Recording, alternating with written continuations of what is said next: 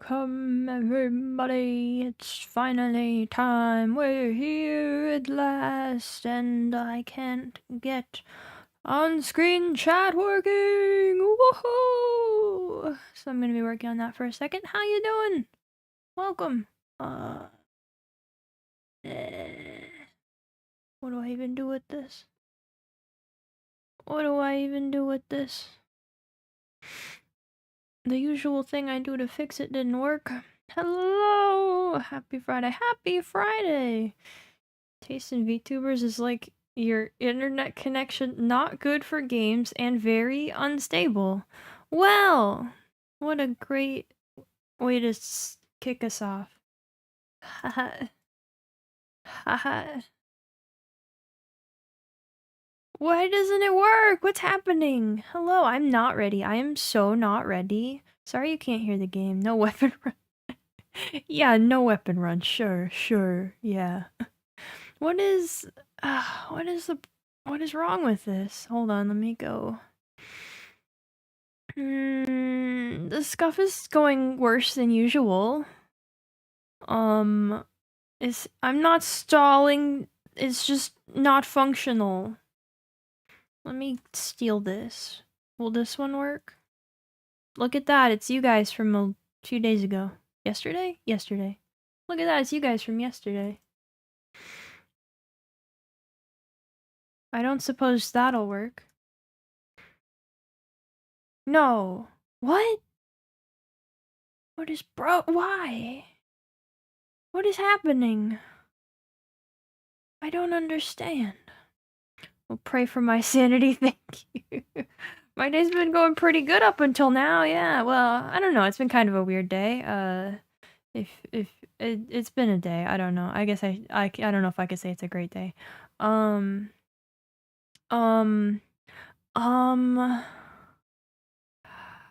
fight started early. That's what it feels like. I don't understand.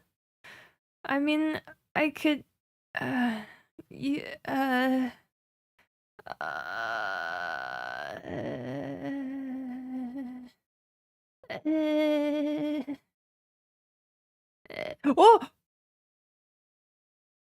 Why did that fix it? Okay, well, I'll take it. I'll take it. I'll take it. You know what? I don't know why that fixed it, but I'll take it. Whoops, I used my numpad. Whoops, that's the wrong numbers. Okay, it's fixed. It's fixed. In a way, I did turn it off and back on again, but only kind of. Okay. Okay. Okay, I fixed it. Haha. Why did that fix it? I don't know. Malenia is countercoding my stream now. No, she has no reason to be afraid. Okay. Okay. Okay. Let me adjust the game audio before I click back into it, because I know it was too quiet. Okay. Okay. Hey everybody, welcome to Elden Ring. Jeez. Controller. I gotta unplug the controller. Plug it back in. Anywho. Hey everybody, welcome to Elden Ring. We're gonna be doing, so the vast majority of you will not have been here when I played Elden Ring previously. I attempted to do, oh, have I played this game before? I attempted to do, all bosses, no summons. And then at some point that took so long, I hit one stream where I was like, this stream is the finale. This is it. I'm gonna do it. And then I didn't do it. I didn't beat Malenia, nor did I beat the final bosses. I was very, very thoroughly defeated by all of them. So, we return now. It went so well. So that was my previous, that was the previous experience with this here game on stream. I was thoroughly defeated by Malenia, and it was not so good.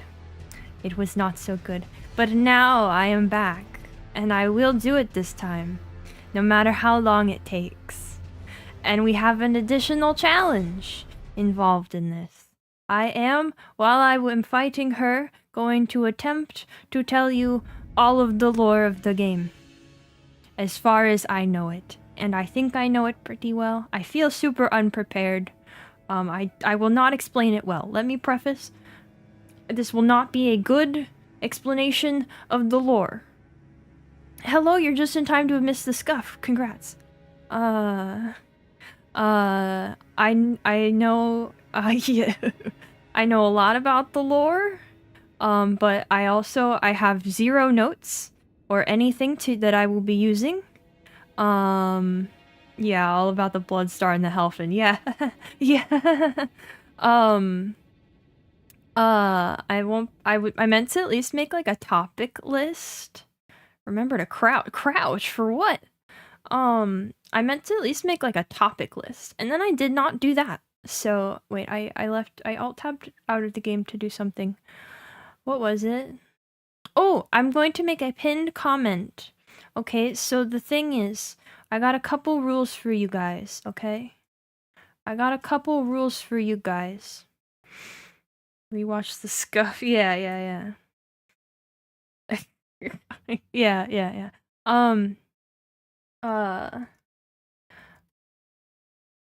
Let me just. Oh, I can't shift enter. How do you do a return? How do you do a new line? How do you do a new line in YouTube? Do you not? How do you? That's too long? What do you mean that's too long? What do you mean I can't make a comment that long? Okay, well then, hold on. Please. There's a code. They're in the description. I'll just say read the... You don't? It doesn't exist. Why? Why? Okay. Okay. Oh, if automatically put a call. Okay, well, don't worry about it.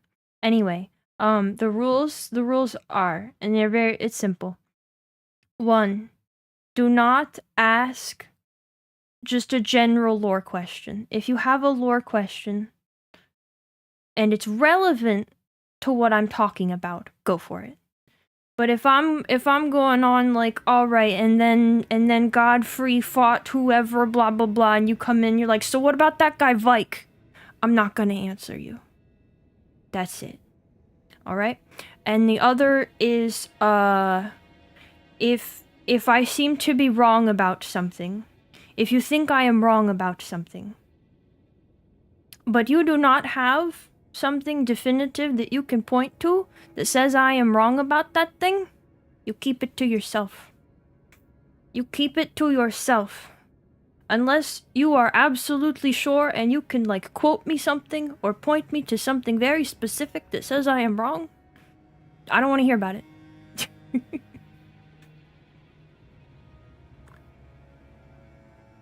What is the lore? Well, boy, have I got a good few hours coming up for ya.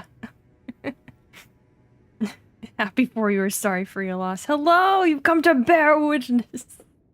I don't know if it'll be grand enough for all that. Actually, yeah, I don't want any of that. None of that. Don't give me that. I'll lose that. I'll lose my mind. I know you like Vike. We'll get to him. Yeah, sure. So what's the deal with that Vike? Alright. Who is Elton and why do we need a ring? Great. Also, also notable. Citation. Yeah, give me a citation if you think I'm wrong about something.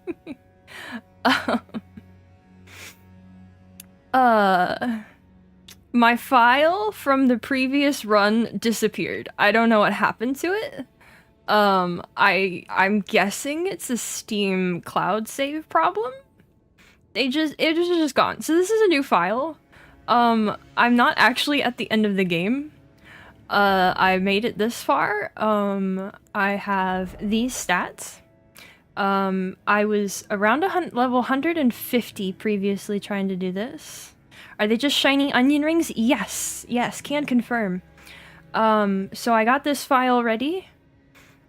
Here we are. I have, this talisman setup at the moment. I don't know if it'll work out for me, but it's my talisman setup at the moment.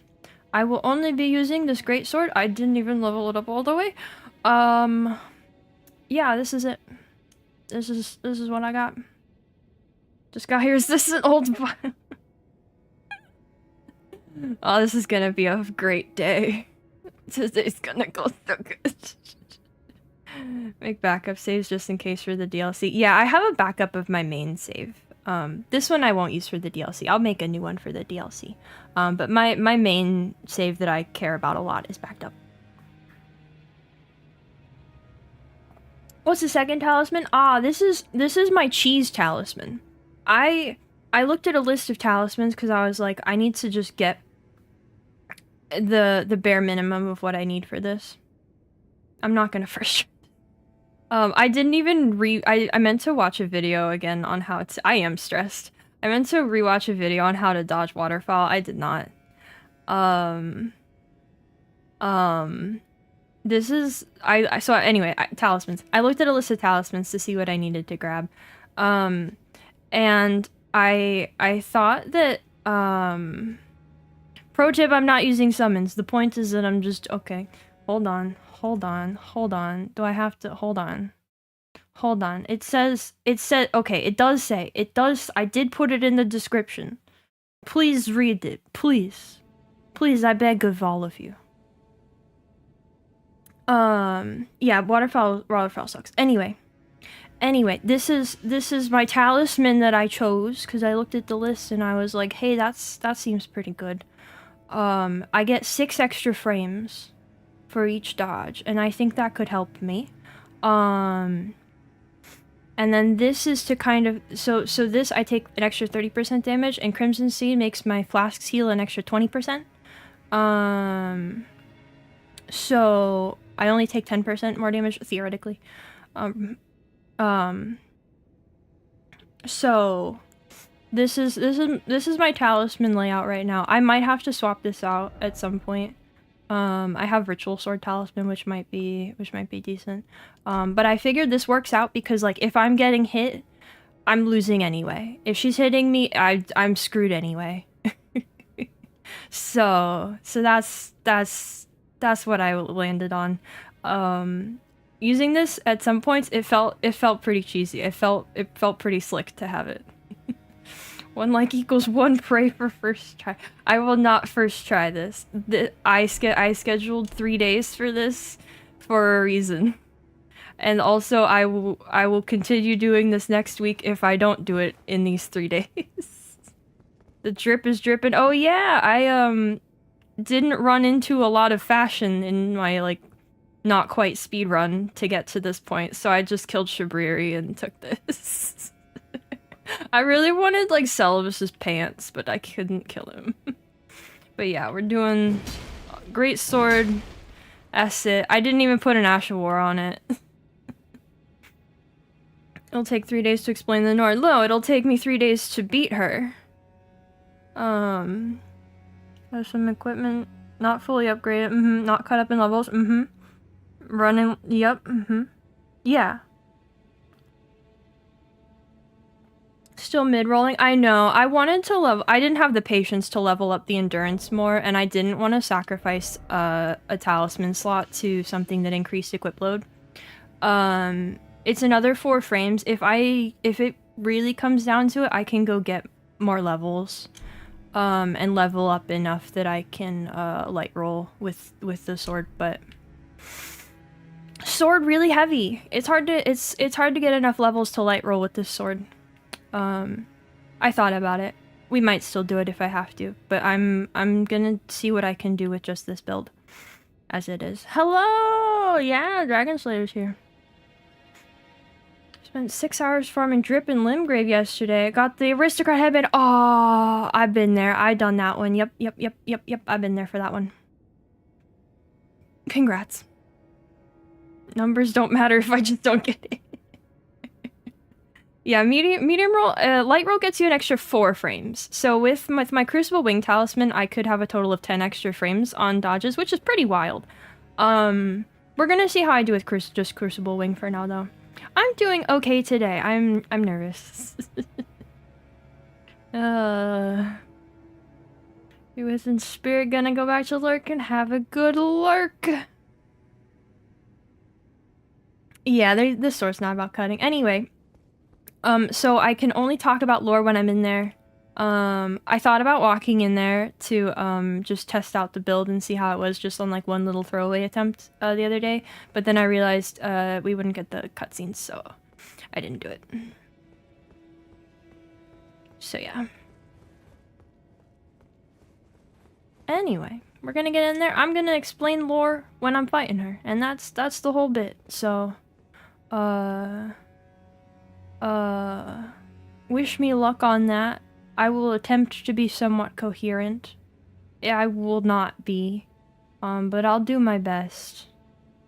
Yeah, I did hear about that. That was a very surprising start to my morning. Yeah. Okay. I'll let the cutscenes go and then I'll start telling you stuff. Thank you.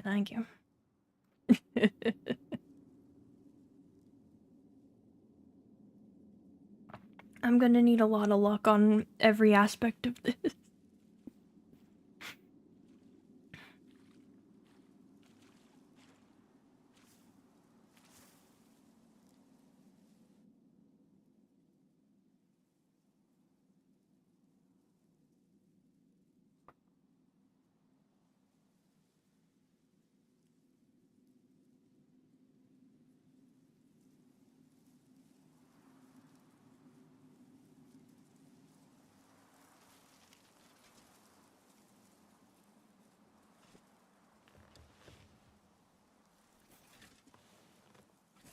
I dreamt for so long.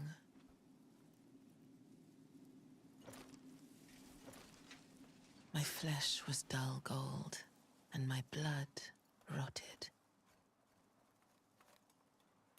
Corpse after corpse left in my wake. As I awaited his return.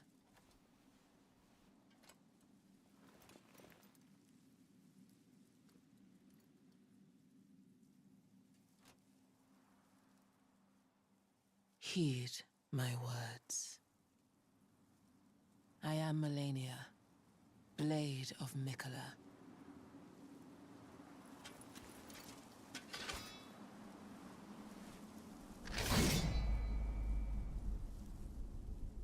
And I have never known defeat.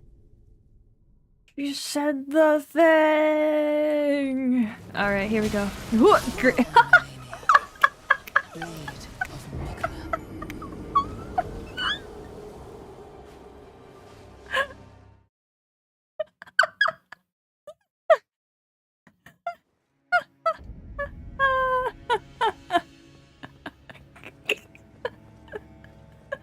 Okay, well, maybe Crucible thing won't work. Hold on. Okay, so about the lore. So in the beginning, maybe.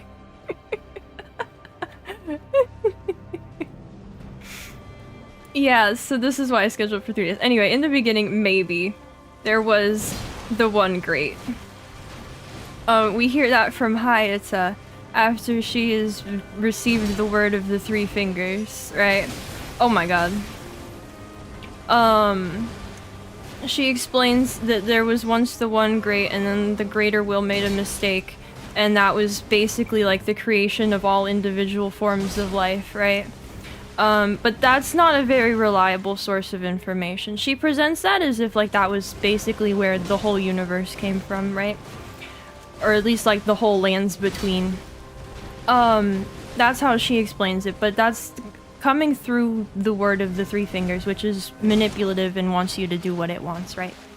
So it's hard to necessarily believe because there are 0 other references to the one great anywhere in the entire game. So it's kind of hard to necessarily believe that it's it was real or is what they say it is, because it's presented to you as an argument for returning to the state of the One Great, where everything was one and there was no nothing to distinguish between any other like forms of life or anything. So that's presented to us as possibly the beginning of anything we know about the Lands Between. But aside from that, and its dodgy level of truth, what have you, you have from the spell Elden Stars, from I think it's Incantation. I think the One Great and the Crucible related. No. I know some people do. But I'll maybe come back to that when we talk about the Crucible more. Yeah, in Elden Stars, it describes that the Greater Well sent a star bearing the beast to the Lands Between, and that became the Elden Ring. But the problem with that is that it, the way it's worded makes it incredibly ambiguous as to what exactly became the Elden Ring. I think what's easiest to believe is that the Elden Beast became the ring, and so the Elden Beast that we fight at the end of the game is literally the ring, right? And that makes sense in its own way, right? That's perhaps the easiest, most direct way to interpret that. And that's that for now.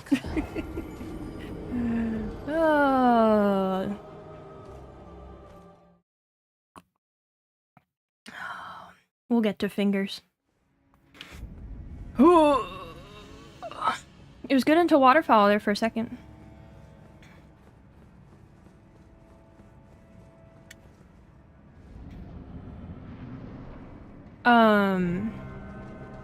But yeah, it does. I think the Elden Beast Remembrance does make it does sort of back up that idea. But it is interesting anyway that there is that ambiguity about it. I think it's kind of interesting. So a star hit the Lands Between, and then we had the Elden Ring, and that was sent by the Greater Will. So this kind of confirms that the Greater Will is some sort of entity from space, I guess.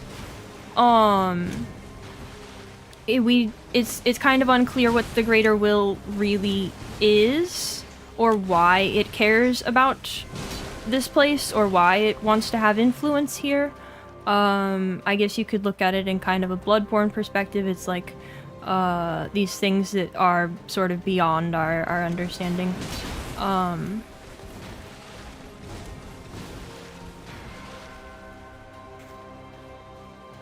Yeah,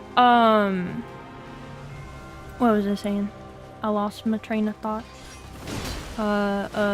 So the Greater Will. We don't really know exactly what its deal is, but we know that it requires vassals and other beings to hold on. Gonna take a sip. I'm gonna need so much water for this. Dollar General, but why? There will be an exam, yes. Haha. I already forgot what I left off on. See, this is gonna go great. Does the Elden Lord have connection to the Greater Will? Sure, in a way. Oh right, so the Greater Will needs vassals. The beast is a vassal of the Greater Will. And so is a god like America. They are the ones who enact the Greater Will's desires and vision for the world, right? And the Two Fingers are a part of that as well, but we'll get to them. So that's the start of that. And then, as far as we know, after that,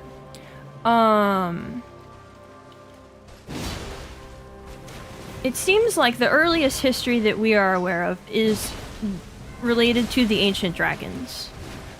Because we know that Placidusax was the Elden Lord to a god in the time before Marika and before the Erd Tree. So at this point, we have the Greater Will, we have the Elden Beast and the Ring, and we have the dragons and whatever god Placidusax served that was the equivalent of Marika at that time. And we don't know anything else about this god. All we know is that the god is gone now. And Placidusax awaits its return at the storm, at the center of the storm beyond time, or whatever. Yeah, are you guys keeping a death counter? I'm not.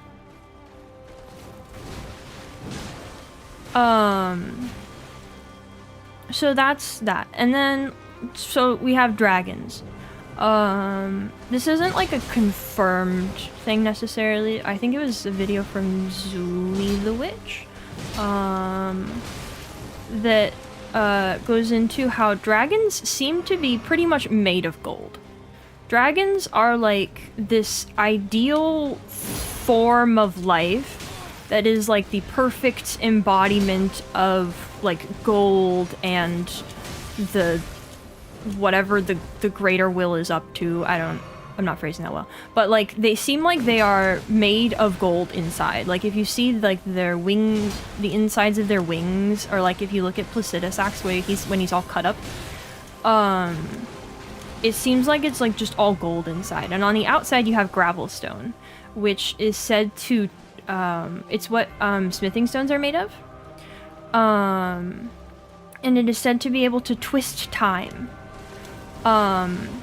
Which is how you end up with, supposedly how you end up being able to make weapons that can like kill a god with like the most high level smithing stones, which implies that the ancient dragons should be immortal, but obviously they're not. They can die.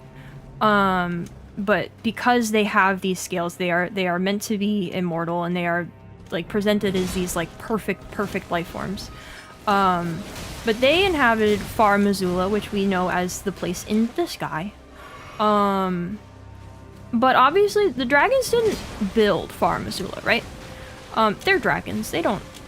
How would they have built that? It seems like a place that is built by and for humans, largely. And we don't really know who those people are. There are, oh, that guy's having fun. There are reliefs in Far Missoula that depict people. And you can pick a starting race that is, I think it's called, it's not called Dragonborn. I forget the exact name of them, but it's people who are said to have lived among the dragons in the olden times. Why Far Missoula is a weird time lock because dragons are buried deep in the ground of the place. Yes, that is also possible, because when you see like in the ground of Far Missoula, there are like dragons embedded in it. I don't know how to dodge that. I might have to watch it. I might have to watch a video. They had pale skin. I think they had draconian. Yes, I think they had like grayish skin. Oh, and let me watch a video real quick on how to dodge waterfowl. I don't remember what I'm supposed to. I think, aren't you supposed to like, you're supposed to run away for part of it. You're supposed to run away for part of it and then roll away for part of it and then roll in on some of it. Hold on. Let me rewatch this video real quick. And then we'll get back to the Far Missoula and Ancient Dragon civilization. Okay, you stay... You... That did not... Do it again. Do it slow.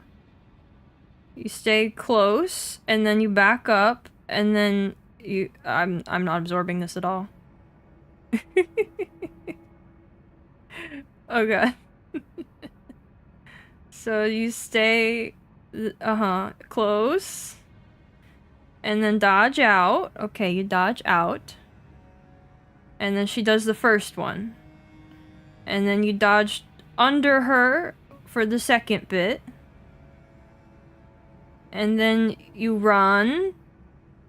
For the third bit. Okay. Okay. Okay. Dodging the first move, but the timing is super tight. Okay. Okay. Just believe in my friends. Well, my friends aren't allowed to help me here. Okay. Did you guys remember that? I already forgot about it. No less than nothing. Waterfowl is that move she did that killed me. It's like her big super move. Age Dragons, hold on. Ancient Dragons being immortal means the passing of time does nothing to them, doesn't stop them dying from blood loss, etc. True, true. You make a good point on that one. I guess it's different from the, because it's easy to compare them to, like, Dark Souls dragons. I think, which I guess I shouldn't say anything about because I'm not up on my Dark Souls lore. It's been a while. What about that one dragon you fight under the tree in the dream? Oh, we'll get to him. Yeah, we'll get to him. He's a big deal later.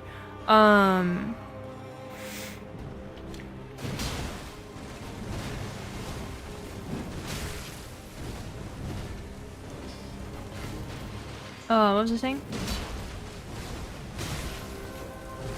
Oh, man. So anyway, you have the dragons. So Far Missoula, the place that we know of, apparently people built it. We don't know who. We don't know where they are. I watched a video the other day that proposed a theory that they became like the warriors of the Badlands, which is very interesting. I won't explain the whole thing, but it was interesting. Oops, there I go. You also in Far Missoula had, well, let me first say, we go to Far Missoula, it's in the sky. Far Missoula did not used to be in the sky. We don't know exactly where it was, but we do know that there is Farum Azula architecture and like leftover bits in Dragon Barrow, so it would be sensible to think that that was once connected. However, that could be a later construction based on the original Farum Azula, and also there are ruin pieces all over Limgrave, I think specifically. I don't remember all of the exact locations, but I think it's mostly Limgrave. There are ruin pieces that come from Farum Azula, so when it was sent into the sky, pieces of it reached there. So it had to at least have been... And Liurnia? Okay. In Limgrave and Liurnia, there are pieces of Farum Azula that rained down when it was sent into the sky, I guess. And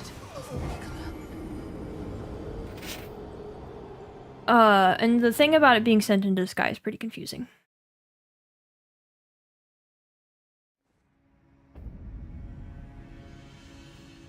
Is that a noob strat? I don't know. I don't know what people consider noob strats, but I don't have the claw talisman. Are there good lands too? No. Hello! Welcome to the suffering! It's been a while.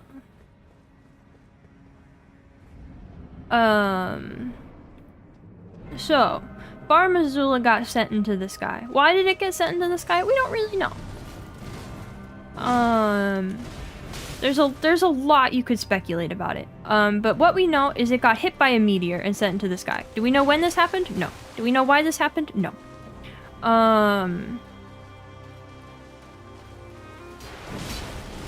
But so, just as a major premise, Farum Azula used to be on the ground. Basically Firelink Shrine. In what way? So the other major element of Farum Azula society is the Beastmen. The Beastmen, were... Oh. Well. I wasted that. The Beastmen were, said to have been granted intelligence by, well, I guess it doesn't say by the Greater Will specifically, actually. It may or may not. But I won't say that it does, because I'm not sure about it. They were granted intelligence. Or at least, they came to have 5 fingers, which just came to be like representative of intelligence. And they started like being able to use tools and such, and they were like a part of the society. of Far Missoula, and when you go there, they're like built into like the walls, and Far Missoula is said to be a mausoleum, and it seems to be one for these beastmen, but it's also said to be like the capital city of this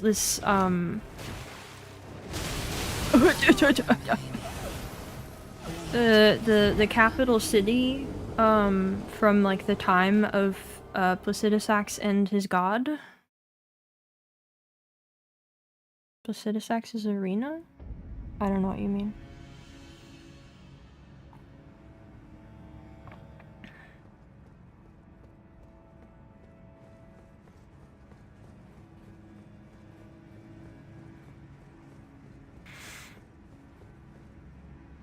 Giant tornado is the reason it's still up there. Yeah, so there's the thing about Far Missoula is that current times it sits at it's centered or like at the center of it is the storm beyond time that Placidusax is shut up in, awaiting his lord. And so that storm seems to be the reason that Far Missoula is like locked in time, in place out there, the way it is. And like something that's really cool about Placidusax in the storm is that when you like lay down in that grave to go fight him, time basically reverses and part of the city is like reconstructed around you. So there's like no there's no really good way to understand any of that. I think you could just write it off as like some From Software time manipulation nonsense to some extent. Yeah.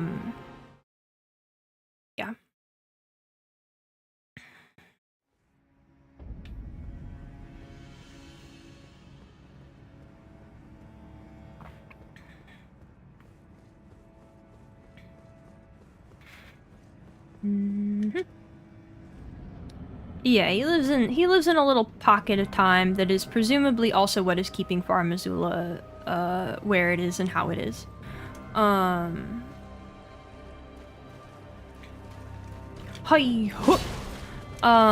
So that's like sort of the beginning. We don't know what happened. So far, Placidusax seems to have had 4 or 5 heads at some point. He's got 2 when we fight him.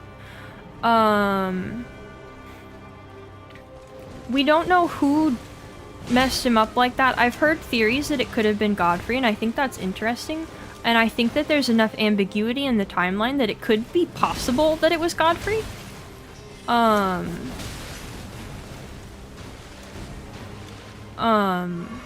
we don't know. And that's the thing is like after because also, okay, so here's the thing. We know that Placidusax was Elden Lord, in the same way that Godfrey and Radagon and our Tarnished are Elden Lord. At least presumably in the same way.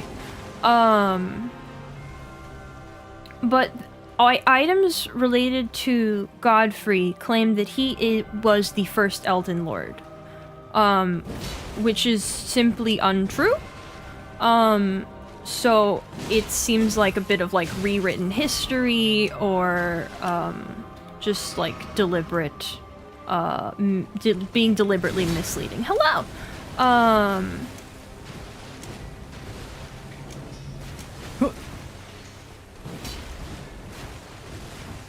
So we don't really know what happens in between the era where there's Placidusax's god and they have the Elden Ring, and the time when Marika becomes god. We don't know if there's another god in between there, if Marika is the reason the other god is gone. We don't really know. Yeah, Golden Order propaganda is likely. The real reason why I have to stop talking about the lore when I'm not in the fight is so that my voice gets a break, because, oh my god, this is gonna be a little rough.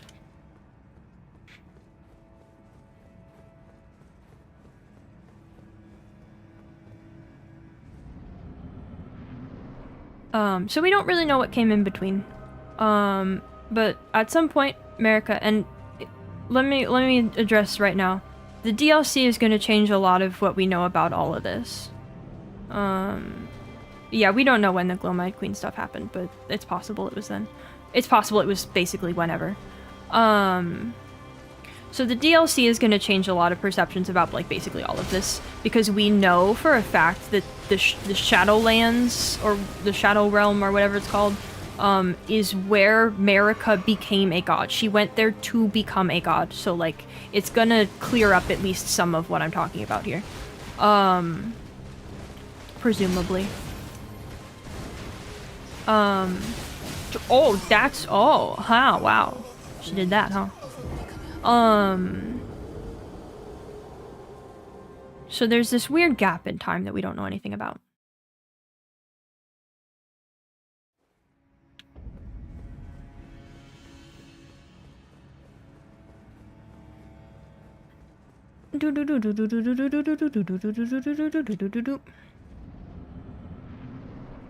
Or there's no gap in time, and these things directly succeeded each other. So, then we have Marika. And Marika becomes the god of the new god of the order. She becomes the vessel for the Elden Ring. And she sets out to defeat any who would go against her order and her will, and to create the era of the Erd Tree. So in the beginning, she's a god. She does not have the Erd Tree. That's not a thing yet. That's a later part of her order that she establishes through conquest. About Marika's beginnings, yeah. We'll get into her being a Newman in a second.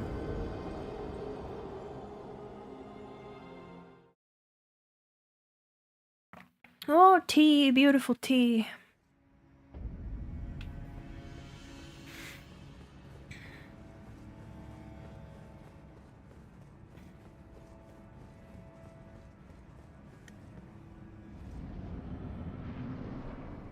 So, Marika is said to be a Newman, and Newmen are said to be descendants of denizens of another world, and it is unclear if that means that they are aliens, or just that they come from outside the lands between.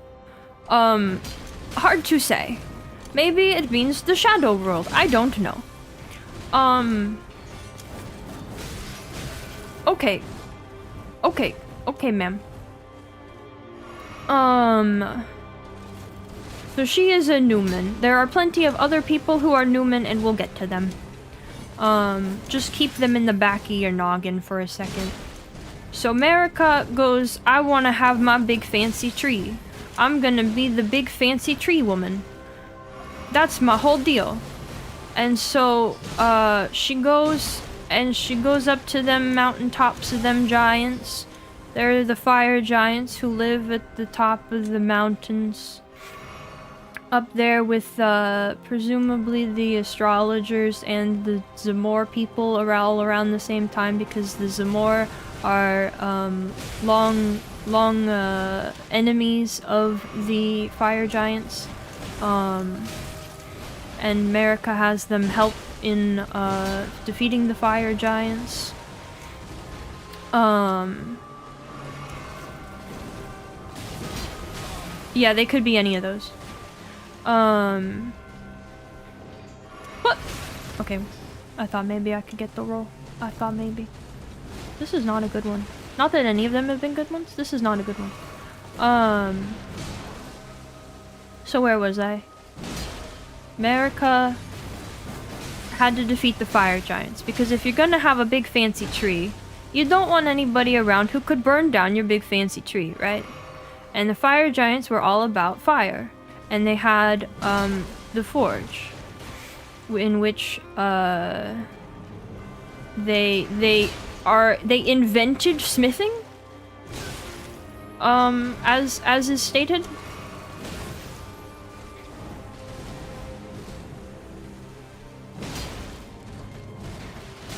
Oh! Yeah, no smoking allowed. They invented smithing. So it's actually kind of interesting if you consider that that's like a development of all of society that they were responsible for, and then but then they're also characterized as being like horribly destructive and evil. Like, I think there are items that literally just call them outright evil. And that is all like Golden Order propaganda pretty much. Like it's painting this picture of America as having like saved the world from these horrible destructive creatures by exterminating them. Which is like not, I mean, I don't know that much about what the fire giants did in the time before America killed them all, but something about inventing smithing doesn't really line up with that to me. But America wiped them all out and confined the flame of ruin, the flame of their forge, in their forge, and left one fire giant to tend to it forever.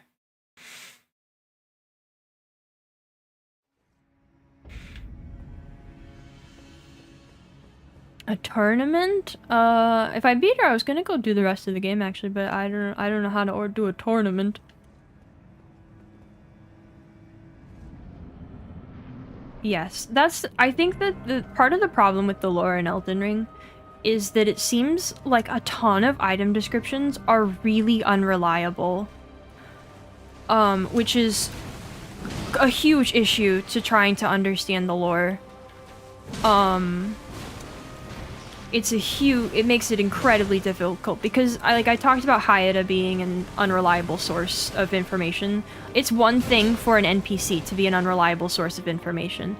It is totally different for like a ton of item descriptions to be unreliable as well. And they seem to be. What? Isn't the tree a parasite? I don't know if you can necessarily say that. Demiurge holds dominion over rebirth. Isn't rebirth just a recycle souls, or are you wrong? I don't know if we know anything that explicitly about it. We can get into the life cycle of Erd Tree stuff.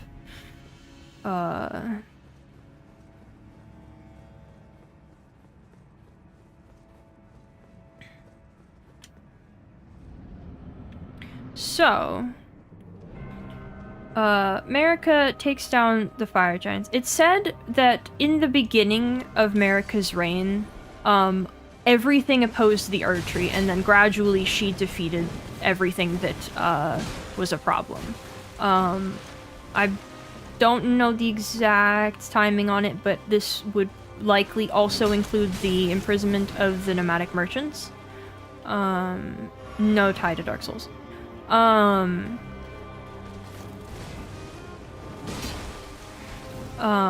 Considering their connection to the frenzied flame. Anything fire related, Marika goes, bad.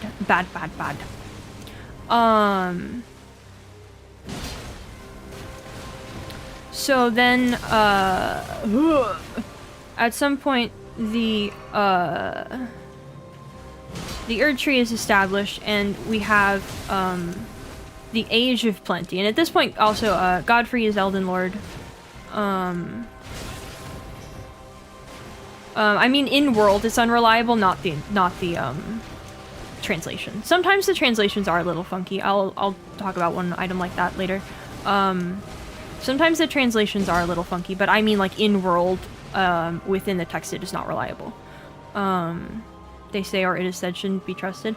I've heard arguments about trusting when items say it is said, but that's like 80% of items. So it's really tough to if you're gonna discount anything that says that. Anywho. Marika establishes the age of the Erd Tree. Where does the tree actually come from? That's a great question. There's an indication that perhaps the Nox already had some kind of, like, sacred tree worship thing going on. Or perhaps the Newman did. And then Marika just made that, like, the dominant thing in the entire land. But we established the Erd Tree, and the Erd Tree is, at that time, a, like, full-on real physical tree. And it gives sap to people, and Marika bestows the blessings of the Erd Tree in the form of sap upon the people of the lands between. And that's, like, a huge part of the faith in the Erd Tree.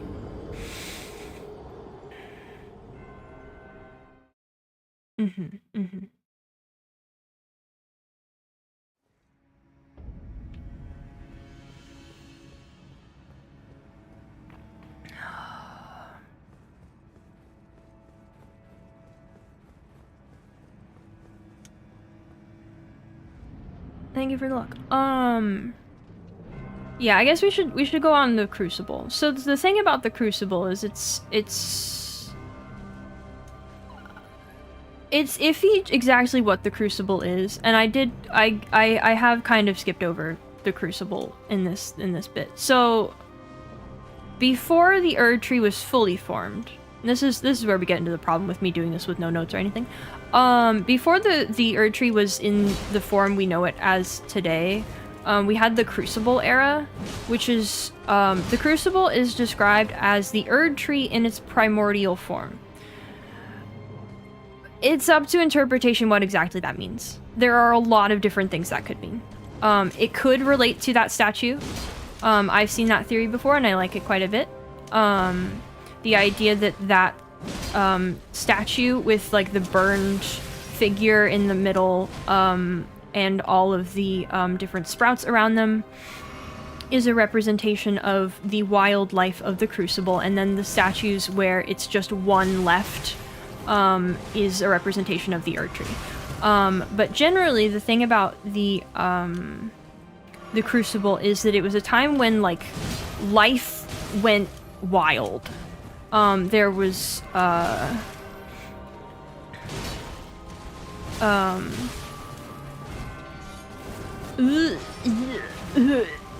you have, like, this is the time of Godfrey. It's a time, basically, it's a time associated with life in general, and that doesn't make a lot of sense just to say and, like, to point out in this way, but it is a time of, like, abundant life.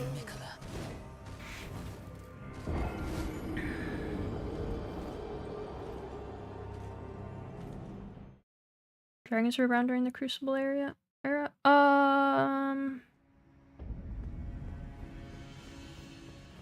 Hold on.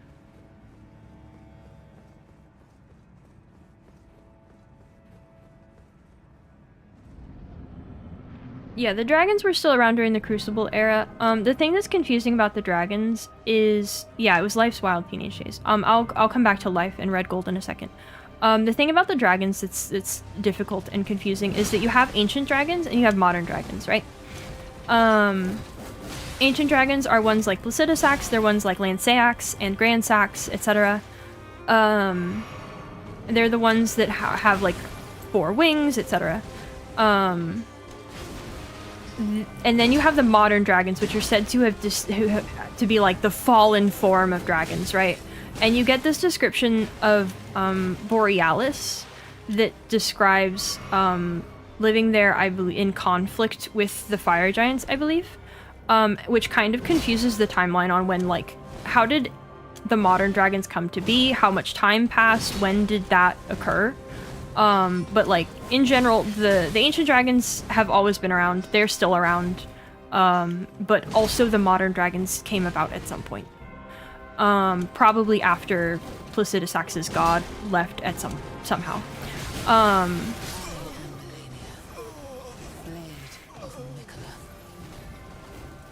Yeah, they might have been there before the giants as well. We don't know.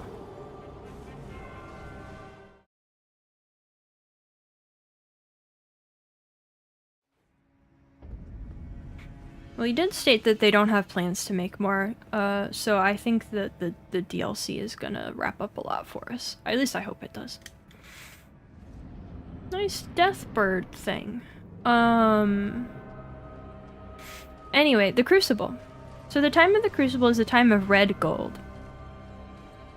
It's what we see the Crucible Knights wearing. They have that sort of like coppery looking color. So like the idea of gold at that time was simply different. And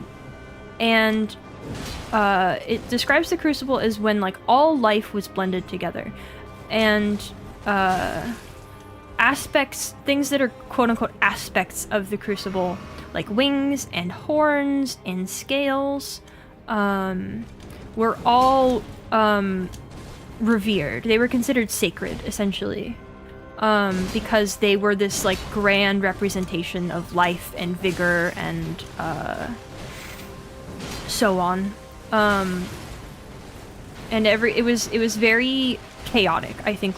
Well, maybe I shouldn't say chaotic because chaos means something specific here, but it was disordered. I guess that just means chaotic, but chaos is something different. No, I don't know when Grand Sax attacked Leyndell. That's kind of hard to pin, but we can pin it at least a little bit later.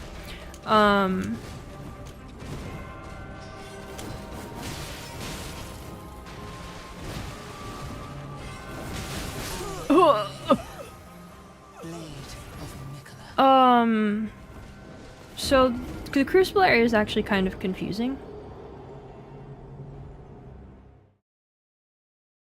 Yeah, that is a good point about red lightning.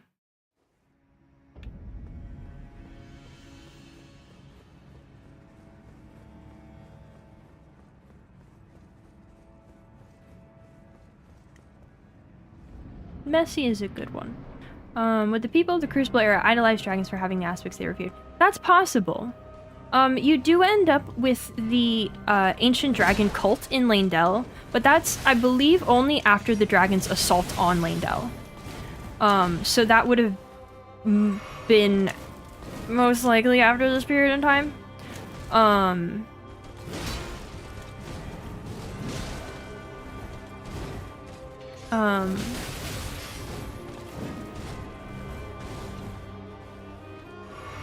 Life is truest form, flourishing without restriction. Yes, I think that like without restriction point is important to the Crucible.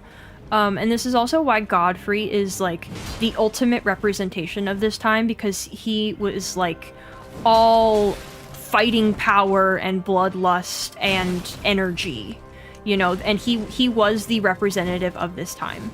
Something that I find kind of odd and confusing is that, like, you have these aspects of the Crucible and these different, like, animal sort of features that were said to be, like, common and, like, held in high regard, but, like, Godfrey doesn't embody any of that. Presumably Marika didn't at the time either. We don't see people from that time who reflect this. And I find that kind of confusing, but that's just, I think, something we don't get to see. We don't know much, but I think the DLC will show us more about the Crucible era based on what we've seen in that trailer.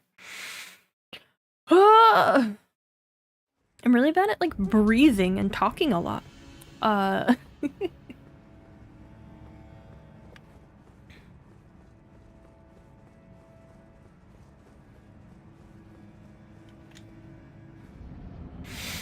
So the thing that's confusing about the Omen and the Misbegotten is the Omen, I think specifically, are a modern thing. And I could be wrong about that. The Misbegotten is harder to say, I think. But they are disdained in modern times because of aspects of the Crucible, but we don't really know if they were around in the same forms at the actual time of the Crucible.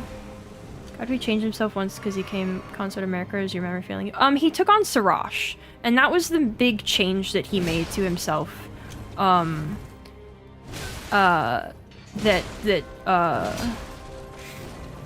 you might be thinking of.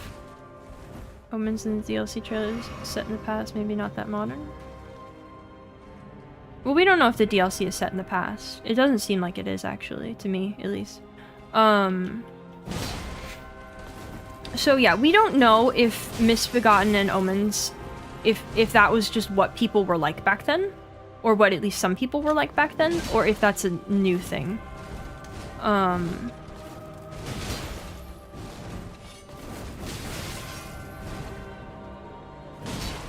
Maybe I should learn to roll towards her, you know?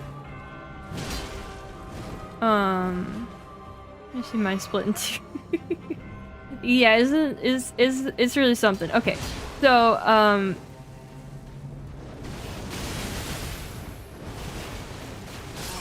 hey, I almost did it. I dodged a little bit of it that time.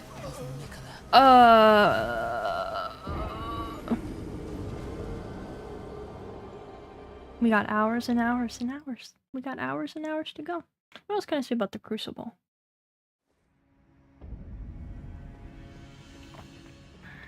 Oh, I could tell you about some cut content. Yeah, I should dodge towards her.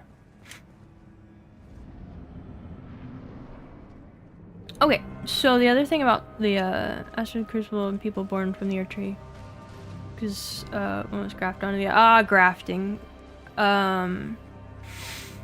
Yeah, I'm so generally I'm going to avoid. Right now I'm looking to give sort of an overview of the whole thing, more or less front to back, without getting into theories so much. We have not discussed the merchants yet, no. Well, we've glossed over it a little bit. And then we can kind of go into theories like the grafting theory, because I know I've seen the Tarnished Archaeologist video on that.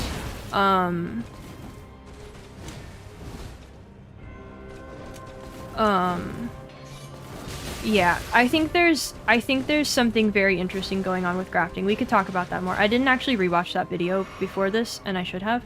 But we can go into the grafting ideas later.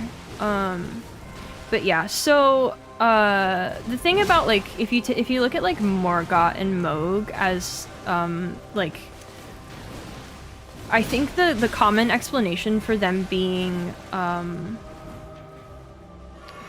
Omen is because of Godfrey's connection to the Crucible and the Crucible era. And I don't know if that's necessarily a satisfying explanation, but it is an idea that holds some weight. There seems to be just a running thread of America's children having problems.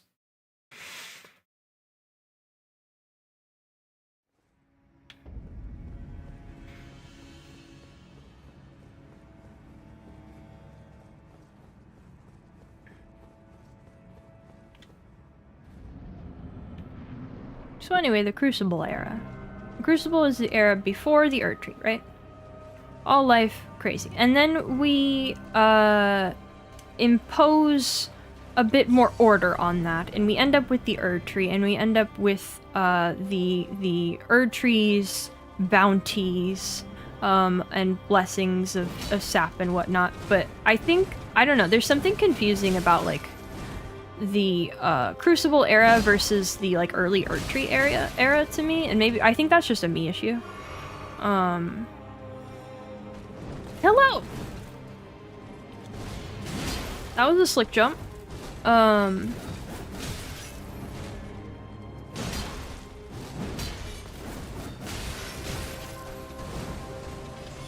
Oh, okay.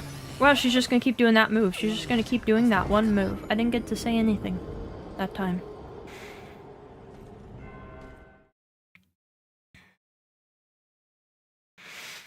Oh.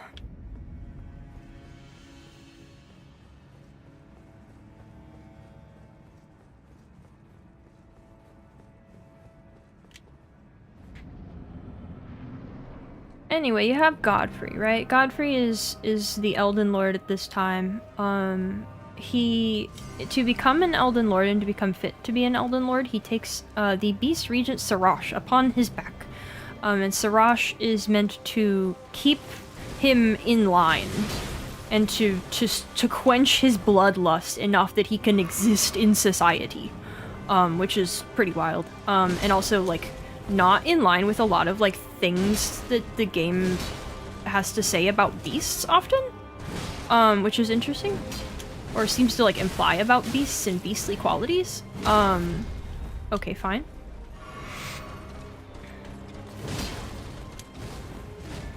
More related to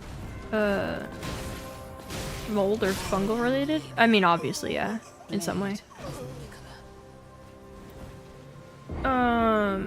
So that's Godfrey. I have more about Godfrey, kind of. Oh, get me back in. Put me back in, coach.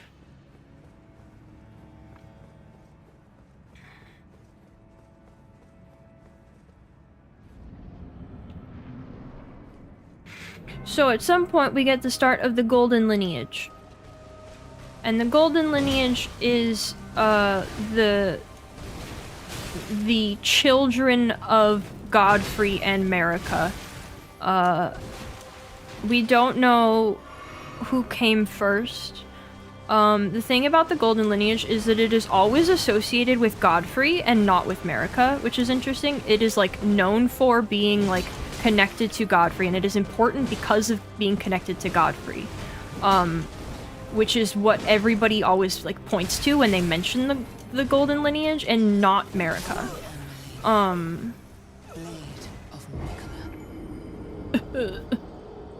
Malenia, please, I was just getting started on that. The Crucible Knights servants of the current retreat. Ah, interesting question.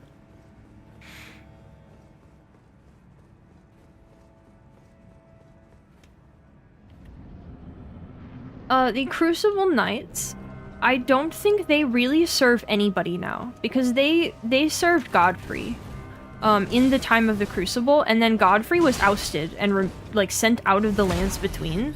So they are kind of like disdained, and they're just kind of around now.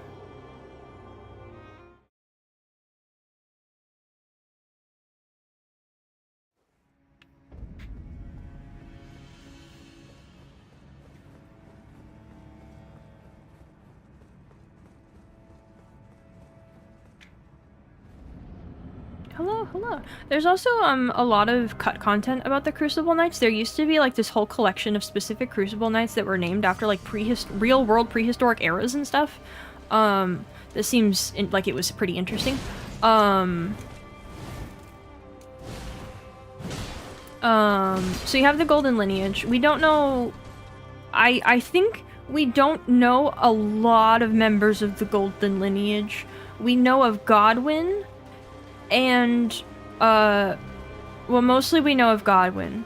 We know that Morgott and Moog are also the children of, Godfrey and, Marika, right? But, when people talk about the Golden Lineage, it's mostly about just relations of Godfrey, and Godwyn is like the golden child. Solarian Ardovis, yeah. There used to be way more of them. Is Godfrey's absence the main reason they're mostly underground or in jails? It's that and their, like, relation to the Crucible. Like, their ties to the Crucible lead them to be, like, reviled just like anybody else. Well, I kind of dodged part of it a little bit. Just a little bit. It just happens so fast. Just so much happens so fast right there when she does it. I don't... how do I react quickly enough to that? Maybe I should try to light roll. Can I light roll? Yeah, okay. Well, we're gonna give this a go for a second. The damage will probably be really bad. I watched a video. I already forgot how to do it.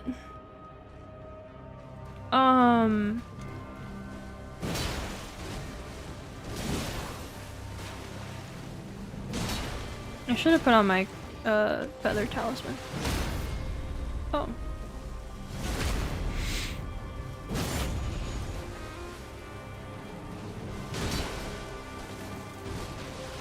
Oh, I'm supposed to be loring. Okay, so Crucible Knights like that. golden lineage. You get the idea. Ow. How does our character fit in? We haven't gotten there yet. This is all still way, way, way before that. Well, not so way before, but it's still before that. We're gonna go kind of hard mode, I think. Wait. Okay, that's still late.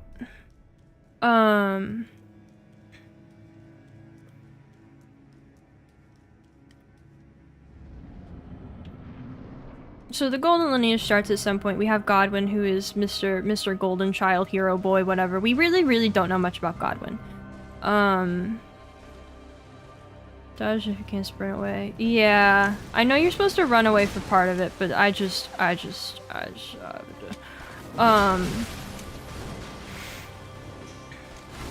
yeah, we're still doing, lands between history lessons, pretty much. Whoa, that's so much damage, ma'am. That's so much damage. Let's see. So, we've done the golden lineage. What's after that? Should we do the assault on Landell? That happened at some point in there. Well, that might have been later. No, maybe that was later. Let's talk about Godfrey leaving. It's supposed to be easier. I can light roll. I get 4 extra iframes on my roll if I'm naked. Alright, so we do all our big conquests, right? And then we establish the Age of the Erd Tree, and by the time all of the conquesting is done, Marika's done all of her 10 million genocides, whatever.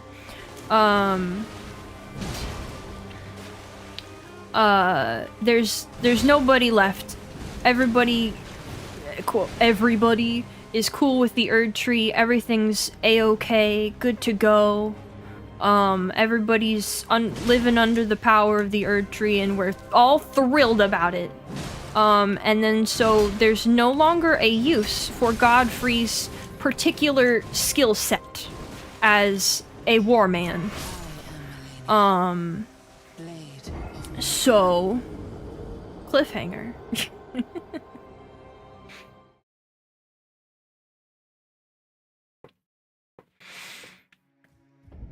Oh, Coliseum. I should talk about that too. Dang it. Thanks, loading screen. I'll circle back for it. Okay, so the other thing, so Godfrey is, Marika looks at Godfrey and his warriors. Hello, I'm not winning. Marika looks at Godfrey and his warriors and goes, alright, you're done here. You will no longer have grace. I am taking grace from you. Me and the Greater Will have gotten together and decided you don't get to have grace anymore, and you are now tarnished, and you must leave the lands between. So Godfrey and all his pals, not the Crucible Knights for some reason, I don't know why, become tarnished because they no longer are touched by the grace of the Greater Will and the Elden Ring, and they gotta go.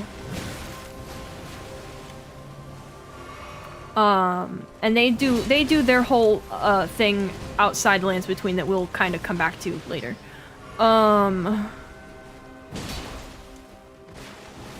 Circling back to Crucible Era for just a second, there was also the Colosseums. Well, maybe we can wait to talk about that. We'll talk about that when I talk more about DLC stuff. Because he ran out, or did something else happen? His use ran out. Yes, because his use ran out, basically. But there's more to it than that.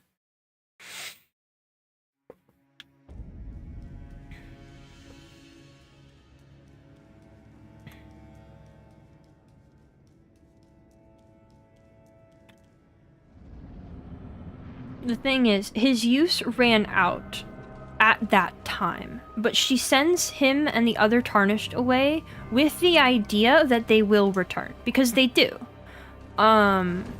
What's interesting about that, though, is that they all leave and die and then get brought back. But we can get into that later. Just as a general sequence of events, they are tarnished and sent away with the premise that they will come back.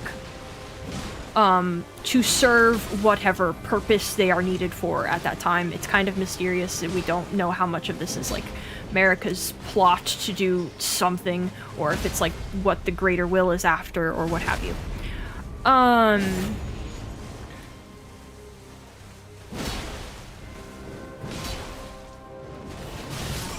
Jeez. Yeah, gate-kept and gaslit, indeed.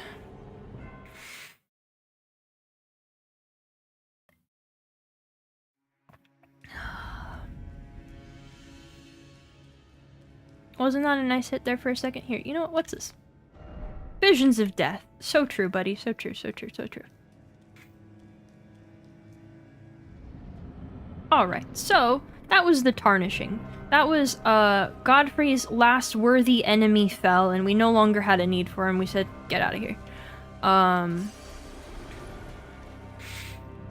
They meant to die, or did it just happen? That's a good question. Generations have passed, supposedly, since then, so I think they might have just died. Or were killed in battle, and I think they were meant to die, but I don't know. So I'm even wondering how much of what Marika does in the backstory is because of what she wants versus what the Greater Will wants. That's a really good question. That's a really good thing to keep in mind through, like, anything Marika does. Because she is a vassal of the Greater Will. That is what she exists for. But when we get to Gold Mask, we'll find that maybe she has more agency than you might think. So we have Godfrey's out. Alright, and then around this time we have the Liurnian Wars. So let's backtrack a little bit. Now Liurnia is relevant, we gotta backtrack and see what they've been up to. So, back in the olden days, we had the astrologers who lived in the mountaintops with the giants. They were homies. The Sword of Night and Flame seems to indicate that they were homies. They coexisted pretty nicely. The astrologers lived up in the mountains because it made them closer to the stars. It made them easier to observe. They believed in the fate written into the stars, which is not necessarily just a belief. It seems to very much be legitimate. In this world. It takes an immense amount of time to talk to Greater William.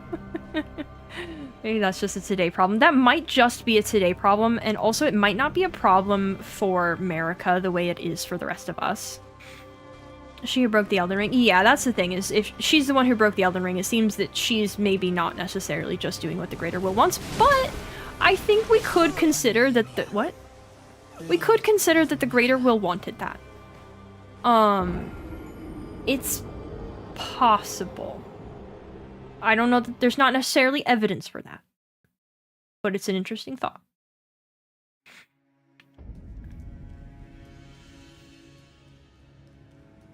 A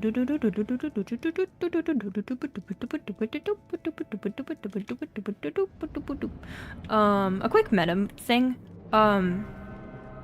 I am a big fan of lore theories that are not true.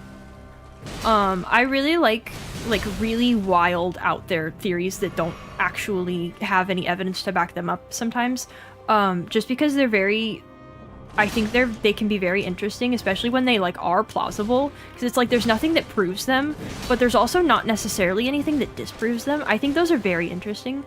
And I think that they like push you to think about what we have in the lore in a different way, and I think that that can be really productive. But anyway, we'll get into that kind of stuff once we've got some once we've basically got like the facts established, you know. So where were we? Right, the astrologers. They studied the fate written in the stars in the mountaintops. But at some point, and I don't think we know a lot of the details about this, at some point they come down from the mountaintops and they settle in Liurnia, and they found the Academy of Raya Lucaria for the study of glintstone magic. And that's a whole can of worms.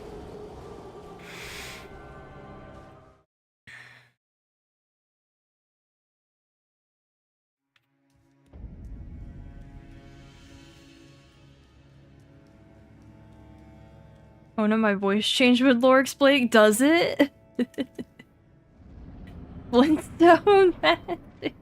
Yeah, they're studying the Flintstone magic. So the, what was that move? What was that? Why'd you move so slow? What are you doing? So glintstone is the amber of the cosmos, as explained by Selen.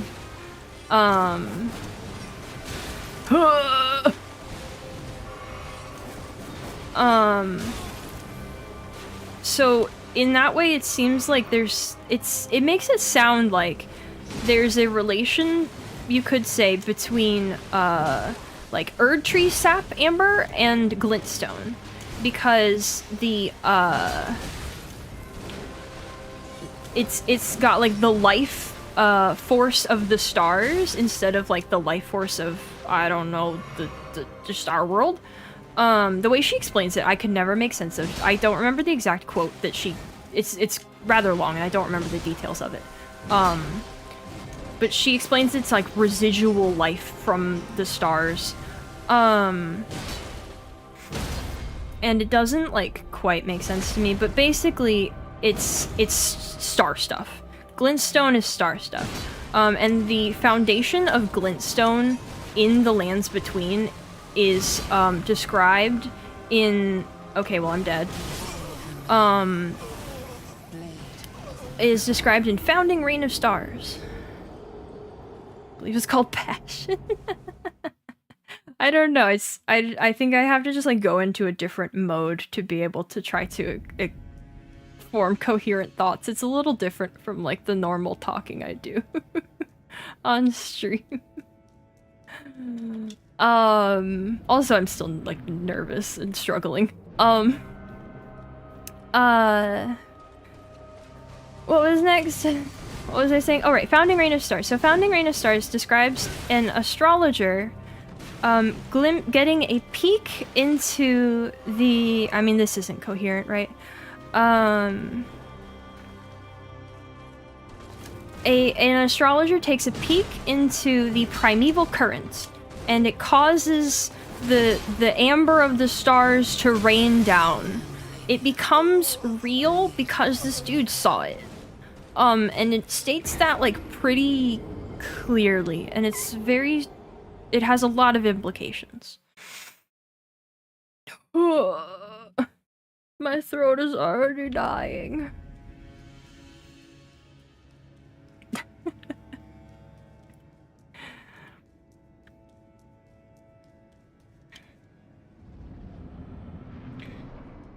Okay, so Founding Reign of Stars indicates that, this guy saw the primeval current and it became real.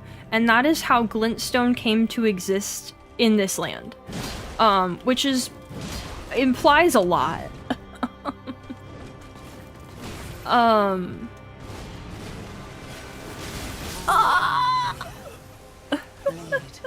I didn't get to say where it went. I've been sipping my tea this whole time.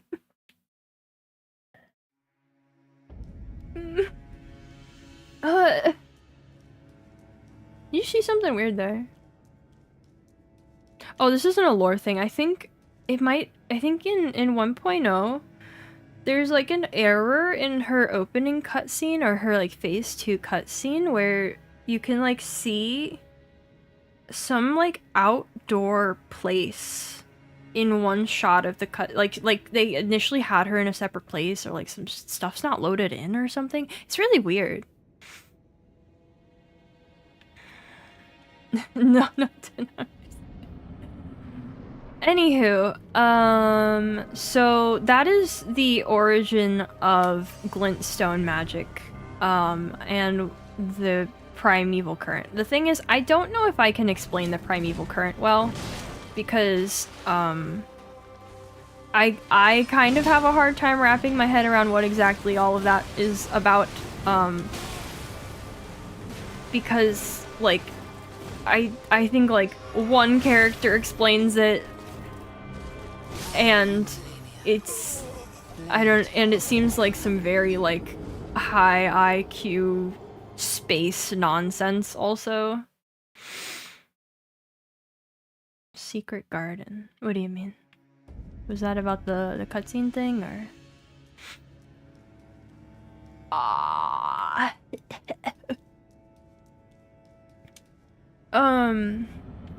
So that was, we don't know exactly when that happened, but that, I guess you could say, was probably relation between I guess we could get to the cutscene. Oh, I don't know, it's like this city that doesn't exist. It's weird. Whoop!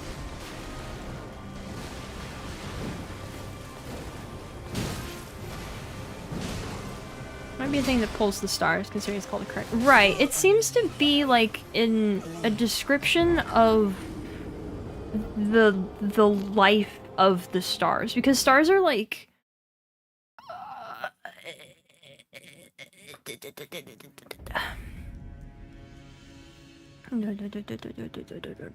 put me back in. Put me back in.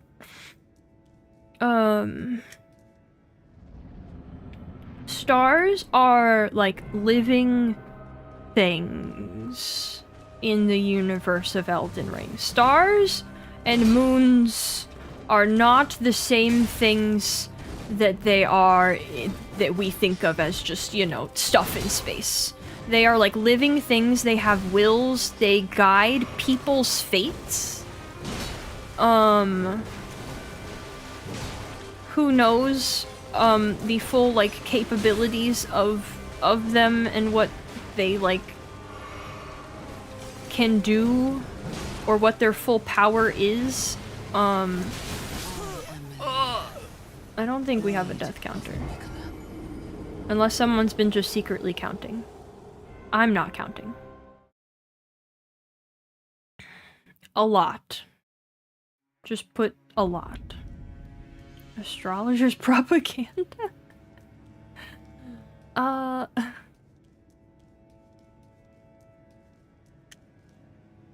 don't know if the astrologers have propaganda. Also, they don't exist anymore, as far as we know, I believe. 1 billion, yes. Are they actual moons and stars, or are they entities taking on familiar forms to the observers? That's an interesting possibility. That could be the case. Because, I don't know, so it seems like there is... Okay, let's get into moons for a second. So we have descriptions, and we can see the full moon. Well, I mean, I guess we can't really confirm that what we ever see is the full moon. We think that we can see the full moon. That is Renala's full moon, right? And then sometimes it's in the sky, it sits in one place, it doesn't move with the stars. The stars do move as time progresses. The moon does not. There's a brief time when we can see Ronnie's dark moon, for sure, in the sky. There's also supposedly the black moon of Noxtella that existed at some point. And these seem to just be the moons in these places, right? Hello! Welcome in. But people make casual references to, like Enya says, many moons would pass before you would hear back from the greater will, kind of thing. So it seems like the moon does also exist in a normal capacity. Ugh.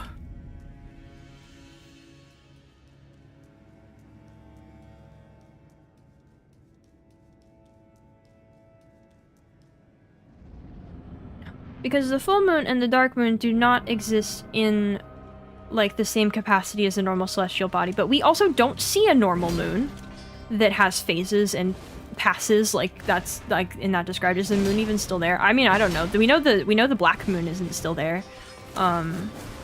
Maybe the moon is imagined, I don't know. But, like, it's described that, like, Ronnie found her dark moon guided by Renala.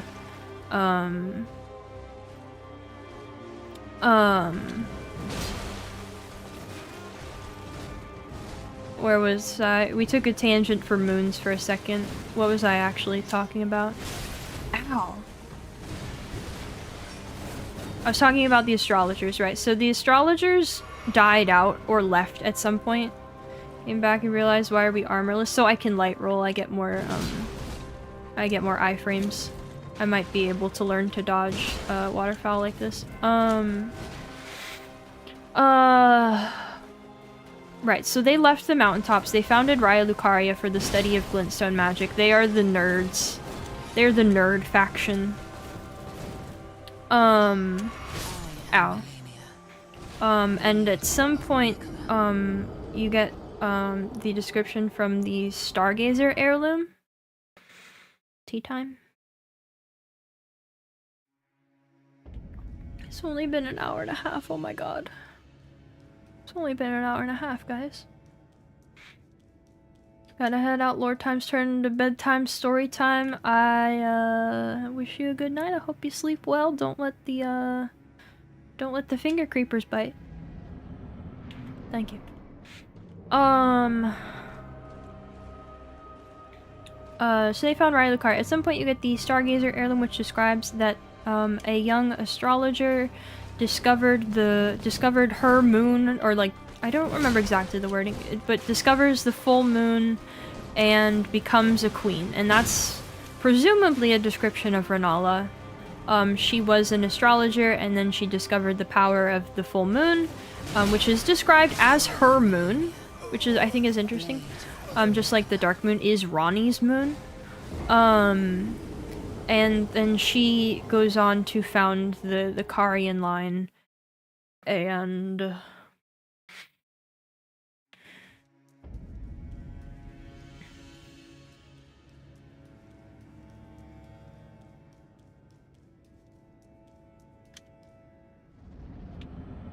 eventually impresses the Academy and becomes like the head of the entire Academy of Raya Lucaria, even though they're not like big fans of the moon and her moon sorceries. But to go back to the Karians for just a second, it seems like that heirloom is describing her, and that she is the, like, founder of the Karian line, but it also seems like the Karian line should have been going on for longer than just one queen. I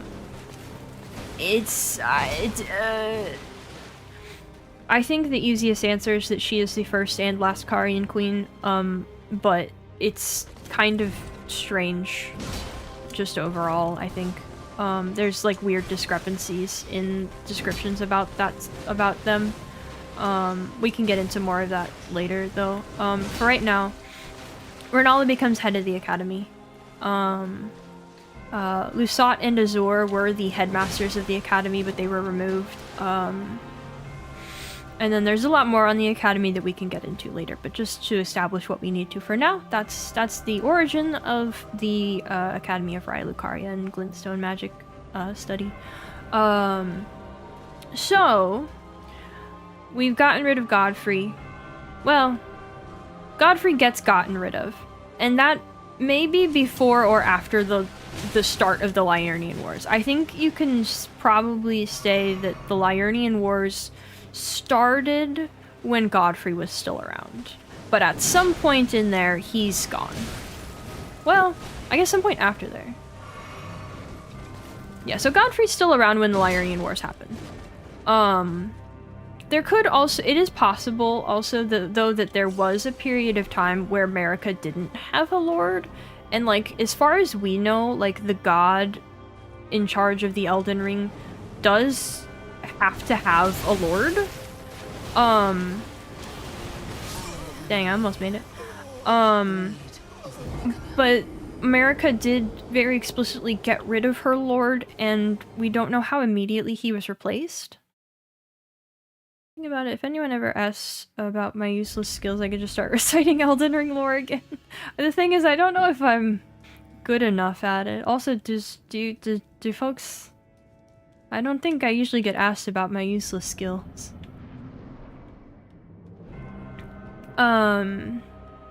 Also, I don't know if it's much of a skill. So, a little bit confusing in terms of like the necessity of a lord and when Marika did or didn't have one for a bit of time. But anyway, she sends an army down to fight in Liurnia to subjugate the glintstone sorcerers because they are studying the stars. They believe in the fate in the stars instead of the fate and the like will of the greater will. They're not really in line with like her ideas. So she sends an army down there to Liurnia to fight them, and that is headed by Radagon. Happen eventually if I stream enough, someone recite out of their memory the whole Zorbies ad? The what? The what now? I don't know. If somebody comes in and is like, what skills do you have? I go, none. So this is our first mention of Radagon, which is incredibly sus. Our first mention of him is that he was at the head of the Golden Host, that in the first Liurnian War or whatever. And so, turns out them Liurnians are pretty tough. We end up with not winning or really losing. No, we don't manage to crush them War 1. So we launched War 2, still headed by Radagon, and that war ends up with Radagon meeting Renala on the field of battle and being bewitched by her. He falls in love with her and repents his aggressions, and they end the war and get married. A super absorbent towel thing. Oh. It all began 8,000 years ago when a tree sprouted from a meeting.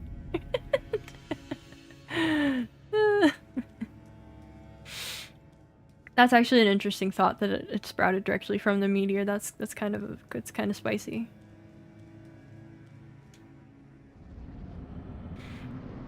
Yeah, I've started to actually wonder if there's like something really, really sus about those circumstances of their marriage, and his repenting of aggression. And I don't know whose side it's sus on. There's a lot of possibilities because, like, I think all of the information we get about this comes from Muriel, and Muriel doesn't know the whole story. Muriel knows a lot of the story and explains it to us quite nicely. But there seems to be some other factors going on. So Radagon marries Renala. And thus creating the union between the House of the Erd Tree and the House of the Moon. Which is kind of fascinating if you think, like, normally if you were thinking of this kind of theme, it would be like uniting the House of the Sun and the Moon. But like there's very little going on with the sun. We'll come back to the sun at some point.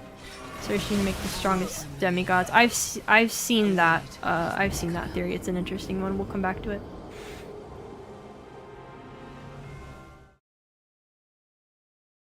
Radagon met his Oshi, married her, and war was over.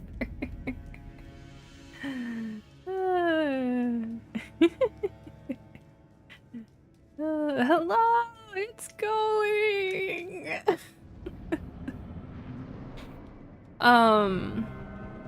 So they got married. They have 3 children. There's Ronnie, Radon, and Rykard. We will come to each of them as they are relevant. I think the important thing to note for now is that Ronnie is chosen as an Empyrean, which is a candidate to succeed Queen Marika as the god of the land.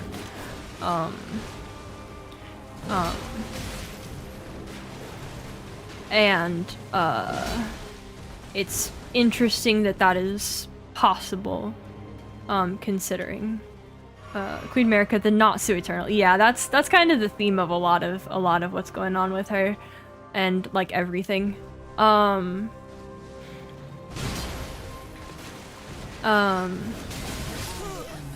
But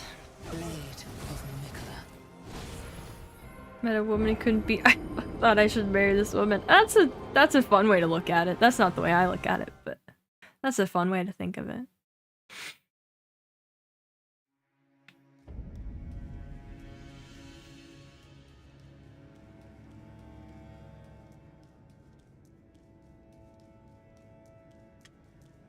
They hold hands. Yeah, I think they even held hands. So at some point after their marriage and after they've had the three kids that we know of, Godfrey's out and Radagon leaves Renala to go become the new Elden Lord. And everyone went, huh? This guy? He's just some guy, what? And there's, of course, the big secret behind that.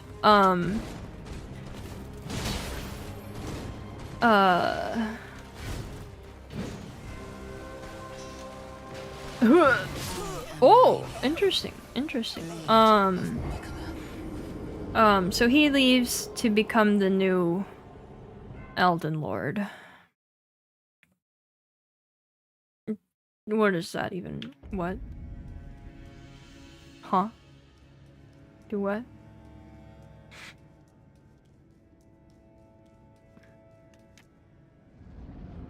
But yeah, Muriel tells us about all of this. Muriel also tells us, as a point of transition, Muriel tells us about the time a sculptor came from the capital to capture Radagon's likeness and glimpsed the skeleton in his closet. And it was a big secret. And that secret is presumably that Radagon is Marika, which is the big thing we find out later once we get to Langdell. We managed to confirm that that is the case via, I guess, that same statue? It's like, you would have expected it to be the statue that's like in the library at Raya Lucaria, but okay. Just some guy. Yeah, he's just some guy. We don't know how willing he was in that. Yeah. I know, isn't this a shock?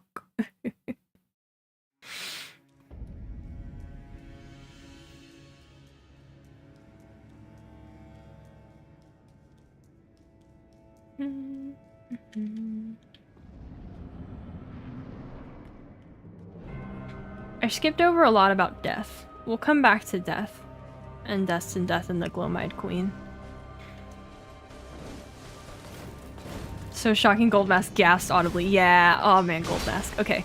But generally, Radagon goes and becomes the Elden Lord. We've got like a whole new sort of age going on. We've got, we had the time of Godfrey, which was a time of war and conquest, and now we have the time of Radagon, which is a time of study, and I'll search for a word while we run back.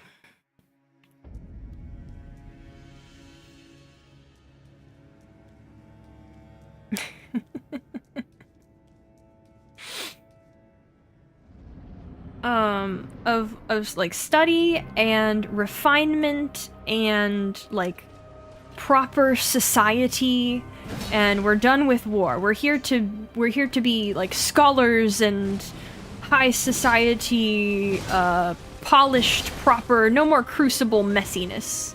No more crucible messiness. We have principles and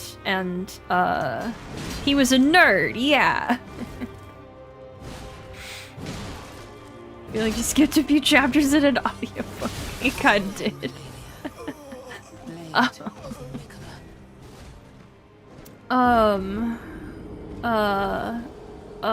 What was I saying? I lost it.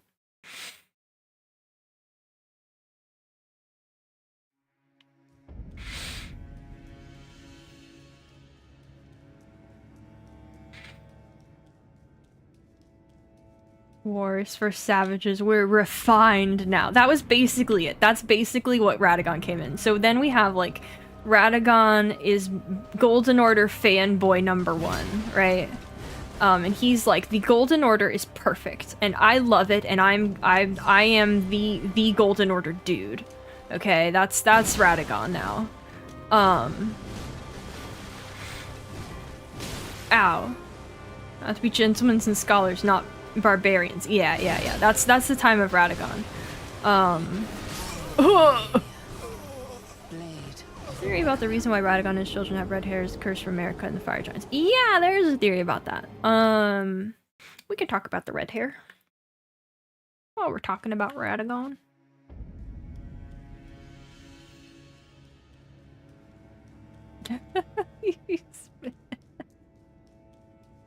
Now, what about the theory that Radagon is a mimic? There's also a theory that you could put up a theory that America is a mimic, which I find really fun. But anywho, well, we could maybe go into that at some point. Yeah, so Radagon has very as red hair, much like you are looking at now, of Malenia. Can't just drop that and not back it up. I didn't rewatch the video where somebody proposed that. I don't know if I know everything to back it up at this moment. But we can come back to it. We'll do crazy theories later. Radagon had red hair, and the fire giants also had red hair, and it said that Radagon hated his red hair. And it says that, like, I want to say Muriel mentions it at some point, but it says that on the fire giant's red braid, which kind of implies that there's like a direct connection between the two of them. And it might have something to do with America and the fire giants. He might have some relation to the fire giants. It gets into the problem with Radagon. I don't want to bonk people anymore.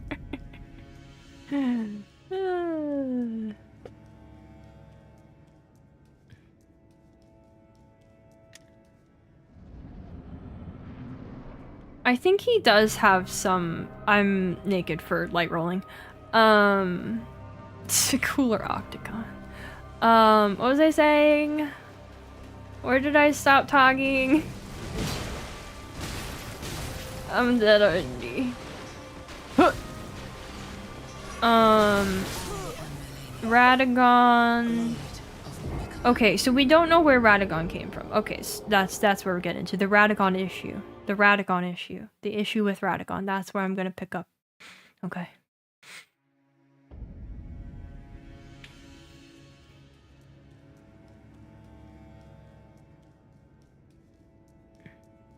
The Radadox. Yeah.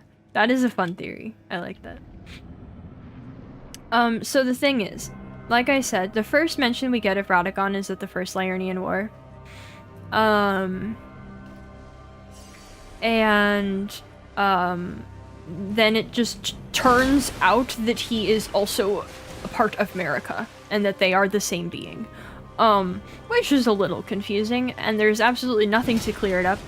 There's a voice line, well, there's a line that Melina relates to us, in which, America is speaking to Radagon, and as the Leal Hound of the Golden Order, thou art yet to become me, thou art yet to become a god.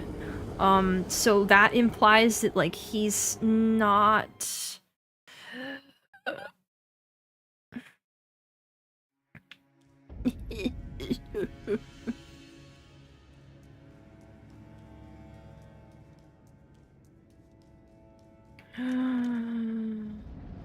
that implies that he's not, like, exactly on par with her, even though he is a part of her. There's a lot of debate, because there's basically no facts given about, I don't know what Ash I have on this. I've Raptor of the Mist, just because that's what I had equipped. That's just what I had on hand, I guess. I've never used it, I don't even know what that does. I don't have any ashes.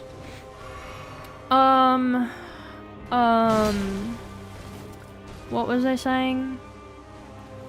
Right, so we don't know where Radagon came from. We don't know if he was his own person before he became a part of America. We don't know if he was always a part of America, if he's been there since she became a god, or maybe even before that. We don't know if he, like, came into existence at some point. We don't know if, like, we just don't know. Except, like, what we see happen in front of us in the end.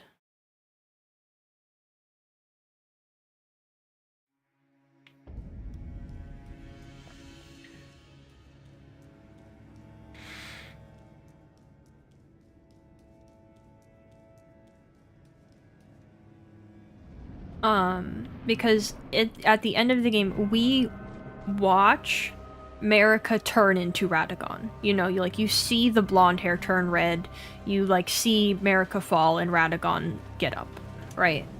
Having his first mention leads believe he manifested after Godfrey left as opposed to always existing. Well, but see, if you take that idea, right, and you can take that idea, but that implies that, like, the entire time that the Liurnian Wars were happening and then Radagon, like, left and was married to Renala and had children with Renala, there was no Elden Lord. Which I don't know, like, maybe that happened, but I find it kind of weird to think about that. He was always part of America, then America had children with Renala. Right, which is a common explanation for how Rani can be an Empyrean. Notice. yeah, you notice that. Perhaps a slightly different build.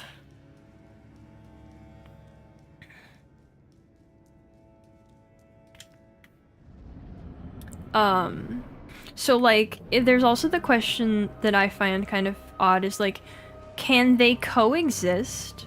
Right? Because, like, if Radagon could lead the war in Liurnia and marry Renala and go off and do that, like, there's no way that Marika was just, like, gone in that whole time, right? They have to be able to, like, also split in two, I think. Ow, I thought I hit roll there, but I guess not. I think they split in two, either that or, like, just teleport back and forth as needed. Anything to suggest there wasn't a third party that took up the mantle while Radagon was married to Renala? That's a great question.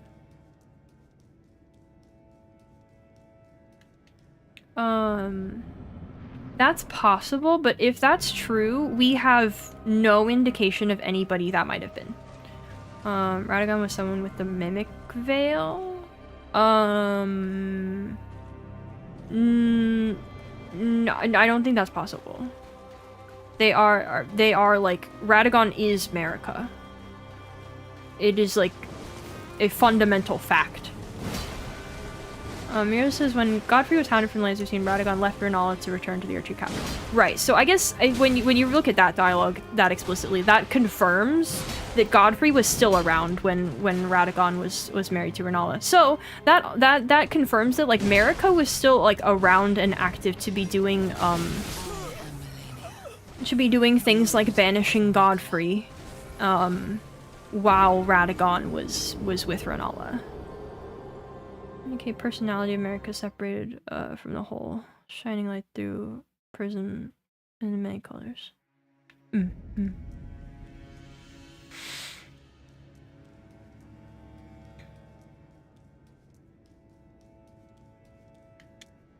We can speculate more about what Radagon is in a bit. So when they're in the same room, someone was disguised as Radagon. Oh, see, that's the thing, is, like, I don't know. I don't think that would have been necessary. I think they can both exist in body at the same time. I could be wrong on that, and that's just an idea that I have formed. There's not necessarily anything to prove or disprove either way. But anyway, we can come back to speculation about Radagon. So Radagon becomes the new Elden Lord. Nerd time. Nerd age. No more war. We're nerds now.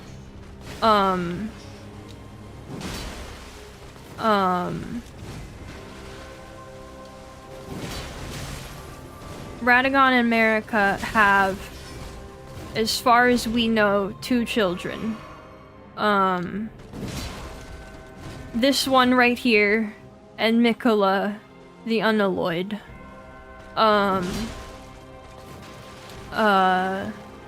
And that's what we know about that time. Ratty nerd confirmed, yeah. At some point in here, we don't know where. I don't think there's really anything to indicate exactly when the assault, ancient dragon's attack on Lindell happens. There might be.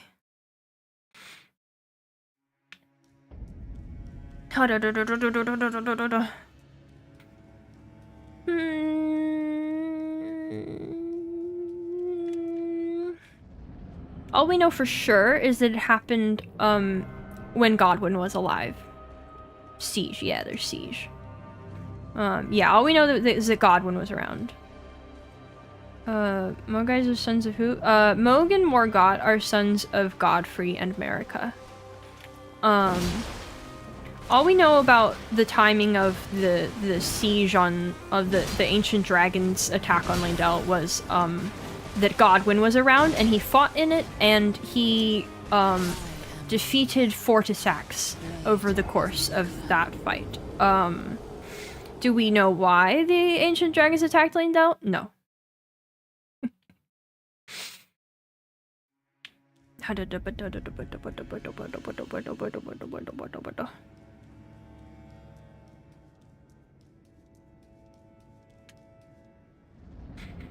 You could take the idea that they, like, were looking to,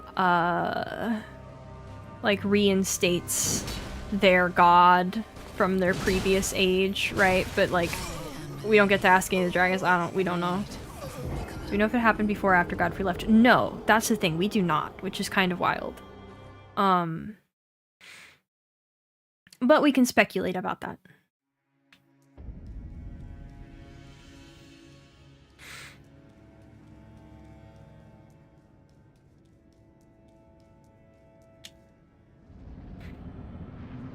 Because, like, if you look into architecture, Radon fought in Lindell? What do you mean? When? Radon fought in something to do with Lindell way later. I don't think Radon had anything to do with the, dragon's attack on Lindell. What was I saying? I listeners feel like you're doing revision for a test you know you're gonna fail. Attempt to reclaim their glory from the human upstarts. Yeah, that's entirely possible. They could be, like, looking to, like, reinstate, like, an age of the dragons. They're, like, upset that the humans have taken over everything and they want their time back, which, you know. I don't think we know anything about who actually defeated Grandsax. Grandsax is the giant dragon that's, like, dead in Lindell. And it's his bolt that is, the huge, like, lightning-looking thing that's embedded near the Erdtree. But we know that, Godwin defeated Fortisax. We know that- oh god.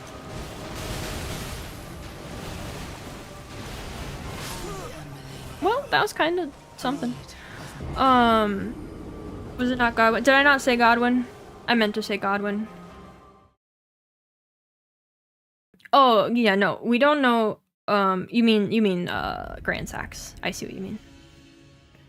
We don't know who defeated Grandsax.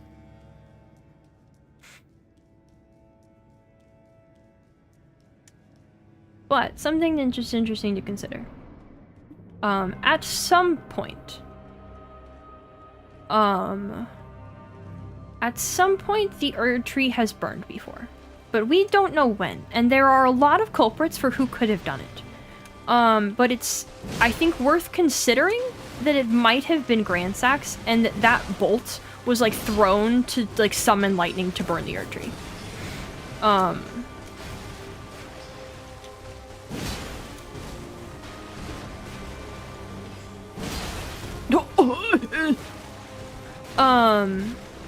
There's not necessarily any extra corroborating evidence for that, but it's a possibility. There are a lot of other culprits we'll get to that could have burned the Erd Tree previously. So, the War of the Dragons happened. Godwyn defeated Fortisax, and Fortisax was so impressed by this that they became best bros. And we'll come back to that later after Godwyn's dead.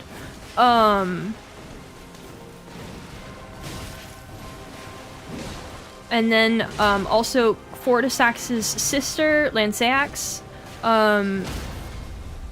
goes, like, into Leyndell society in human form and, establishes the ancient dragon cult, and then, like, Leyndell Knights from then on use, like, dragon lightning that they learned from her, and that's, like, a whole thing.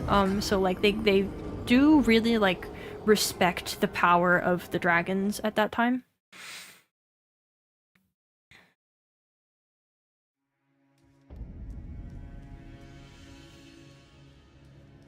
And they still do.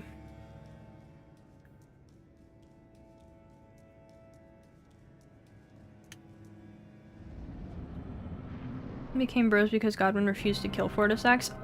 No, I think it was just, like, because Godwyn fought so well. Which kind of connects interestingly to, like, Deathbird, ideals.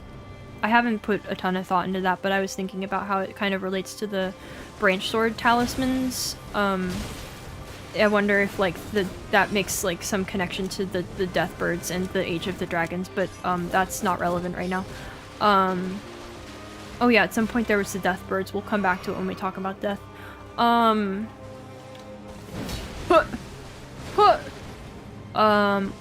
where was I? The war... well, I guess we can't call it a war. It wasn't really a war. The attack on Leyndell by the dragons happened at some point, and that was how that went. They got defeated. Also, how many of them could there have been that did it? I don't know. Anyway.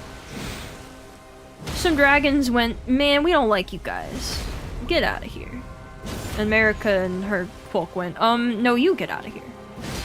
And then they went, oh, no, you're pretty cool, actually. Hold on, wait, you're pretty cool.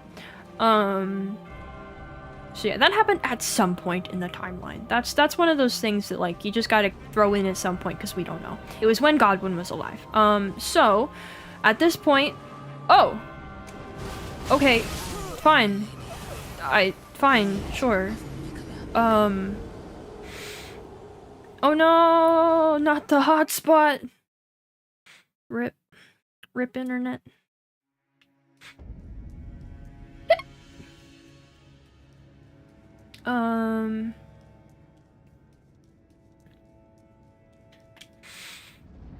That was quite a build that person had. At this point, all of the major demigods that we know of are in play.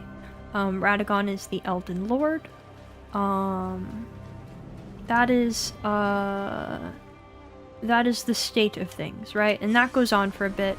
We know that Radagon and Mikola had some kind of positive relationship for a while. We don't really hear about any of the other demigod children having much to do with their parents.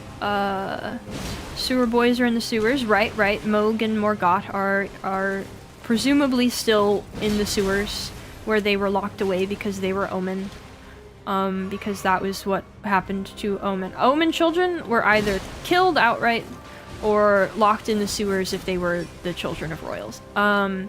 So some mysteries from this time. What? Okay, fine. Some mysteries from this time. There are apparently many other demigods that we are not aware of.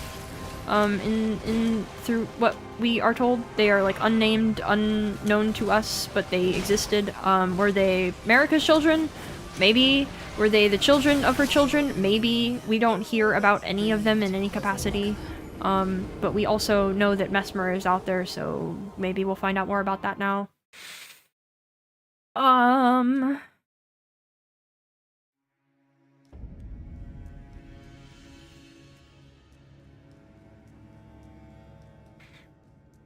They kept the omen around their royal, but not raise them or let them be free. They hated them. They hated them and they wanted to deny their existence. Because they were like, they shouldn't have been able to exist. They were like, what use they provide? They don't provide a use. I think it was just that, like, because they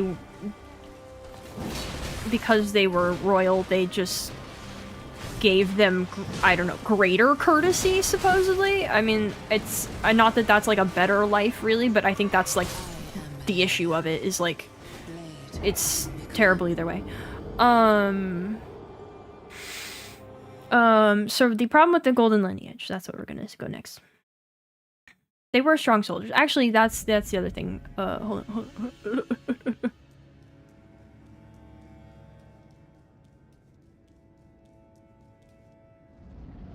There were plenty of Omen who they did put to use as well. They were like reviled and hated, but also put to use as soldiers, which happens a lot. It's like, we hate you, you are inferior, you are like a stain on our world, but hey, fight for us. What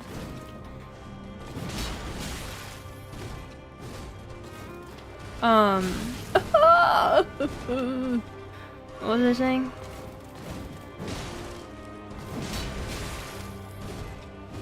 I feel like I'm not learning her or getting any better, by the way.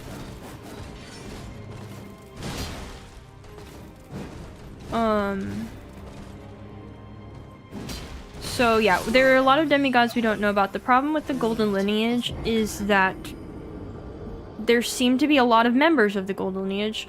We don't know if, like...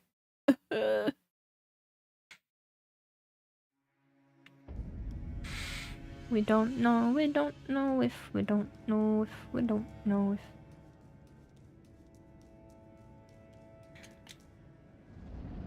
We don't know if, Godfrey and Marika had other children. We don't know if Godwyn had children.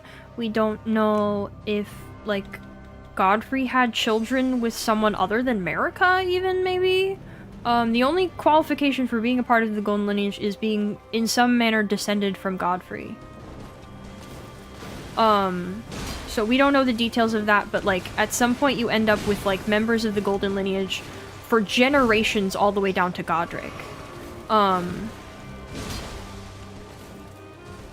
Somehow.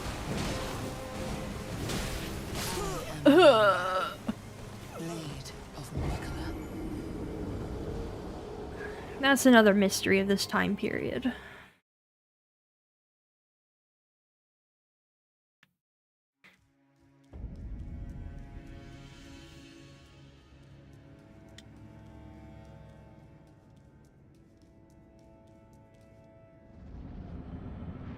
And then Ronnie gets some big ideas.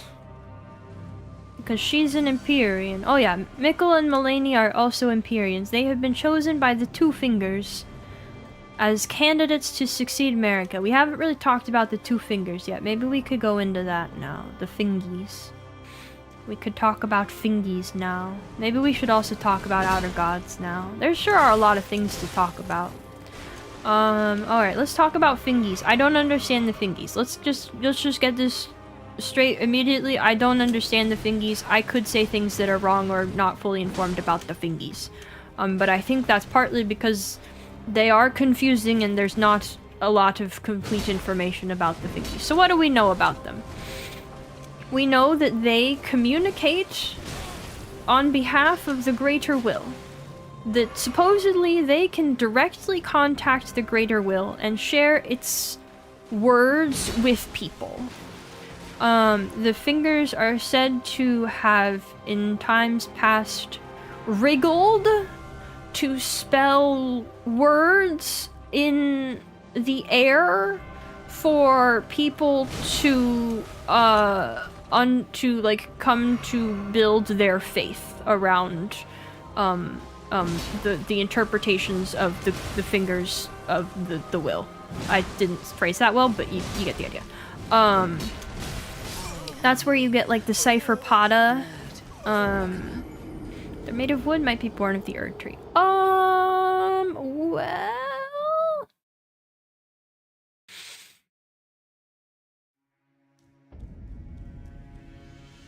wriggling, yes. I love that that's the word they use. They say they like wriggled persistently or something. So that some of the fingers we see appear to be made of wood, but only the dead ones. The dead ones look like they are made of wood. They look like maybe they turned into wood, but if you see like the fingers in the round table that are still alive, they look like they're kind of getting there maybe. They're damaged, they're not looking great. But like Ronnie's two fingers are quite fleshy. So that's just another point of confusion. Like maybe they come from the Erd tree. Maybe they don't. The three fingers are a whole other issue that we'll get into. Let's keep it on the two fingers right now though. Two fingers, maybe made of wood, at least partly, sometimes made of flesh. They wriggle. You get the cypherpoda and related things. You get like the two fingers seal, that is a depiction of the words that communicated by the two fingers. The fingers have finger readers that interpret the words. That's folks like Enya, and the other finger readers we meet are presumably used to interpret for the two fingers, but since most of them are dead, Man, there's a lot of gunk at the bottom of my tea. I picked it up too fast and it all got stirred up.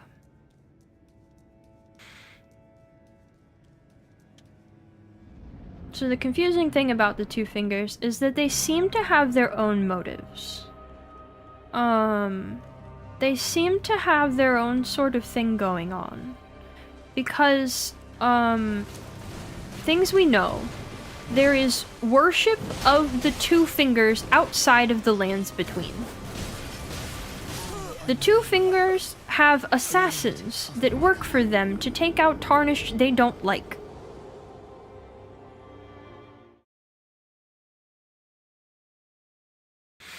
And some more things.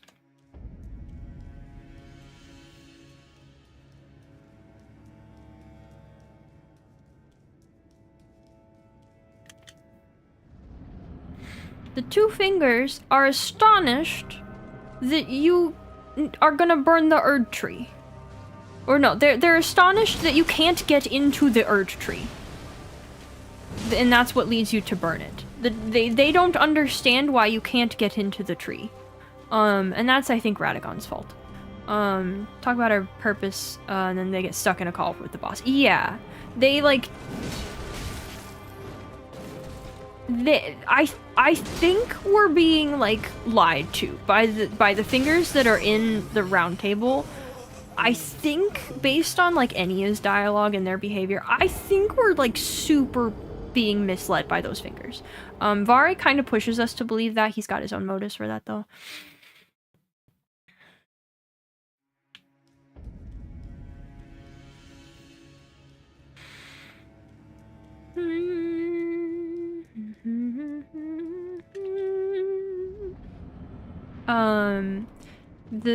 The two fingers seem to have their idea of the state of things and where they are. I think the case might be that they are not in contact with the greater will anymore, and they're just making it up.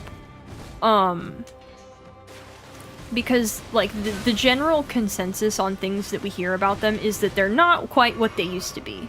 And I think it might be because, like, when they talk about the shattering, they say that, like, the shattering led to abandonment by the greater will, right? And I wonder if that includes the fingers. And that's speculation, but that could explain why they're weird and what's up with them just generally and what we encountered. But it seems that, like, all of the demigods had two fingers of their own.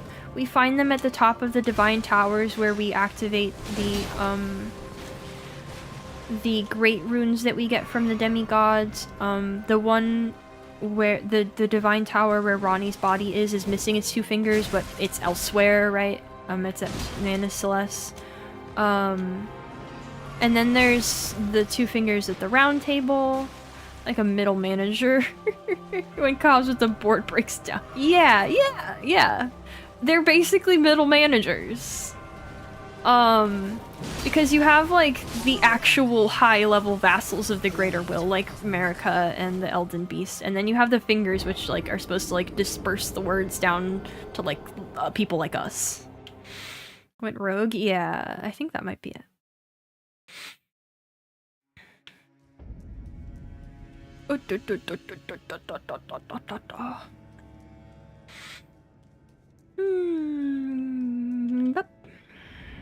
So that's the general idea of the 2 fingers. The 2 fingers used to have the power to declare Empyreans. That's another, like, just fact about them. They chose Empyreans. Each 2 fingers serving a demigod, well, serving might not be the right word. The 2 fingers of a demigod choose them as an Empyrean.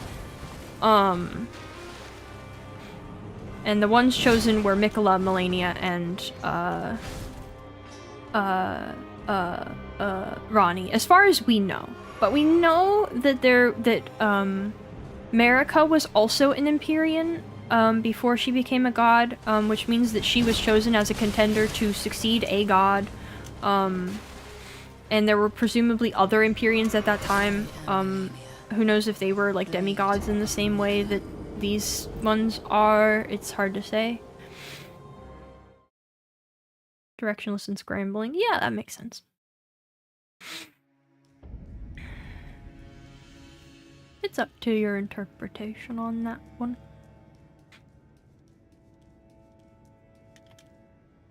Had to step away. The 3 fingers got covered. No, we'll do Outer Gods. Right now I'm just doing the 2 fingers because I am of the opinion that the 3 fingers have no direct connection to the 2 fingers. I think they are, like, their own thing. So that's 2 fingers. That's what we know about the 2 fingers. That's established, so we've got a little bit going about Empyreans. I forgot why I got off on this tangent, what point that was supposed to serve. I think there was something else I was going to talk about. Maybe the Outer Gods. Let me just fight her for a second. Okay.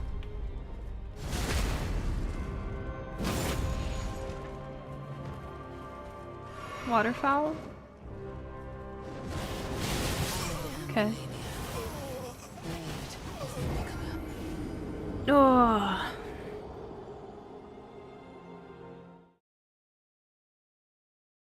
No, I'm already tired. I'm already tired. I think it was Crunchy once did like a 7-hour lore stream or something. I don't know how. Maybe even longer than that, I don't remember.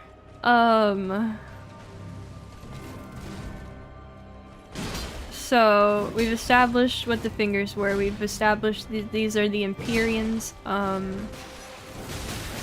The Glowmide Queen was presumably also an Empyrean. Not allowed to be tired yet. I don't know. There's so much lore. Okay, how about, do you guys want to talk about the Glowmide Queen, or do you want to get into Outer Gods? We can do either one next. If we talk about the Glowmide Queen, we're gonna get into some really heavy speculation, though. There's kind of no way around it. I feel like maybe we should do Outer Gods first, just to keep covering bases. Glowmize? Okay. Well, I have to, okay, if we're talking about Glowmide Queen, I have to, talk about everything to do with death. Outer Gods are glow, okay. Okay. Maybe I'm gonna start trying to run away. I'm gonna start trying to unlock and run away when she starts doing that. Outer Gods easier? Okay. Okay, let's do Outer Gods. Since it's relevant to what I was just going in about. Okay. So you have the Greater Will, and the Greater Will is sort of the dominant force in the lands between.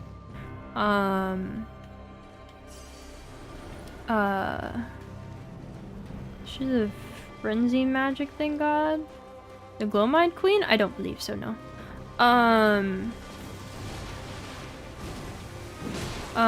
So you have the Greater Will as sort of the dominant power, but then you also have what are referred to as Outer Gods, and there are a few things that are confirmed to be Outer Gods, and then there are some things that are possibly also Outer Gods, but we don't really know. They're never explicitly stated as such.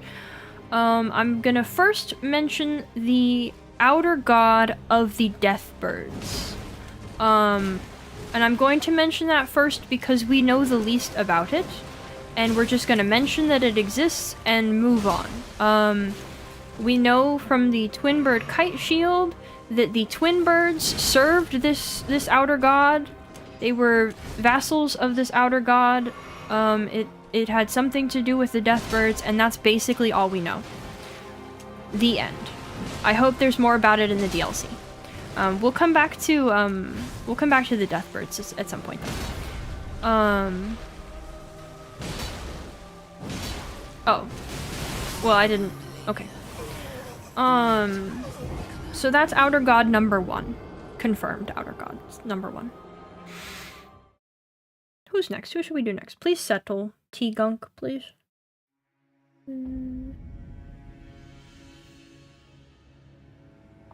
Oh, I should have just made this like a new weekly series or something. My voice is not gonna hold up across 3 days of this. This will be interesting. Blood? Okay, we could do the Formless Mother. I don't remember my list of confirmed and unconfirmed. Is the Formless Mother actually explicitly stated as an Outer God anywhere? Because the Formless Mother definitely seems like an Outer God, but there's definitely also confirmed. Okay, so our next confirmed Outer God is the Formless Mother. Things we know about the Formless Mother. Moog encountered her on deep underground, and she craves wounds, and she's all about blood. And Moog is able to use her power to harness the I've started phrasing this wrong. Moog, like, is able to use the power in his blood because of her. Like, she grants him the power to use Blood Flame, essentially. But it's essential that his blood is quote-unquote accursed, because he's an omen. That is, like, what the Formless Mother is all about. Is this, like, accursed blood. And what is defined as accursed is kind of hand-wavy. As far as we know, omen blood, yes. Beyond that, I don't know. Why is omen blood accursed? Maybe just because it is deemed so by society.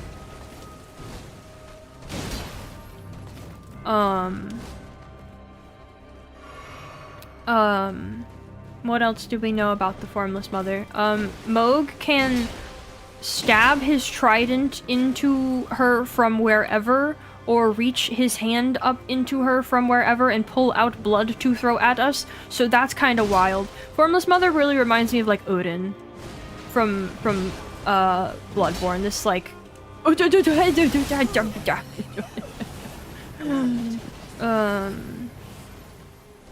Ram ascended? What? Why do you say that? Yeah, hopefully we find out more. I will get into the Bloodstar part of the Formless Mother issue later.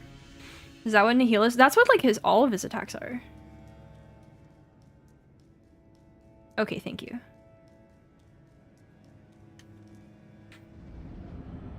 So let's do rot next. So I think that's kind of a general overview of what we know about the Formless Mother. It's not a lot. It's pretty vague. She might have a connection to the Blood Star, but we'll come back to it. Because that gets really unhinged. So here we have Malenia, Blade of Mikola. She was born with afflicted by the Scarlet Rot. You can see sort of how different parts of her are kind of like, I don't know, they look odd. They're eaten away. And.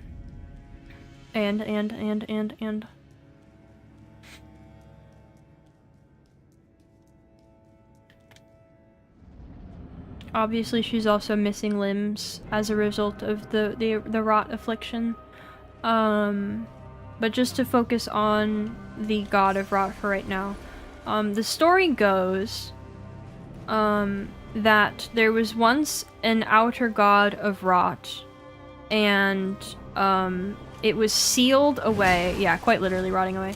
The outer god of rot was sealed away by the blind swordsman, and the blind swordsman obtained the flowing technique that allowed him to seal it from the blue fairy, and the blue fairy is probably Shifra River. Whatever, however you want to take that literally. Whoa.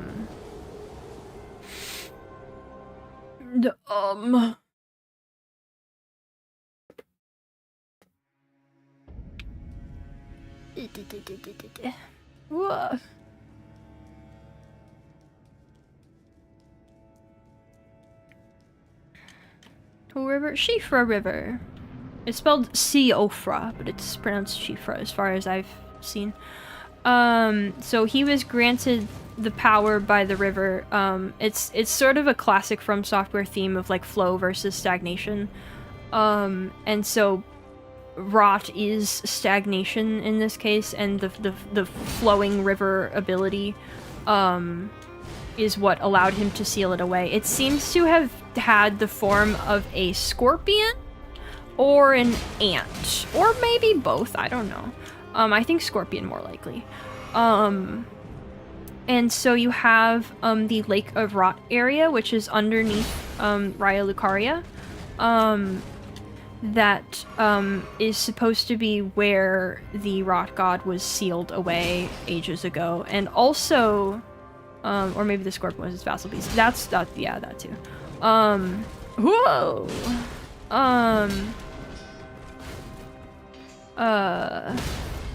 Dang. Is she gonna water foul? Yes.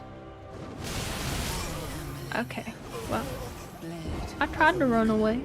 I should have started running quicker just on the possibility that she was gonna do it. Wouldn't ant make more sense? Maybe. Hold on, I'll explain.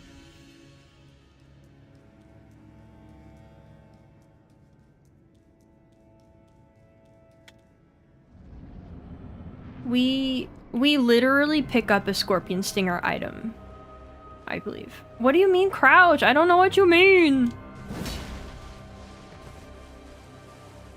I don't know what you want from me. I've never seen anybody crouch to dodge this. Anywho, we literally get the scorpion stinger item, and I didn't read that in preparation for this. I don't remember exactly what it says, but it is like very directly tied to this. But there is also the ant spur rapier, which does do rot as well, and I don't remember the description on that either. So the outer god of rot was sealed away, but it is ceremonial tool used by heretics crafted from the relic of a sealed outer god. Crafted from the relic. That would tell me that it is made from the god itself, right? Because the sacred relic sword is made from Radagon, right? So I think I feel confident saying that the god of rot was somehow a scorpion form.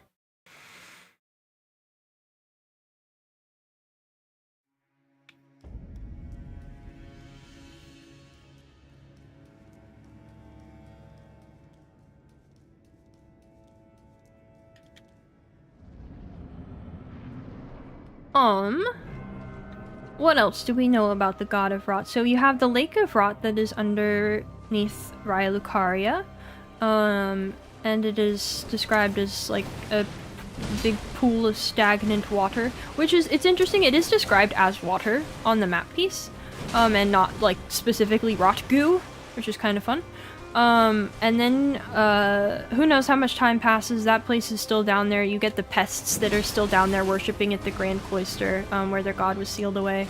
But the pests also worship Malenia and Millicent. So Malenia was born afflicted with the rot, and she can become the rot goddess. She is perhaps already somehow the rot goddess. It is not entirely clear, what it is, where the line is drawn between her, like, her being herself still and her being, like, taken over by or becoming the rot goddess, like being taken over by the rot. But essentially, if she blooms, which is when she, like, lets the rot take over, and we're gonna see that maybe one day eventually here, she,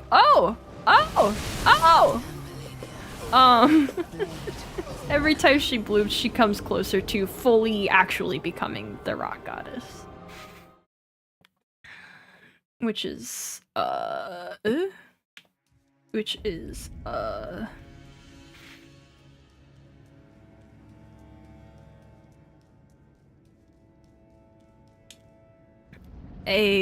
guess, reincarnation of the rot god? A new version of the rot god? Unclear. But basically, she has the potential to be the god of rot, or the goddess of rot, in the, as it were. And such is her life. It sucks to be Malenia, apparently, in this way. And we'll go into Miquella's attempts to fix it. She'd be the rock god's Marika. Right, but Marika is the god, right, in this situation? So, like, I don't know. I don't know if outer gods are supposed to work in the same way that, like, the greater will does. Like, you can take it that way, but I don't know if it's exactly... I don't think we have enough information to conclude that, like, they are equivalent and that they would have the same systems. It seems like they do need, like, vassals and tools in order to, like, enact their will on, and their vision or whatever on the world in the same way that, like, the greater will does, but...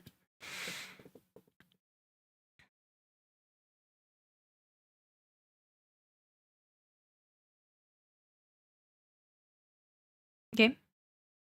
I think it crashed. I think the game crashed. God, nomenclature makes your head shudder uncontrollably. That's totally fair. I think the game crashed. Game.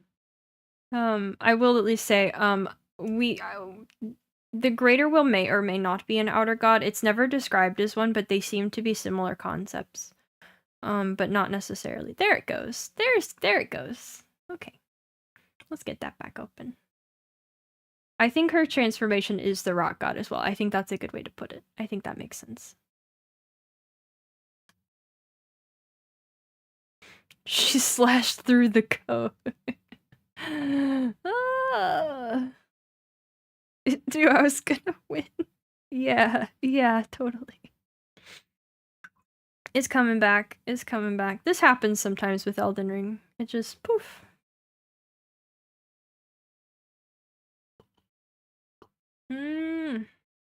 Water's still too warm. We've moved on to water.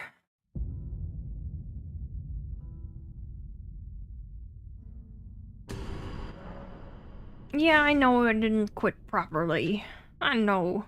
Don't tell me, I know. Let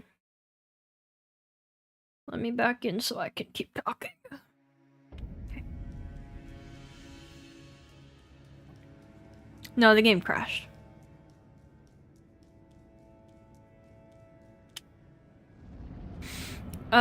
She is literally called Goddess of Ra. So yes, it does make sense that like when she blooms, she is at that time at least the Goddess of Ra. And the implication is that if she blooms 3 times, she will permanently become the Goddess of Rot.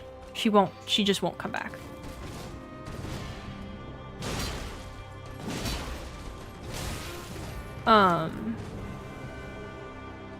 So that's the situation with her. We'll get into more of it once we get to the Shattering, I think, and when she fights Radahn. But that's as much as you need to know, I think, about her in relation to the God of Rot. I can't think of second phase is her 3rd bloom. I think it's only her 2nd bloom. I could be wrong on that. It's up for debate. Or the addition of rematch is too powerful. Interesting that she and Moog both have lore written in future tense that happens never otherwise. That's a good point, because there's also with Moog there's that interesting thing where like Vare gives you the medallion or whatever it's called, and then goes, oh no, but don't use it, it's not time yet. Yeah, plus there's like Mogwin Dynasty will rise or whatever the heck. But yeah, I think it's only her 2nd bloom. But anyway, I'm trying to think if there's anything else I should say about the God of Rot at this point. And I'm not sure there is. I don't think she'll lose herself. More like she can't control what she rots, and that's an issue. Well, I think if you consider Millicent and her quest and the way that works out for her, I do think that Malenia would lose herself and her own will if she became the Goddess of Rot. I could be wrong on that. Or at least became the Goddess of Rot permanently. So that was several of them. Who's next? Frenzy? Well, let me talk about the Fell God for a second. So the Fell God is the god of the fire giants and is not ever confirmed to be an outer god, but seems to be one. The face that's on the chest of the fire giant we fight and was presumably on all of them.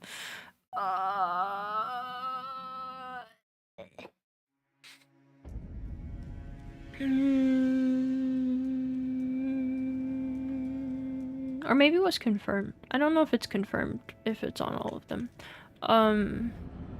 The face is the Fell God.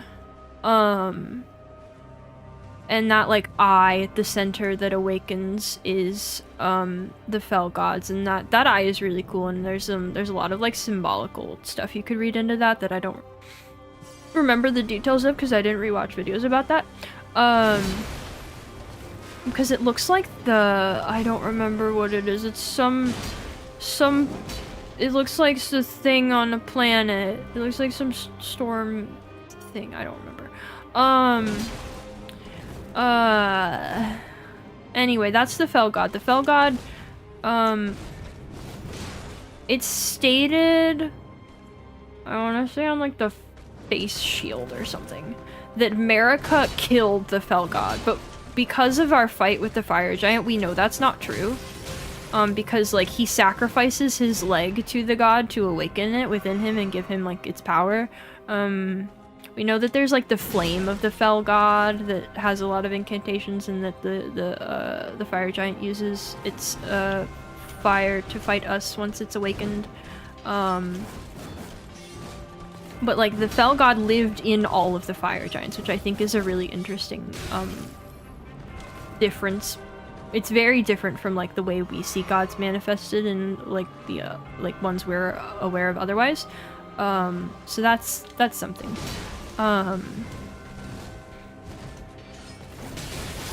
But generally, Fell God supposedly dead, but we know that's not true. So like, it's more Golden Order propaganda of like we don't know what's true or not, because obviously that's a lie, which is fun.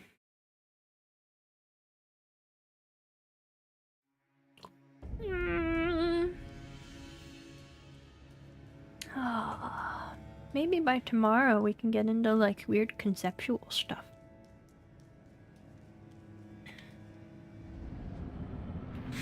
So, that's the Fell God. Now we have the outer god of chaos, the frenzied flame, etc.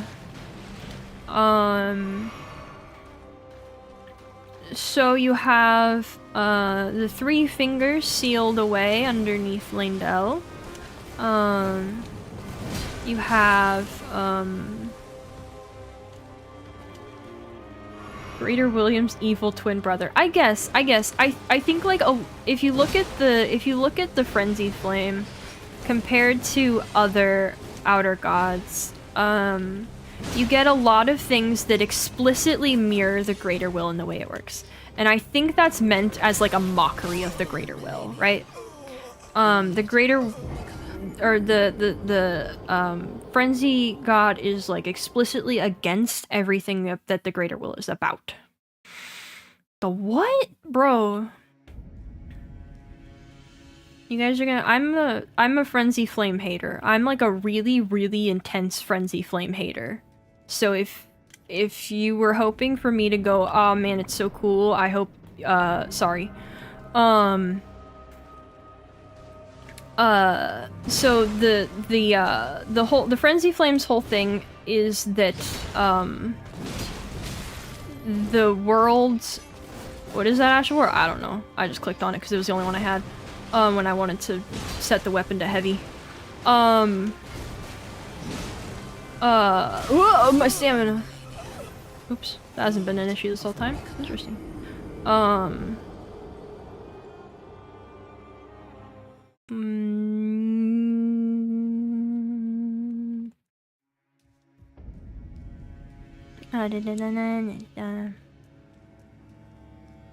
Yeah, I zoomed through the game to make this file, so I have like no ashes of war or anything.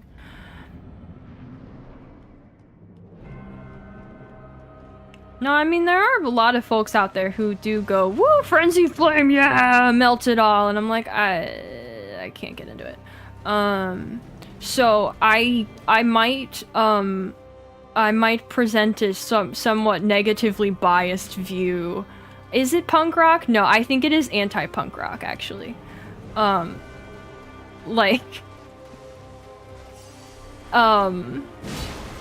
So the thing about the Frenzy Flame is, we talked about it at the very beginning. Hayata tells that, before the Greater Will divided different forms of life, there was the one great, and everything should be returned to the one great, because any distinction in life is what forms suffering, and suffering is a problem, and suffering should not exist. That is like the main premise of the Frenzied Flame, is that you should melt it all down to chaos to end suffering. Frenzy Flame takes purchase in people and causes them to go mad when they succumb to suffering. And that you get items like Eye of Yellow that are like a sedative, because the Frenzy Flame is all about like getting rid of suffering by melting everything down into one so that it cannot exist anymore. Yeah, Frenzy Flame is about like, there is no more life. Everything is gone. There is no suffering, there is nothing. That's what the Frenzy Flame is about. Frenzy Flame also has Shabriri, which I don't know what Shabriri is, honestly. Shabriri seems to be a rather... Oh my god, 1 HP. Shabriri seems to be a super... I don't know, like... If Malenia is the living embodiment of rot, Shabriri is the living embodiment of chaos, right? And Shabriri is like more than chaos, or more than a person. Shabriri is not a person. Shabriri is like gone far beyond what a person is. Shabriri seems to have started off as a person at some point. And we'll come back. Whew. I'm a very passionate Frenzy Flame hater. I get heated about it. I get heated when people like the Frenzy Flame. Like America to the greater will. I think so. Maybe. But like it wants you to go become the Lord of Frenzy Flame, but like Melina says, it's like, what are you Lord of? So like, I don't know what the structure is. It seems like the structure that seems like the Frenzy Flame proposes a structure that's like the greater wills, but if you do the Frenzy Flame ending and you like go through with burning everything down, like that structure doesn't exist at that point. It's all just a setup to get you to go along with it. It's very like deceptive about the way that like everything about the Frenzy Flame is presented to you in a way that is like meant to convince you of how cool it is.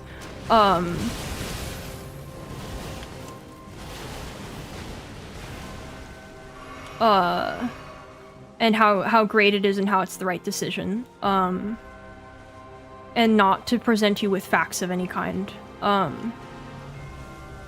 Which is why I don't trust Hayata's dialogue about the One Great, considering that there are no other mentions of it anywhere.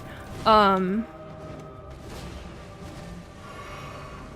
that's a me thing. What else about the Frenzy Flame? So the Frenzy Flame can be summoned by despair, as shown by the merchants. They were rounded up and locked under the capital for their heretical beliefs in something, possibly the Frenzy Flame, but they didn't summon the Frenzy Flame until after they were locked up, actually.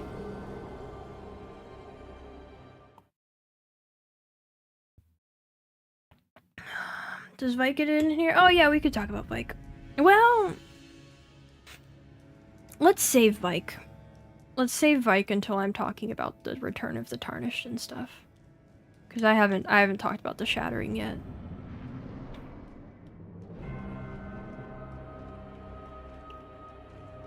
You don't even have good laser eyes. They don't even work good.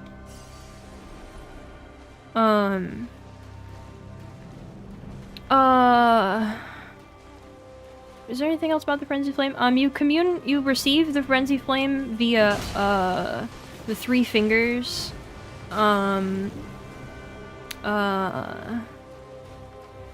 Three Fingers that are, like, look tired and old and are locked up underneath the city with multiple, like, layers of,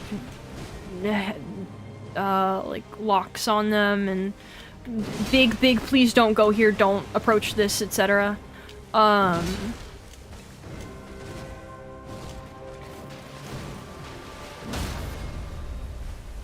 What else?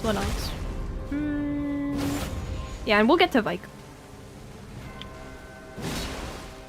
Oh boy. Okay. Some magic happened there for a couple seconds with Waterfowl. That one time.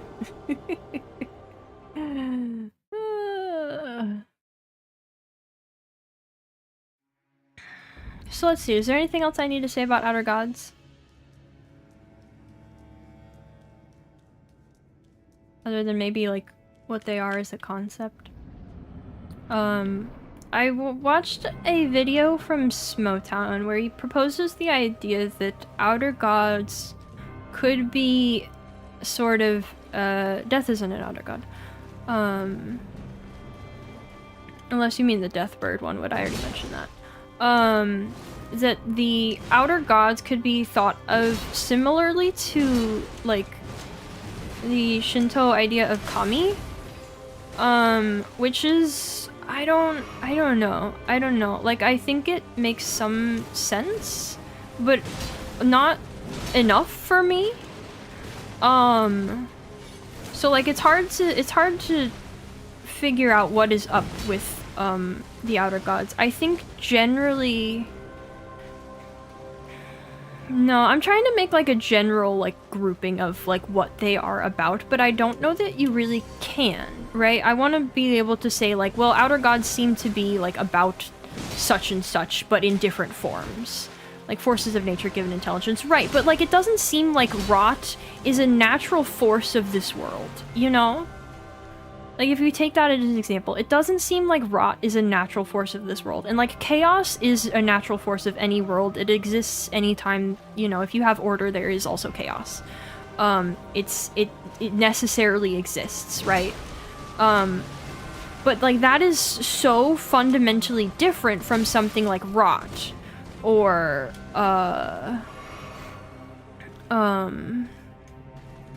we get to meet the swordsman. That would be really cool, because the other thing I forgot to mention about the swordsman who sealed rot is that he is also Malenia's, like, tutor. He taught her how to do this nonsense.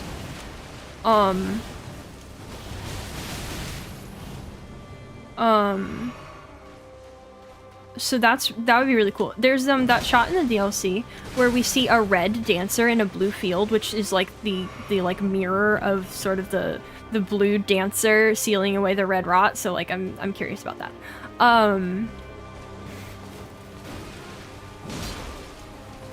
Anywho, I forgot what I was saying. Oh right, so what are the outer gods? We don't know.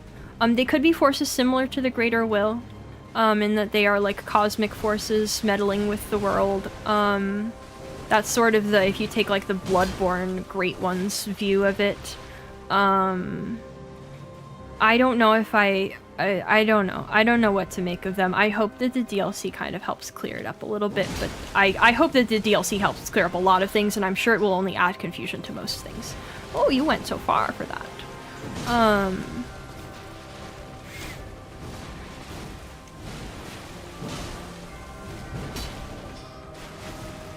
Waterfowl? Waterfowl? Waterfowl? Waterfowl? Waterfowl.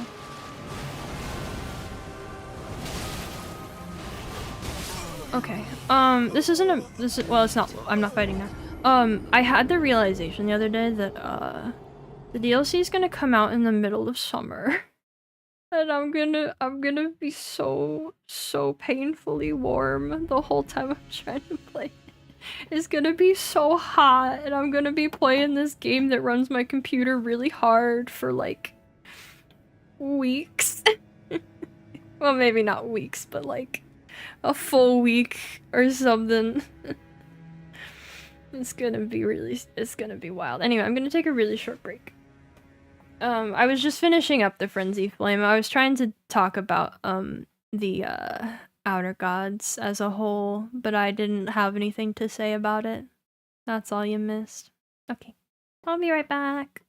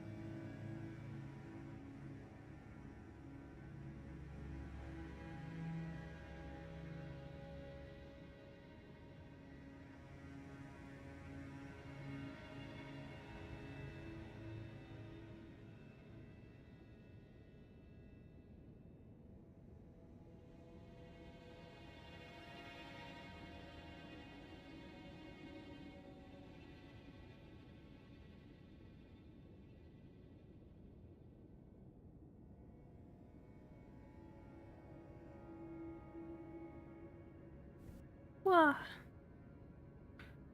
Wah. How's it going? How's it going, everybody? Wah. I'm back. What'd I miss? Does anybody have anything to say about the lore?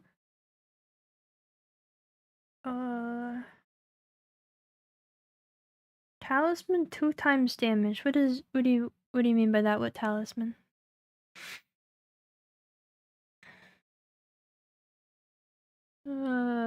Only DLC ever pre-ordered. Oh yeah, I haven't pre-ordered it yet. I should do that. It is kind of a funny idea, isn't it? Oh. Now's a good time to circle back around to 3 fingers in their relation to the frenzied flame. Yeah, I tried to talk about the 3 fingers a little bit. I don't really know if I have more to say about it. A what? Donegal? A what, Donegal?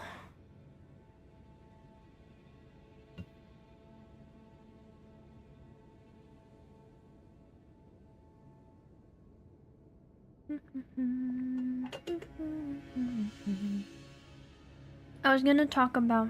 Oh, air conditioning! Yeah. I don't know. Like, from what I've learned, window air conditioners kind of suck, and also I don't know, I live on the 1st floor. I don't know if I want to like have my window open like that, you know? Or like, no, I don't have any AC. Or like, I don't want people to like hear me. I don't know.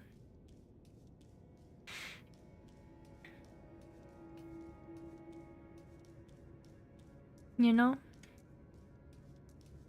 Fan?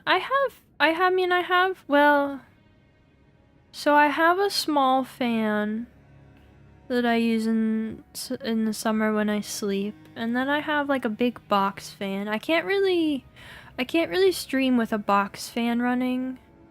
I think my little fan probably wouldn't pick up. I hate having a fan blowing on me, by the way, though. I hate it. Like, sometimes it's necessary in the summer, but like, I hate having a fan blowing on me. Got lots of fans. Ha ha ha ha ha. Ceiling fans? I don't have what? I can't put a ceiling fan in my apartment. What? I can't just do that to my apartment. Hello? What? In what world could I just do that? Anyway, we're gonna talk about Shadowbound Beast really quick. I had a second to think about how to transition into our next topic, so we need to talk about Shadowbound Beasts a little bit. Shadowbound Beasts are, hey, you'll never guess it, confusing. Like, tape a normal fan to the roof. So Shadowbound Beasts are granted to Empyreans by 2 fingers. They're like, they are beast people created or molded in order to serve, to serve Empyreans. Why? I don't know. Do they exist before they become Shadowbound Beasts? Maybe. Are they different people before that? Maybe.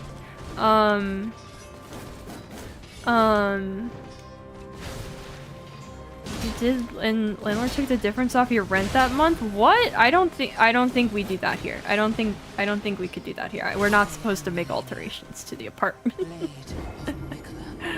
I don't know what kind of world you live in.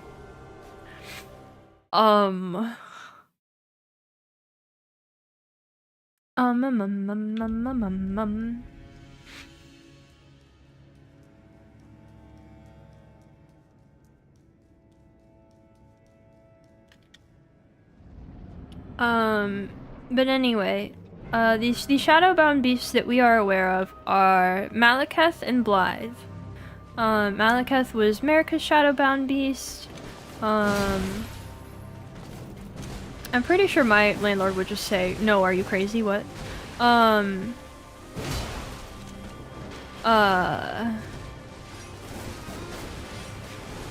Malekith served Marika and Blythe serves Ronnie. If Malenia and Mikola have shadowbound beasts, we've never heard anything about them. So that's kind of curious. It makes me wonder, do all Empyreans get them? It kind of sounds like they're supposed to. Where did theirs go if they did have them? If they didn't get them, why didn't they get them? Or like what qualifies an Empyrean to get one? Why would they need one? I don't know. But that is the idea of shadowbound beasts. They exist to serve an Empyrean for some reason. So, and that is our little establishing bit before we finally start to talk about death.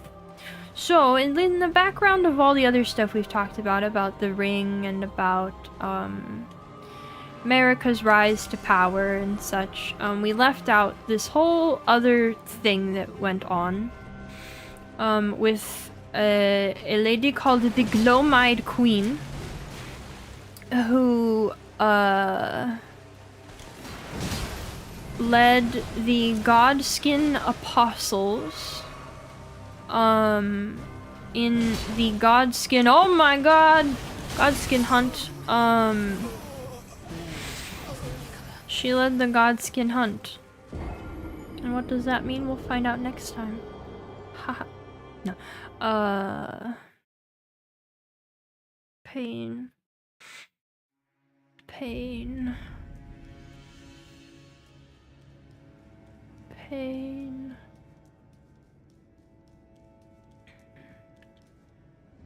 Alright, so also, she seems to have been an Empyrean.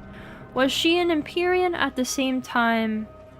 Malekith and Blythe were there to take action if the Empyrean went against the Greater Will's plan / desires. Right, but like, it sure seems like Mikola is gonna be going against that as well, so I don't know. Maybe he's not. Maybe he's in line. But, yeah, it is... They are supposed to be like a backup plan for the Greater Will to make sure that things stay going the way they're supposed to.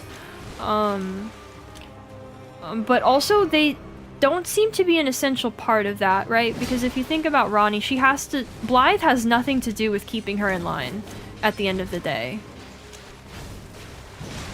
Not a single thing. And maybe that's a unique to Blythe thing. Also, Malekith is not able to do anything to stop Marika from shattering the ring, but that might have... the Greater Will might have wanted that, I think, like we mentioned before. But anyway, the Glowmide Queen seems to have been an Empyrean.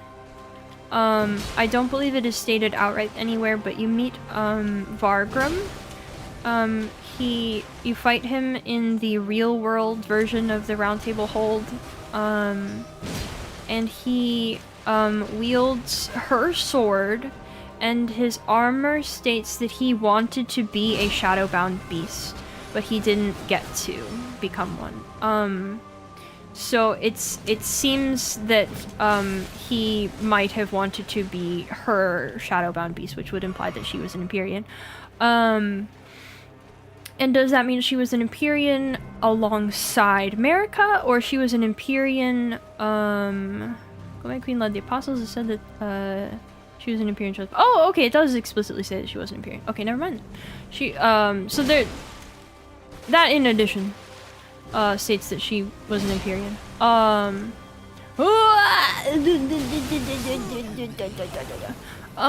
So she was an Empyrean, and, it's unclear when. Might have been at the same time as Marika. It might have been she was supposed to replace Marika. Could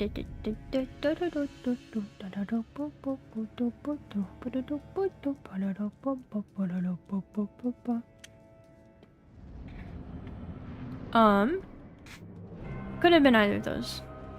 Like to think she was a rival. I like that idea too. Because I think if she was supposed to replace Marika in the way that like these Empyreans are, it implies potentially that she was a child of Marika, and I find that kind of odd. it is entirely possible, right? Or it might even be possible that she was an Empyrean to replace Marika and she wasn't Marika's child. We don't really know what... I don't think we really know what the full qualifications for being an Empyrean are. Because it states that, Mikola and Malenia...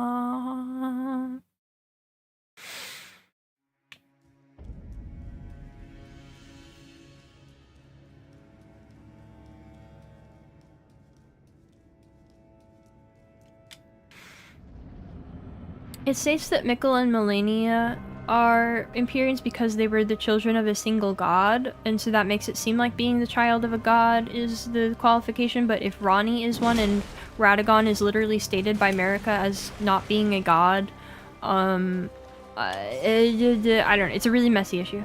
Maybe she was Marika's mother. That would be interesting, that would be pretty cool. I just didn't do the R1. That's fine, I guess. So that was she was an Imperium, we don't know when. She wielded the power of the Black Flame, which was a power that, like, allowed her and her apostles to kill the demigods. It was the power of death itself. However, it is not the same as the death flame that is wielded by Malekith directly from the Rune of Death in the form that he has it in. It is said that the Black Flame lost its power. It lost its true power when the Rune of Death was sealed by Malekith. So it's possible that the Black Flame, like the black and white flame from that we see the Godskin apostles and nobles using now, has changed in appearance since the rune was sealed. Is she gonna waterfowl soon? Yes. Dang it, I didn't run fast enough. You have to react to that so fast. It's possible that the Black Flame changed and maybe it used to look more like that or somehow different.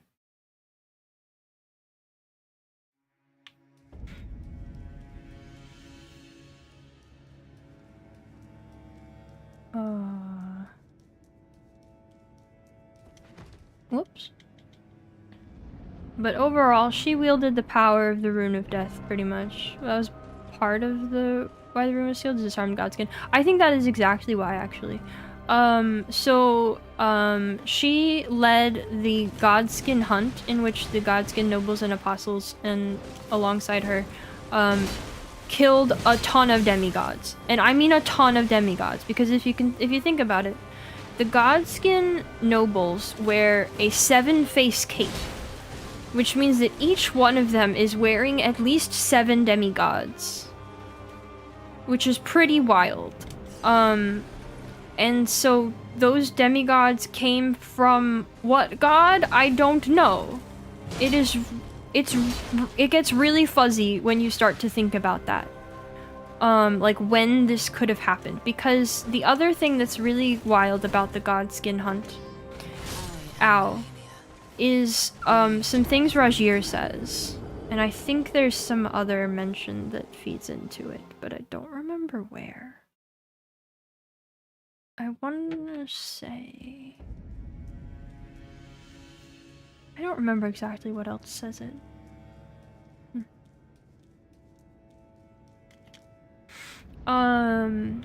But Rajir, when you talk to him about the Night of the Black Knives and the Black Knife print and that kind of stuff, he describes the Night of the Black Knives as being the first time in history a demigod has died. The first recorded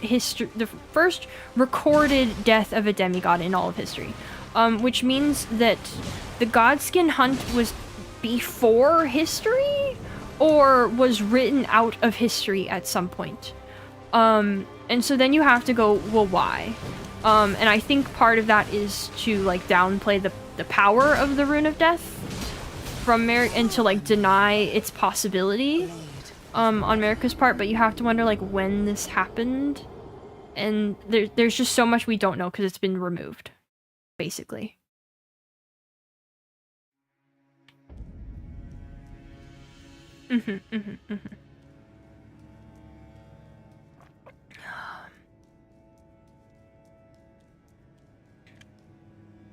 Yeah, it's basically like not saying that Placidus X is the first Elden Lord is because, like, anything that does not work to legitimize Marika's rule and Marika's order has been, like, snuffed out and covered up, pretty much.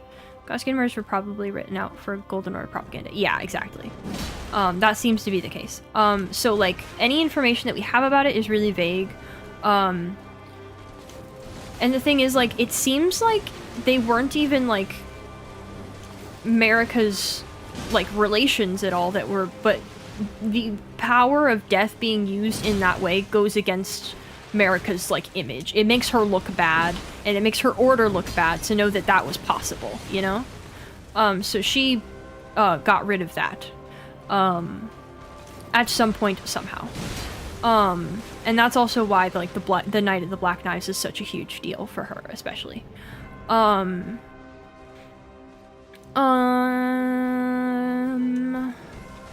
So in response to the Godskin, you know, wait, I'm thinking about it more. Wait, I'm thinking. It is, so, Glowmite Queen Empyrean, right? Glowmite Queen also active and doing the Godskin hunt at the time that Marika is already in power, right? Because in response to that, Marika removes the Rune of Death from the Elden Ring, right? And that's what forms the Golden Order. So Marika was already in power. So, like, it's still possible that the Glowmite Queen is an Empyrean who was a rival to Marika. But then the question is, like, what is the time sequence here? Maybe the murders were Marika's grandkids or further descendants. Rogier's quote is first death of a direct child of Marika and Radagon. I don't know. He just he explicitly says first death of a demigod. Which does not help with anything. But we also have to consider that, like, he might be misinformed. That's just, like, what he knows. It might be DLC info. Yeah, I think it is something that we could find out more about in the DLC. Considering that it's about Marika's origins. So even if, like, we don't find out anything about the Glowmite Queen in that time, that could also be giving us answers as well. If she wasn't around for Marika doing whatever, that could narrow things down a little bit at least. What else was I saying? I don't remember. I lost it.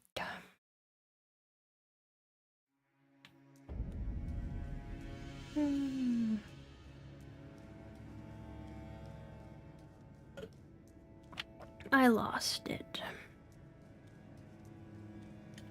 Alright, so she removed the Rune of Death. So, in response to the Godskin hunts, Marika went, no, please don't do that anymore. You shouldn't be able to do that. How dare you?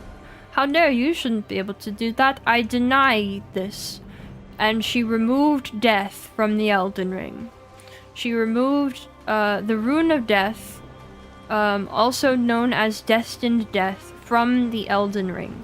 The forbidden shadow plucked from the order upon the creation of the Golden Order. So the Golden Order the Golden Order was formed by the removal of Destined Death. That is what makes the Golden Order what it is.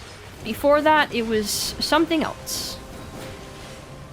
And the fact that we have the Golden Order now is entirely reliant on removing death. What if the Glowmite Queen was Marika and the skinny demigod was to remove possible threats to her kids taking up the mantle of God? Oh! Because of the Black Knife thing, she couldn't continue the plan.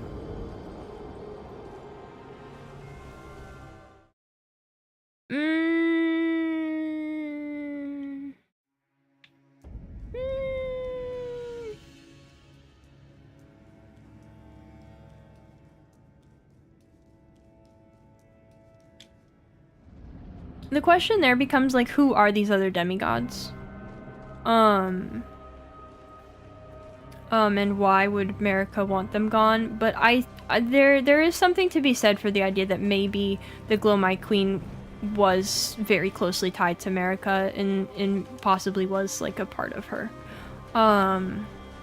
But then you have, if we're talking about the Glowmite Queen, you get into the issue of like Melina and stuff. But anyway, Marika removes the Rune of Death. At some point in this sequence, Malekith defeats the Glowmite Queen. She is defeated by Malekith. It doesn't, I don't think it says she's killed. She's defeated. Melina is doing this because she wants someone to give her a hug. She could probably use a hug. Sure, she could also have been a sister. That's true. That's a fun idea.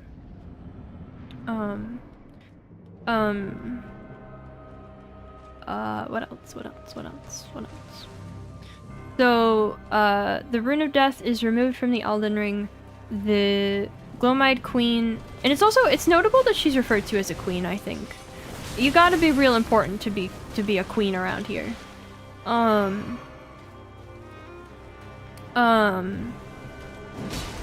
The Rune of Death is sealed inside Malekith's blade. It is unclear if removing it from the ring and sealing it are the same thing. Because like you have to question if how did the Glowmite Queen have access to the Rune of Death to wield it to kill demigods? Right? If it was still a part of the Elden Ring, was that just like a thing everybody could do? Clearly not. I have not gotten to second phase.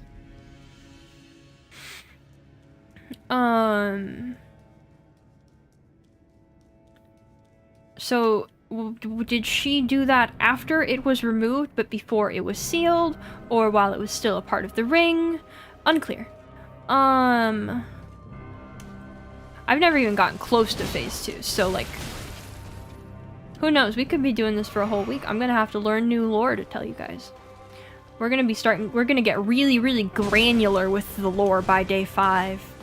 I'm gonna be telling you about the shoes the nobles are wearing or something.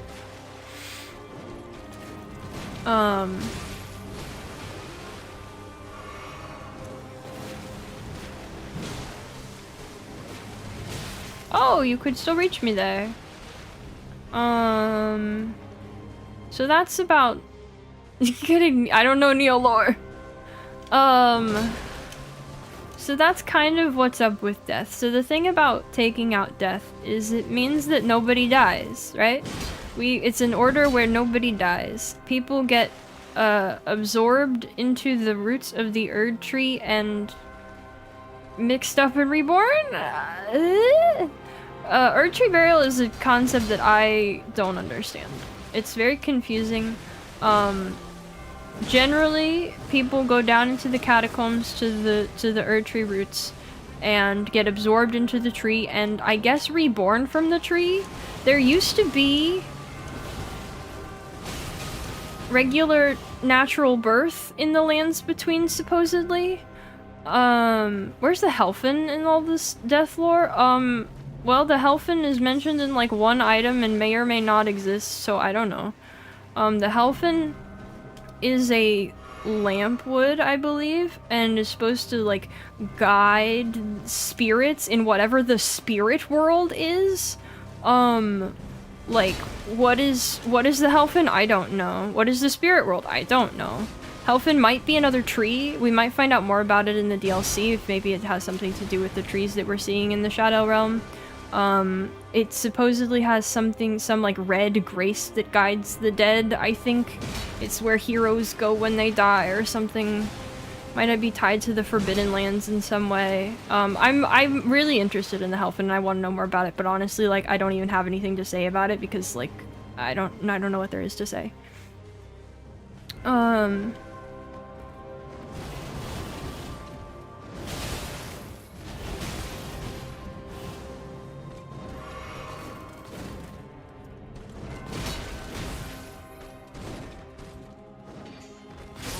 Ow. MALENIA, blade of Death Stranding 2 lore.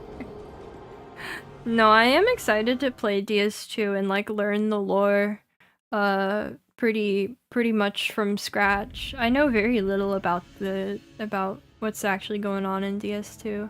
It'll be fun. It'll be fun practice for the Elden Ring DLC and lore hunting over there. Attacks look like hornets. Oh, I know what you mean, like that like thing. You're right.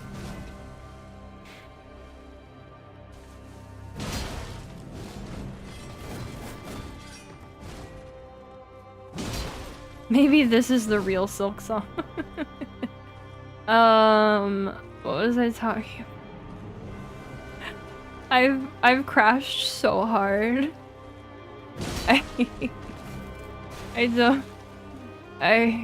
Okay. I think it's time for the Night of the Black Knives. Did I say what I needed to about death? Looked up what the Helfin and angry there's not more lore. I know, I think that's the only thing to say or feel about the Helfin is just to be sad that there's not more about the Helfin. It's really cool. It sounds cool. Has anyone been counting deaths?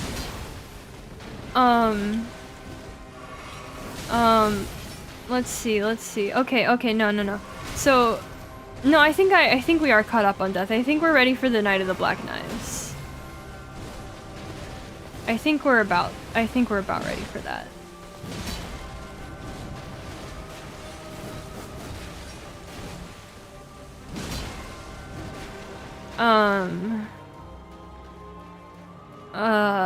So Ronnie gets some bright ideas.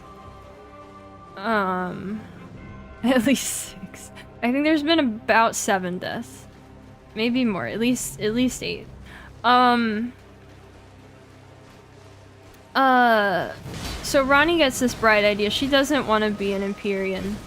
She doesn't want to follow the will of the- oh, I'm dead. Bye. How goes the good fight?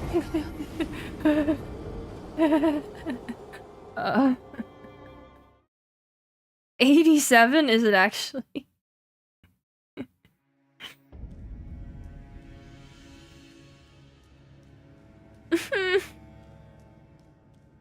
88. Yeah, I don't know if you- I can't tell if you're actually counting. You could say any number over like 40 right now. I'd be like, yep.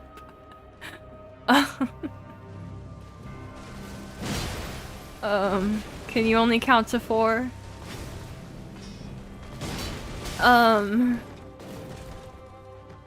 Okay.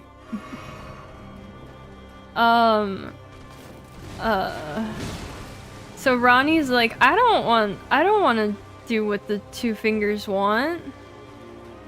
I'm not gonna be I'm not gonna be controlled by all that. I want to do what I want. Screw the 2 fingers. And so she cooks up this plan. I don't know how she cooks up this plan. I don't know who tells her that this is possible. I don't know how she pieces this together. I really hope we find out a bit about it.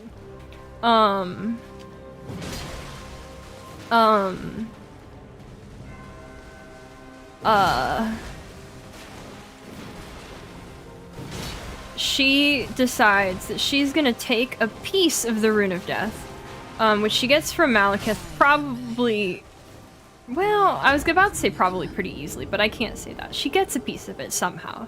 Somehow she gets a piece of it.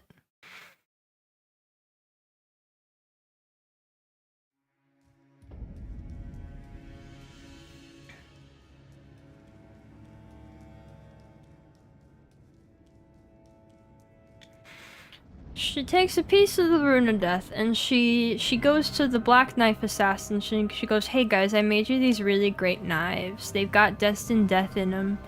You want to help me with something? And so they go out to the capital and like everywhere one night, and it becomes the Night of the Black Knives. I think it's very curious and distinct that it's at night. And it's also in that one trailer or like cinematic or whatever, it's stated to be like a winter night, and I'm like, what do you mean? We have seasons here? She put Trina's lilies on his kibbles. Now wait a second. Wait a second. I've started to think that Mikola might be involved in like all of this. Seems to be the only time God actually read a book. Yeah. So anyway, she's like, hey, you guys want to help me out? And so they all go out. It becomes the Night of the Black Knives. The Black Knife assassins roll out everywhere and start just killing demigods. But most importantly, and first, they kill Godwyn the Golden.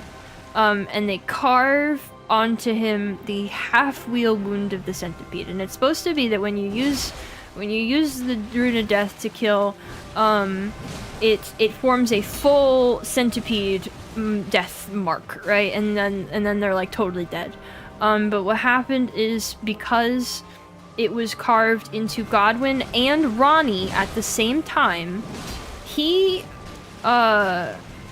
died in soul and she died in body, but she remained alive in soul and he remained alive in body. And so they each have the half-wheel mark on them.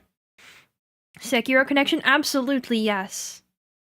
Very, very strong thematic association there. Hold on.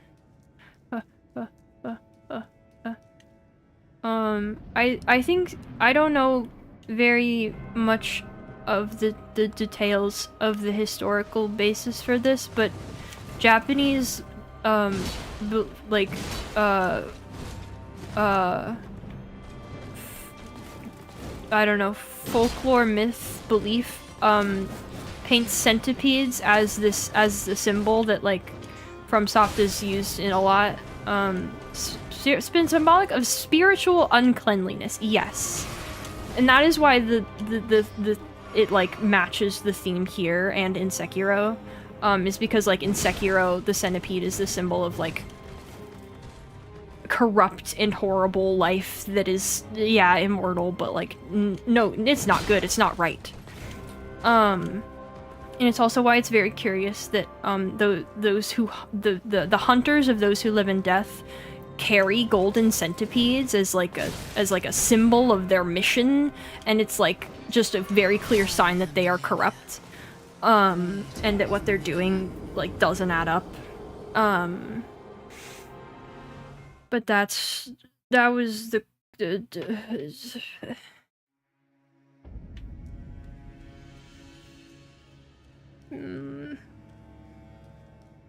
was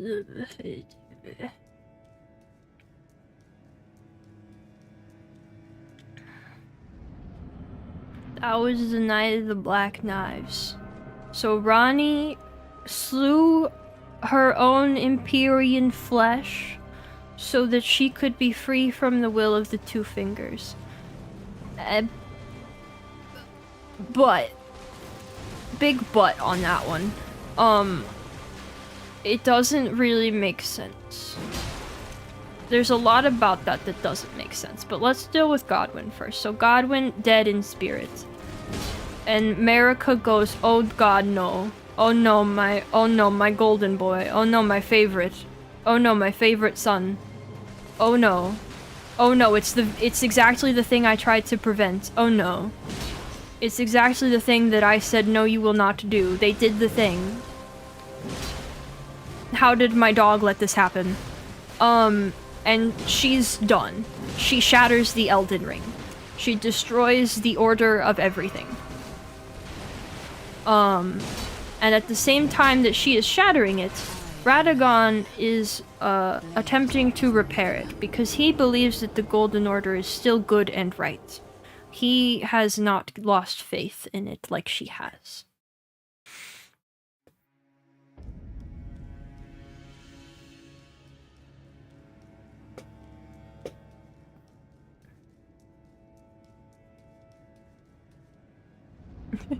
Dang teenagers.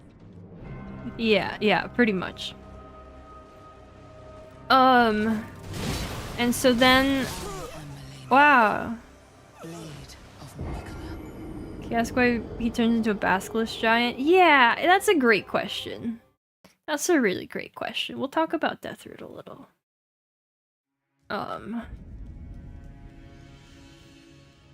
You might not like the answer, though. Best attempt yet. Was better than my first attempt. We're raising the average. So why did Godwin turn into that? There's no real clear indication of why if you're asking like why he looks the way he looks, there's not an answer. I think like it is not meant, I don't think we're meant to look for like an explicit answer to what like his appearance is supposed to mean. I think it's just supposed to be like a really strong representation of like a horribly defiled and wrong life. I think it's supposed to just feel wrong.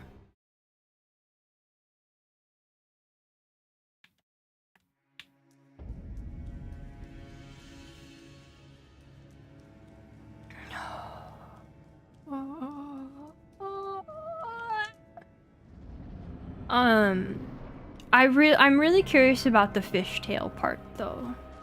I would love to know more about that. He's basically a cancer now. Right.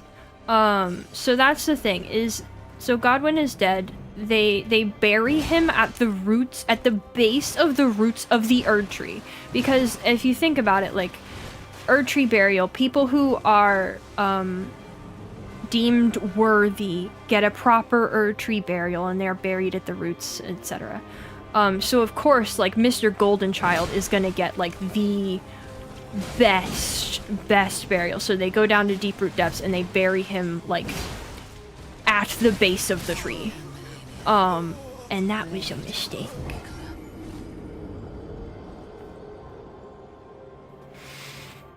Oh.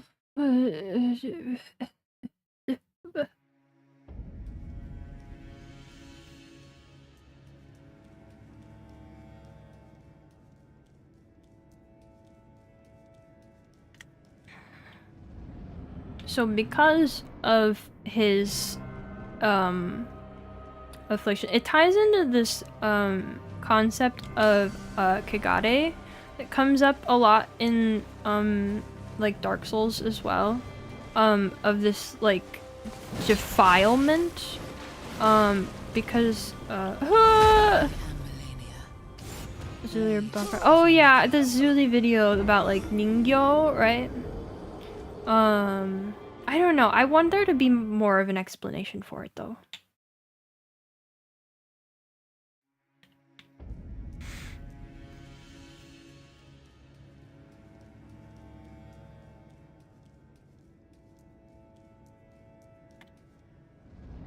Generally, I want the, like, weird aquatic stuff going on in the game to have more going on. Somebody listen, just want to say good luck. Thank you! Or look, these are the same kind. Yeah, it does. But like, I think that for me personally, I just really want like that and like the thing with like the octopuses and stuff, just to have some greater tie-in. Because there's also like Tibia Mariners that have something to do with like death and because they're mariners, there's like some implied connection between the water and death that nothing really comes together on. The farm game takes place in the ocean. The dream. I'm still just hoping for like another fishing hamlet kind of deal.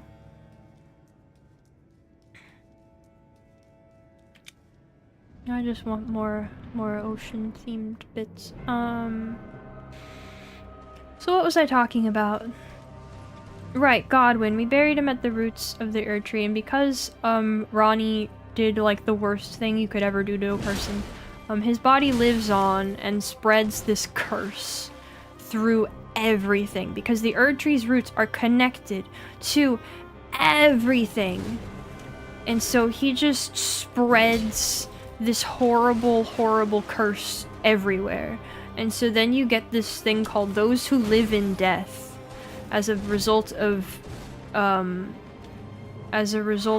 state of Godwin and him spreading everywhere. And so the thing about those who live in death is that they die, but they don't. And that this goes like directly against the Golden Order and its principles. And so those who follow the Golden Order rather zealously have a huge issue with those who live in death, etc. But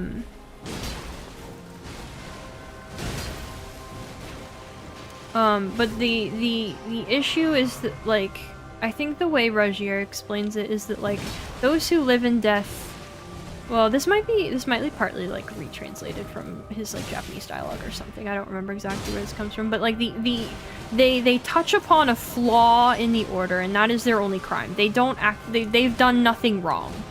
There's no fault of their own that they live in death.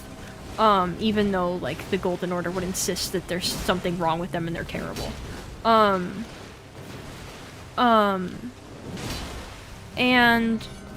It's said that, like, they live because they cling so tenaciously to life. Like, because they don't want to die, they don't.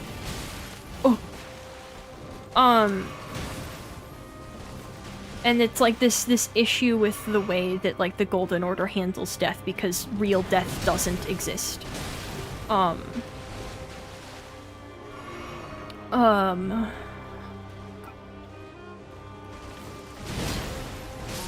So we'll do the Shattering War next.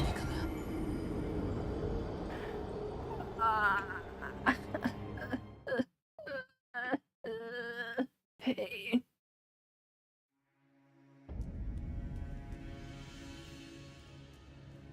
I've made no progress on her. I've made no progress on this fight.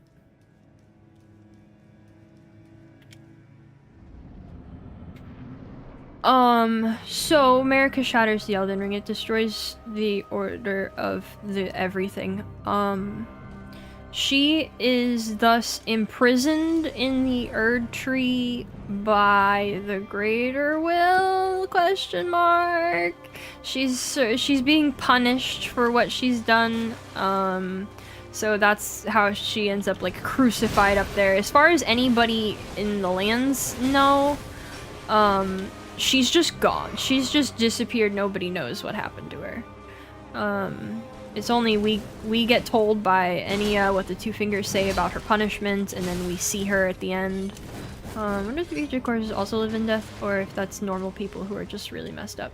I think that's normal people who are just really messed up, yeah. I feel like every time you see someone do Malenia, both the streamer and you'll just hear Blade of Vicola in this. I honestly haven't even been listening to her say it. Like, I haven't been paying attention. I know she's, like, said it every time. Like, I have, like, not absorbed it even the slightest. So that is your curse to bear this time. What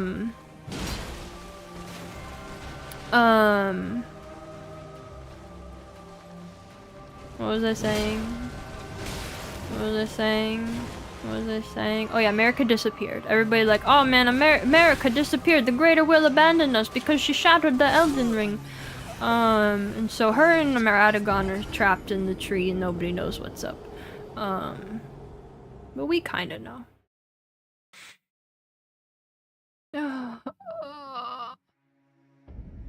Maybe I just can't do it.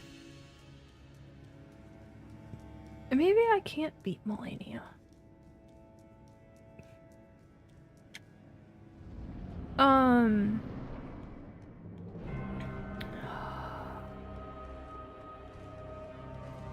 So then, at some point, an alliance is formed among the demigods, to try to, like, keep things together. But at this point, they have each claimed, like, pieces of the Elden Ring for themselves. And that is the Great Runes that we acquire from, each of the demigods we kill. That's all pieces of the Elden Ring that they received after, well, I say received, that they claimed after the Elden Ring was shattered. Ow.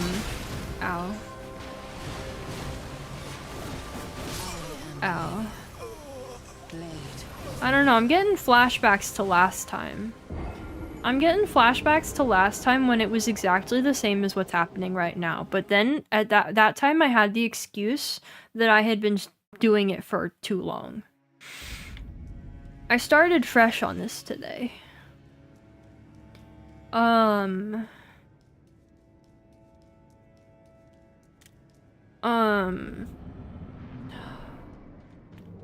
So let's see, where was I? Where was I? Did I get to phase 2? What are the comments about what? Who? What? Eh? Oh, DLC. Oh, DLC. What do you mean? I still don't know what you're asking.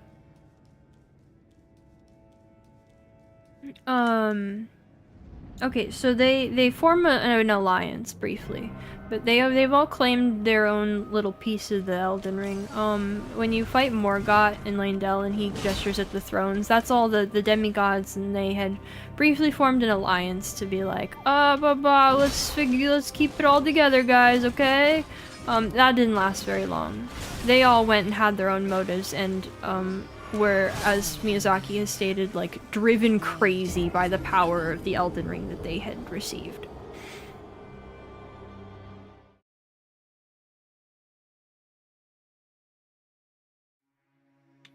Oh, okay. Apparently I did get to phase 2 before. Well, then I haven't even gotten that far.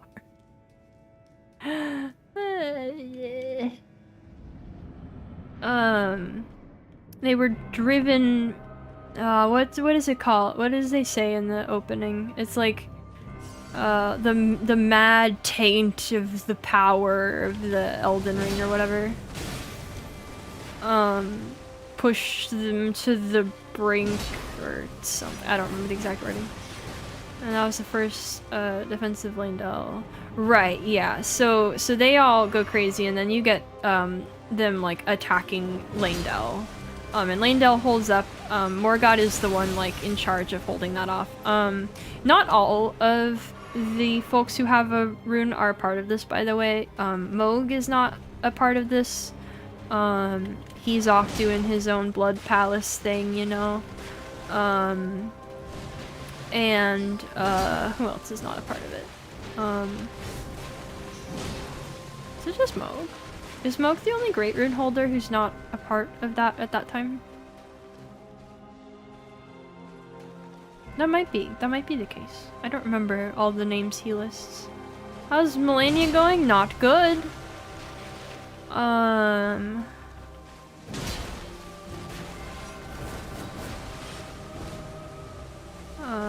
Moog's the only one not mentioned. Okay, that's what I thought.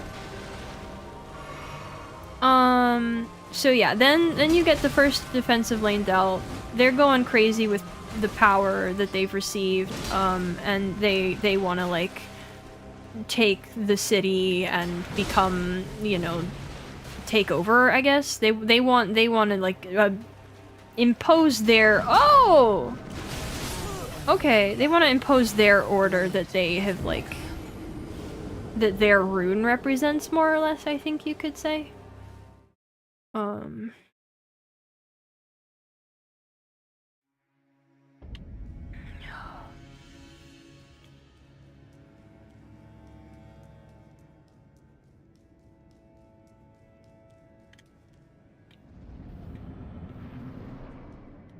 And also their runes each, like, conform to them, and there's this interesting pattern of, like, the, like, pairs of twins have unique runes of their, that, like, match. Like, Moog and Morgott's runes seem like they occupy the same space in, like, the overall structure of the ring.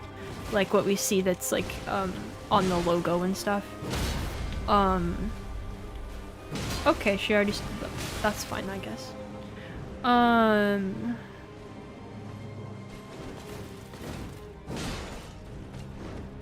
What? What do you mean already?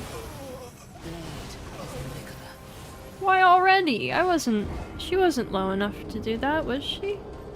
She didn't get low enough to do that. I'll drink water. I've been drinking water in between many deaths. Is Rykard similar to Radon?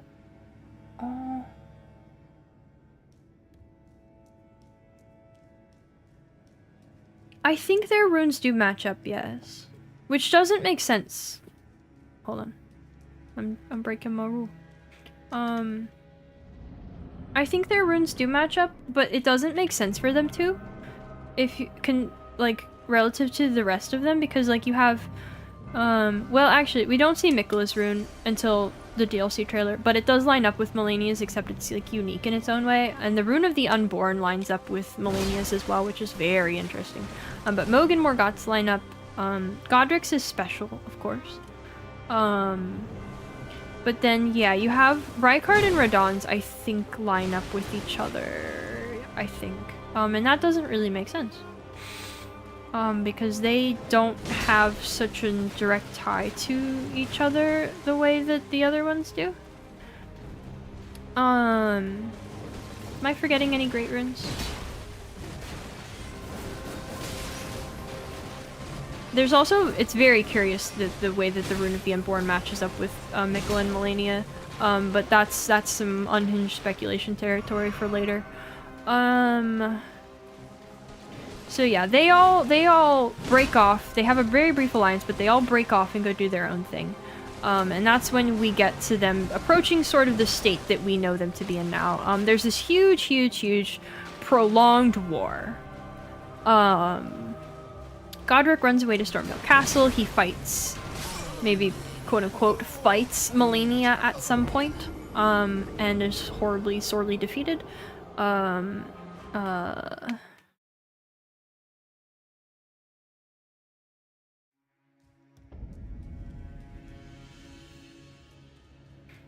is a better idea than we thought of saying. Is keeping up, is it? Is it? It's not.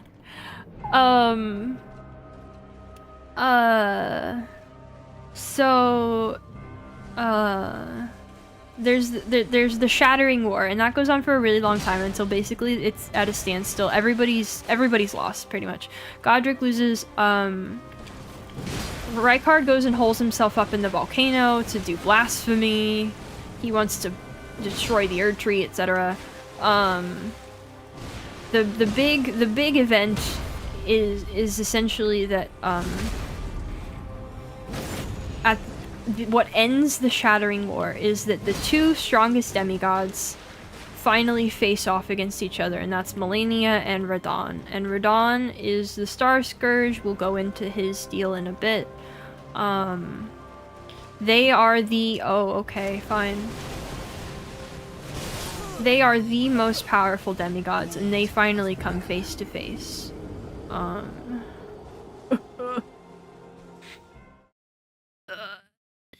Water.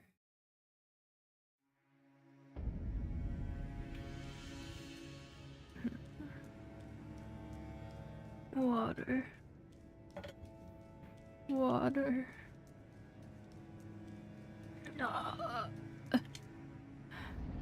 They come face to face in Caelid. And we don't know exactly why they fought in the way that they did. We don't know what sparked that distinct battle between the two of them.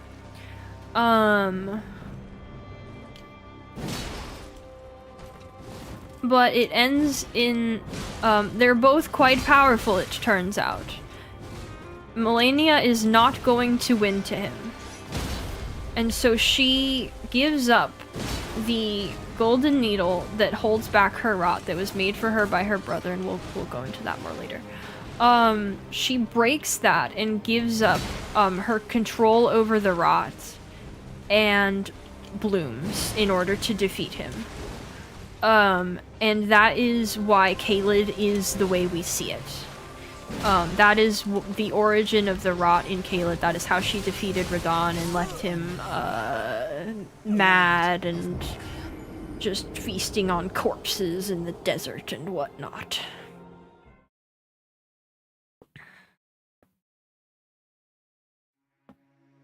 Ugh.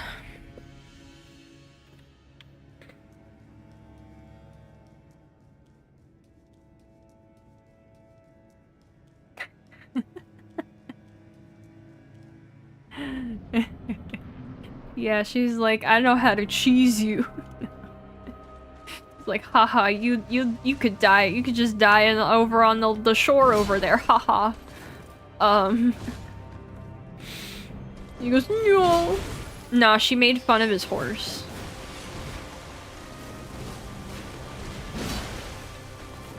Said Leonard's ankles were weak.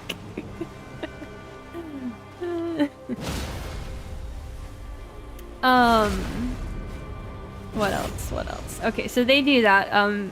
Queen Rot Knight Finlay takes, Malenia back to the Halig tree here, where she slumbers and waits for Mikla to return, because he's gone now. We'll talk about that. And then that is sort of the state of things.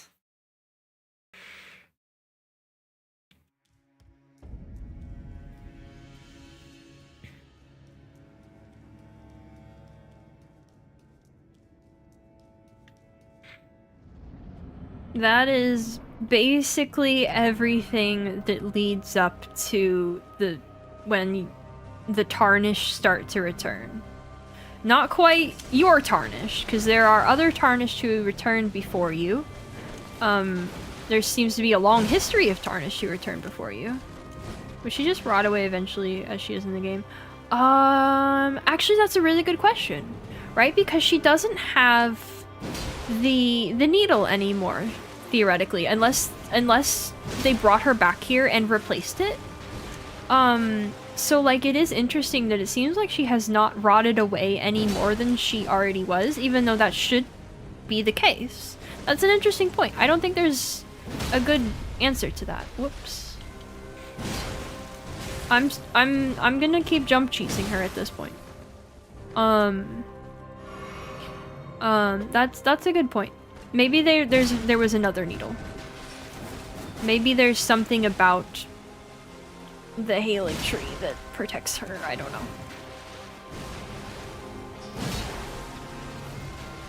Cheese. It's cheesing time.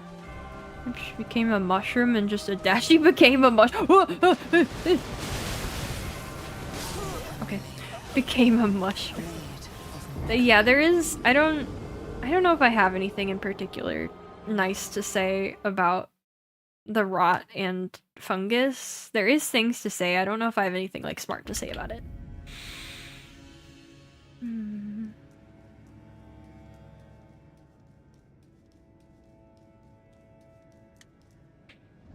When you say the rot is still spreading, it's all over the Halig tree. The rot might not be spreading through the Halig tree from her. There's the bloom outside from one of the sisters. It might be threading through the Halig tree because of that.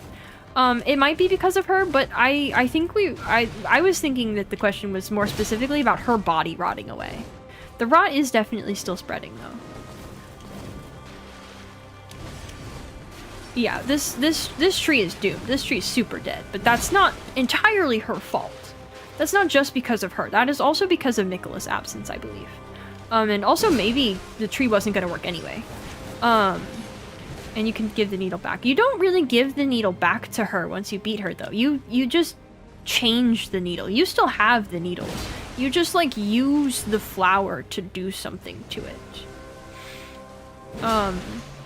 It seems. So anyways, at this point, Tarnished start coming back. They are, like, called back by Grace. That's, you get, like, the Tarnished roll call at the beginning of the game. That's, like, Dung Eater and Fia and, Gold Mask, and these are, and, Godfrey, and these are all the, like, essential Tarnished. Who have been called back because they have, like, a vision for the world, that you can end up enacting, in the endings. The Rot seems like a fun guy. All spreading since there's the Lake of Rot and Swamp of Aeonia. Well, I don't think that the Lake of Rot is spreading rot, because, like, if the Lake of Rot was spreading rot, it would be in Liurnia, right?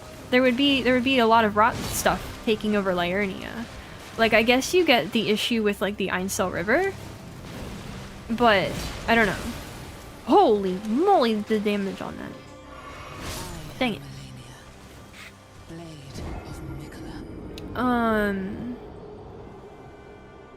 Guys, I don't know if I can do this.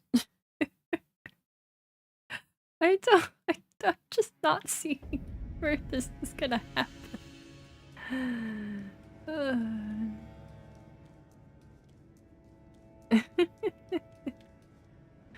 Just an ancient rot beyond Malenia, sealed below for who knows how long. Yeah, that's what I think that the lake is. I don't think that the lake has anything to do with Malenia directly, actually.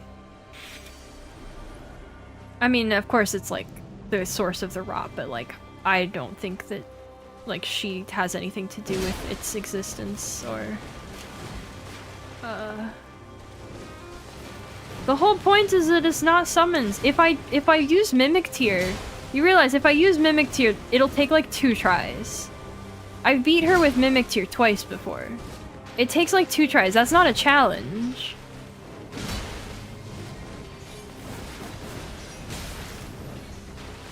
Ow.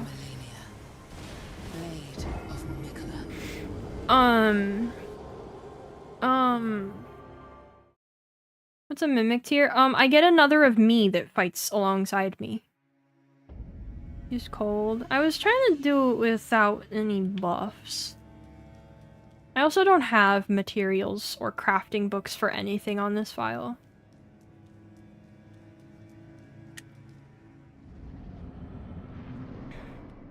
We shed a sheep. Yeah, there'd be 2 of my guy. Had to use it, running longsword and medium shield. Didn't do enough damage. That makes sense. Mentioned something about weapon not being fully upgraded at the start of the stream. That's true, but like, I don't know how much that would help. You think that would help?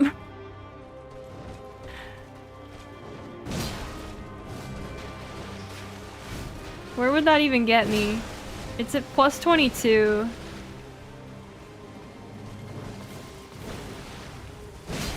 How much more damage could I be doing?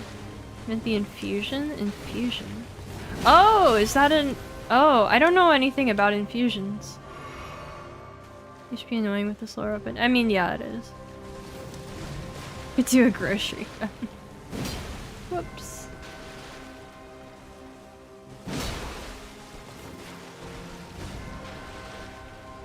Maybe we gotta upgrade the sword. Get the whipblade name? Okay, I see. Yeah, oh! What do you mean? I tried to roll. She was too quick for me. Okay. Well, where do I get... What stones do I need? Where do I get them?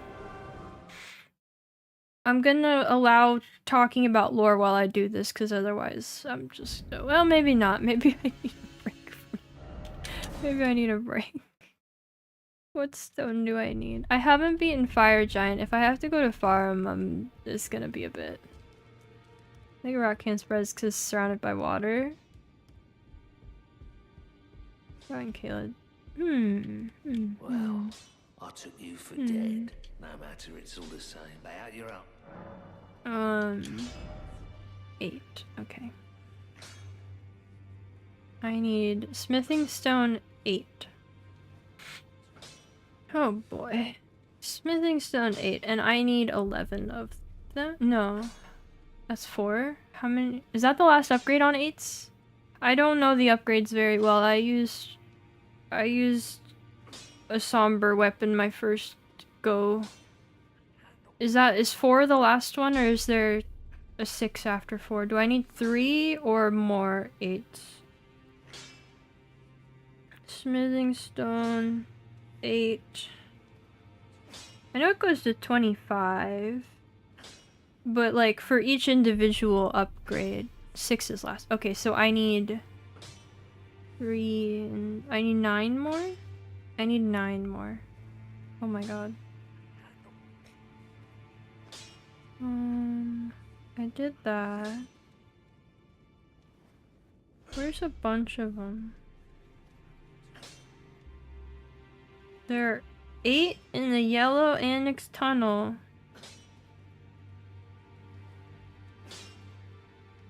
The end of the dark cave. Okay. Okay. Oh my god. Okay, I can't get enough. Okay, we're going to the yellow annex tunnel.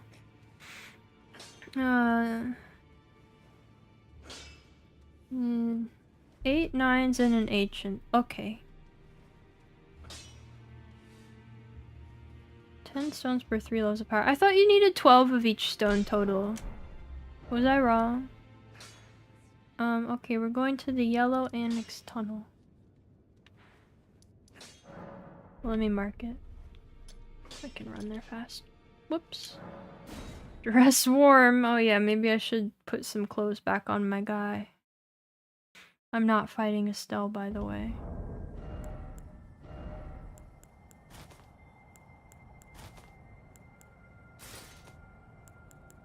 There. Yeah, I didn't know about it being 12 until I had to try to upgrade this sword. Okay, we're gonna upgrade. Where am I? Where am I? This is not where I thought I was. This is not the grace I thought I had. Why don't I have that grace? Wait, why don't I have the grace that's by the where the Knights Cavalry spawn? What was I? Oh! Oh, what are you? Why are you here? Oh my god, where am I? Oh! I hate it here. Bye! Goodbye. See you. Never. Oh my god. Where am I? What? What? This is what I get for not actually finding the graces I needed. Oh man. To be over there. Near the entrance from the dungeon? Yeah, okay. I thought it was a different grace. I don't have the grace I expected to find. Where am I going? This one.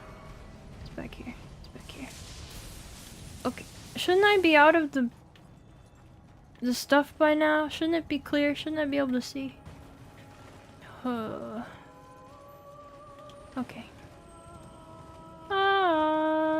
Oh, you want to talk about something funny? This place seems to have not always been cold. This place seems to have very close ties to the locations that the Eternal Cities are in. Ow. And it seems like it didn't always used to be cold. So it makes you wonder, did it get moved or did it just become cold? Hope we get a desert area.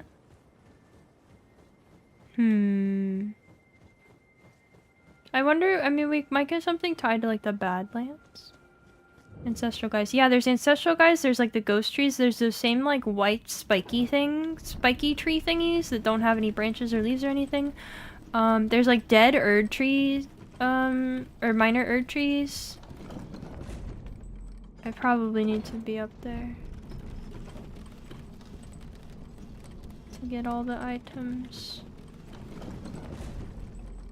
Is it like back here? Where do I want to jump off? There? There's usually like one particular spot. It looks like there's nothing. I'm just gonna go.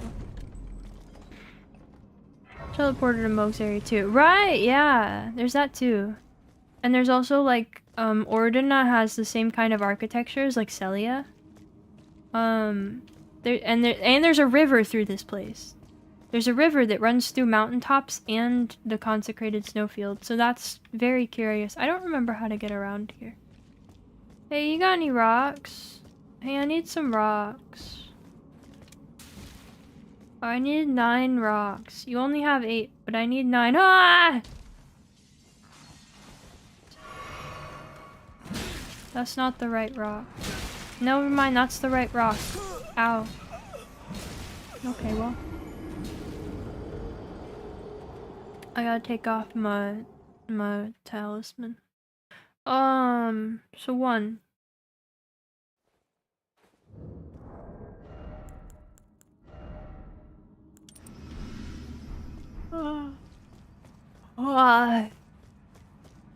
Ooh, so how you guys doing? How's your day? It's on the same level as the river, it got shifted upwards. Yeah, I don't... The thing is, I don't think I have all the... I don't have the underground maps. But, like... Eincel is over here. And all of the rivers originate from underneath the Erd tree. But if you look at this, like, this doesn't make sense. But this seems like a place where it would have ended, right? So it seems like this should be down here. Or maybe it should, like, curve back around. Something to do with the fire giants and why it's cold now. Yeah, well that's like, that would, I wonder about that. Like, if it was warm because the fire giants lived here and then America ruined it. And it's something to do with, like, the Zamor folks, because they've always been ice, and they've always lived up here. I don't know. Went for a walk in the local royal park. That sounds so nice! About to beat Liza P. Nice! Congrats! Have you enjoyed it? You got any rocks? No? You got any rocks? No? Hey, I need some rocks, guys.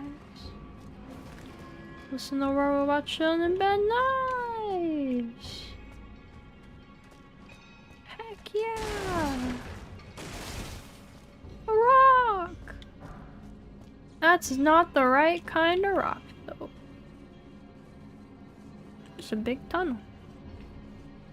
Where's this go? You got any rocks? Ooh, a rock. Okay, that's 2. Ow. Ow.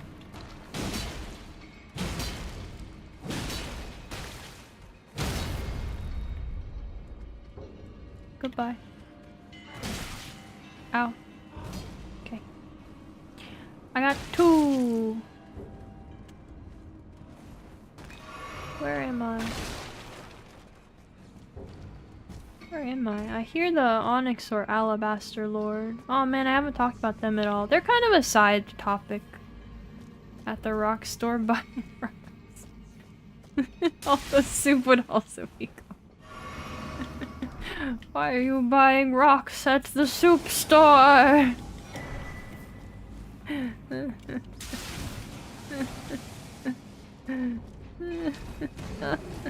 Hey, buddy.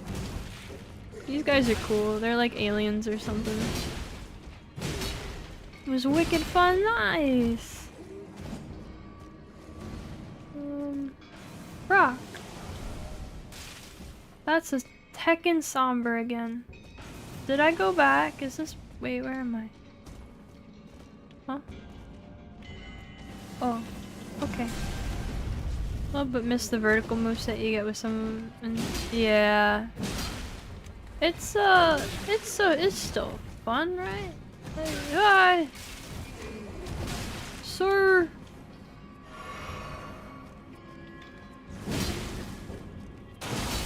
No loincloth at an ice cave. Well, they're like, I don't know, they're like made of rock or something, right? Okay, how many is that? I lost count. I stopped counting. How many rocks is that? 3, 4? Just like the versatility. Yeah, that's fair. I've never been one to use a weapon to its fullest anyway, so I can't say it bothers me too terribly much. Not that I've ever used a greatsword in other games either, though. Okay, there's another area like down below over here, I think. Can I go down here? Yeah. Or is this where I just was? Is it? Is this where I just was? No, it's a different place. Oh, there's both an Onyx and an Alabaster Lord in here. That's kind of interesting. That's curious. That's really interesting.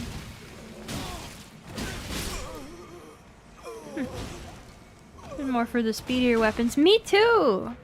Oh, they fight each other! Oh, they fight each other! Oh, that's interesting. I didn't know that. I'm more of a filthy dex user. That's more my speed.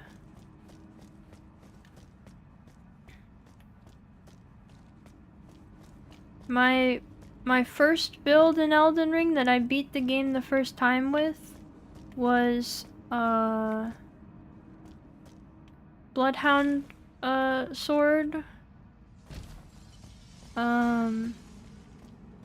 Or Bloodhound Fang, there we go. That's how far gone my brain is right now. I forgot that. Bloodhound Fang, and then on New Game Plus I played with Naga Kiba and Rivers of Blood. So if that tells you anything about me.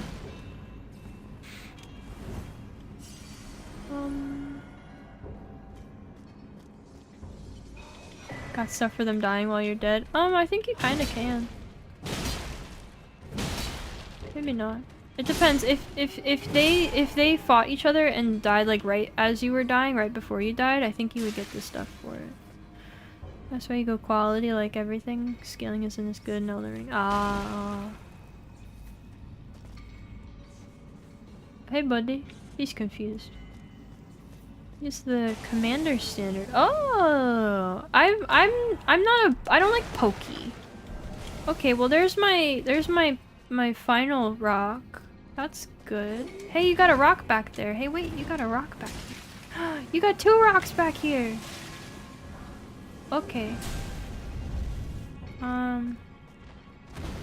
Okay, I'm gonna go.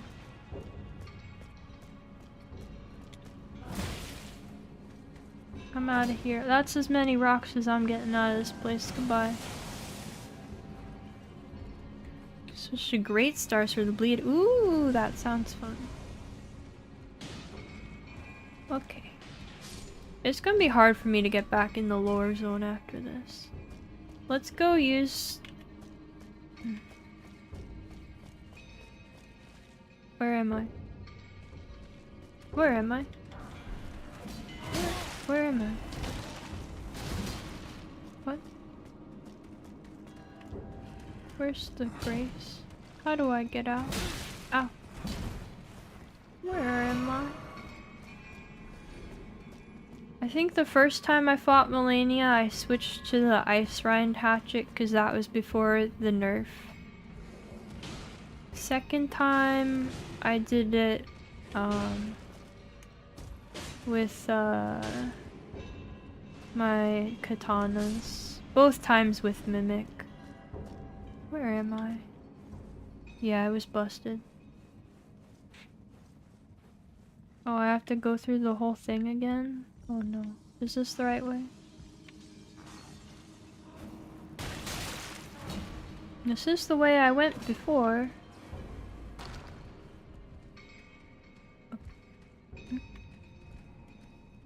Okay. Okay. Do do do. Do do do do do. Do do do. Do do do do.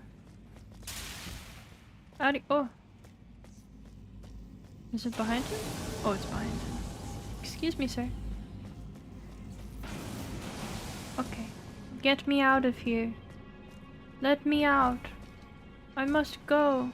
Let me out. I wanna go home. Alright. We'll be here for the weekend. See you on Monday. Have a good weekend. Goodbye. Okay, I'm free. Okay, I'm free. Alright, how many rocks did I get? I don't think I found them all, but... Okay, so I need 2 more rocks. And then, at least I already have that one. Alright, where can I get 2 more rocks? I can't go to the Lunar Estate ruins. I can't go to the Moonlight Altar. Near the Cave of the Forlorn. Okay. Breakable statue near the Cave of the Forlorn. Does anybody remember where exactly that is? Is that like... here? Or like here? I think it's right around there. Cave near Magma Worm. Yeah, I think that's where I'm going.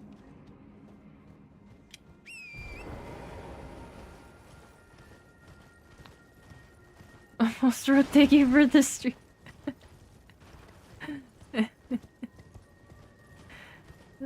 The frozen waterfall with Thea. Oh, okay. I thought there was an ancient there. Does that also have the one I need? I will find out. Ow. I'm not very... Man, that's ice lightning, isn't it? Just like the dragonkin soldiers.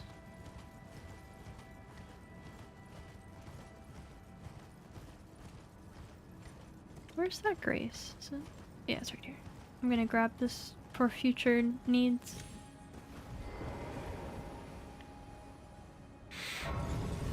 So there is a waterfall, right? Oh, torrent. Over here somewhere. Stupid FPS. I hate that thing. It's terrible. How the heck does that work? Man, what a great question. Alright, there's a giant crab. So there's supposed to be a statue. I can have it break somewhere around here. Or maybe it's a different crab. But I want to know why there's like crabs and octopus everywhere. That is a desire I personally have. Ah, hey crabby! Crabby, crabby, crabby, crabby, crabby, crabby over here. Come on. Come on. I was so confused the first time I played the game and I couldn't figure out how to get these things open.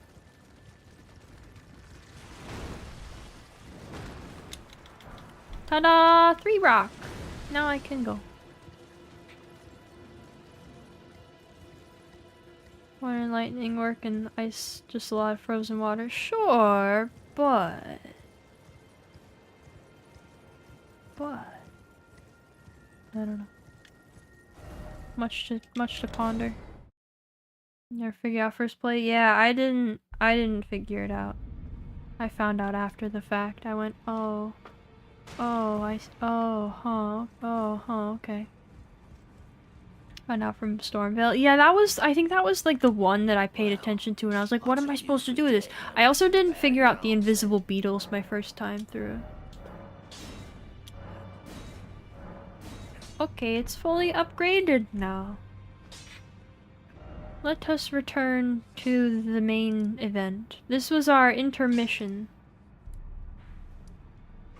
Oh yeah, while we're here and I can... Oh, I don't even have the whole dang map. I'll get the rest of the map later and we can talk about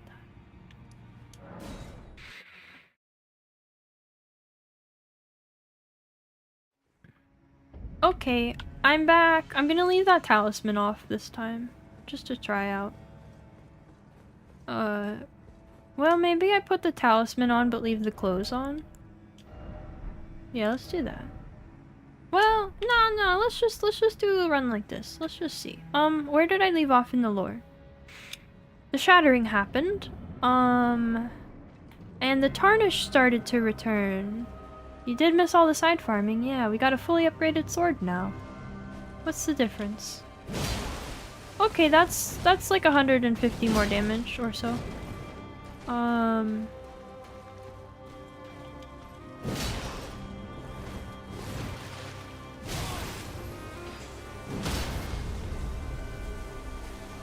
Okay, that's fine too.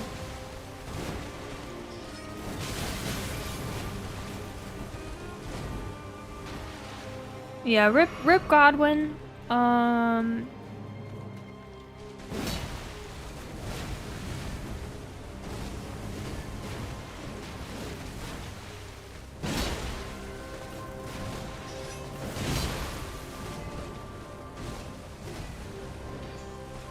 That was weird. I pressed roll there on one of those and that didn't happen. Was my stamina that low? Oh god!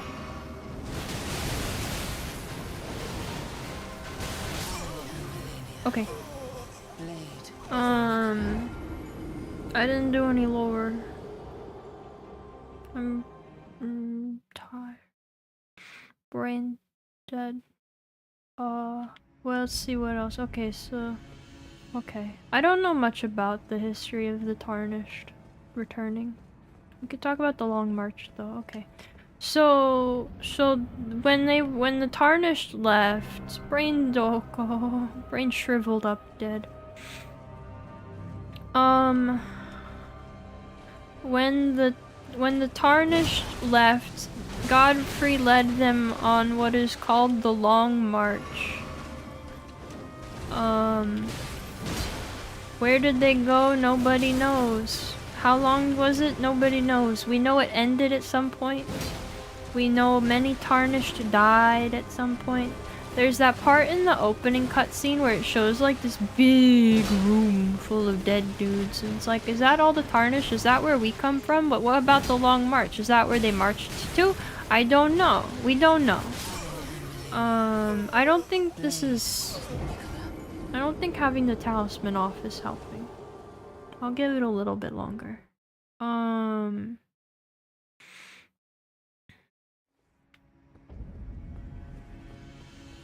Wow, did you watch the texture on my cape load in? That was funky. Yeah, Godfrey ended up like crucified on a tree, which is kind of wild. I don't know what that's about. Long March to finally find the PC port of Bloodborne. And he failed. And he failed us.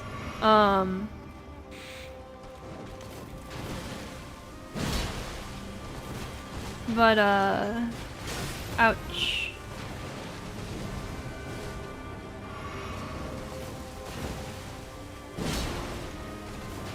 What is it about Godfrey being crucified? In the opening cutscene, when it goes through all of the like list of the Tarnished who have returned, who like the important Tarnished, it shows Godfrey like crucified on a tree.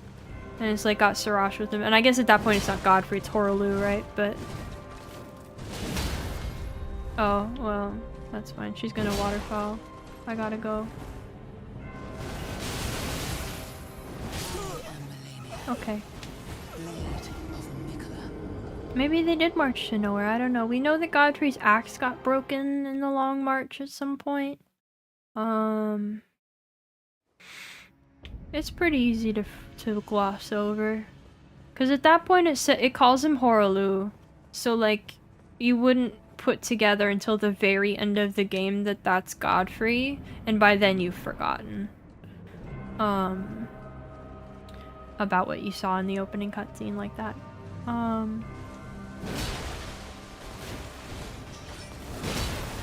Well, I don't know. I guess if you're thinking about Nefeli, you might have put it together sooner, but the chances are low. Chieftain of the Badlands. The ever-brilliant gold mask. The loathsome tongue-eater. And one other whom grace would again bless. Anyway, there's also Gideon. So Gideon is sort of the oddball of the group, right? Because, like, Gideon doesn't have an ending. Gideon doesn't make a mending rune. Gideon gets to the end of the game and he goes, wait, don't become the Elden Lord, actually. Wait, we can't do it. Don't do it. So I don't know what that's about. I'm not winning. Distinctly not winning. The all-knowing.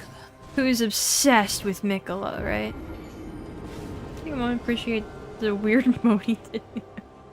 The narrator went so hard at the beginning. But anyway, so Tarnished start getting revived by Grace and coming back to try to claim the throne, to try to become the new Elden Lord and to repair the ring, and that is like what they keep getting called back for, but they keep failing.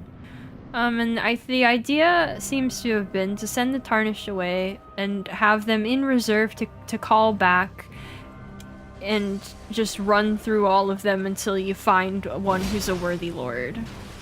A lot of people want Mikola, yeah, but Gideon's like, really? He wanted to be Elden Lord himself. Yeah, well, and so that's curious with Gideon, like what exactly where the lie is.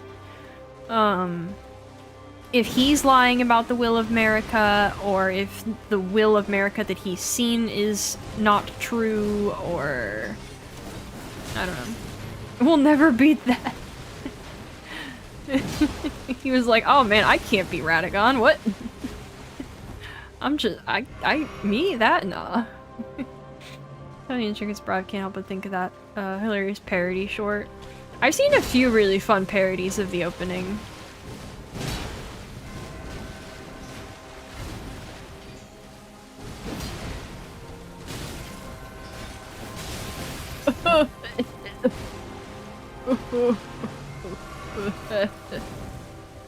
I would change if you could use torrent in the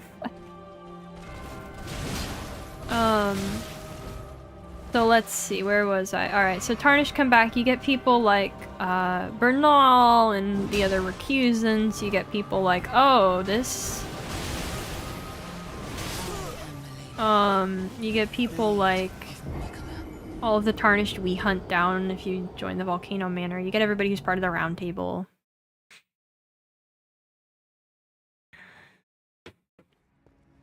Taking a sip of water.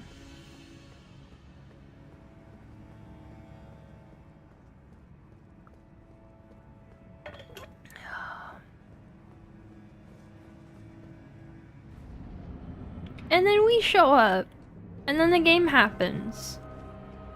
Like, question, do I have a maxed flask? I don't know, do I? Oh yeah, you guys can't see. I have 11. I haven't been running through them. Plus 10 is the max, right? I think they're maxed. I have 11 of them. I don't think that's the max on that. But I haven't been running through all of them, so that's not an issue yet. What's up with us hunting down other Tarnish in the Volcano Manor quest? That's actually a fun question. I'm kind of iffy on Volcano Manor stuff. There is an explicit answer to that I think I just don't know very well. I think it might be to do with, like, getting rid of any who would, like, actually follow what the Greater Will want.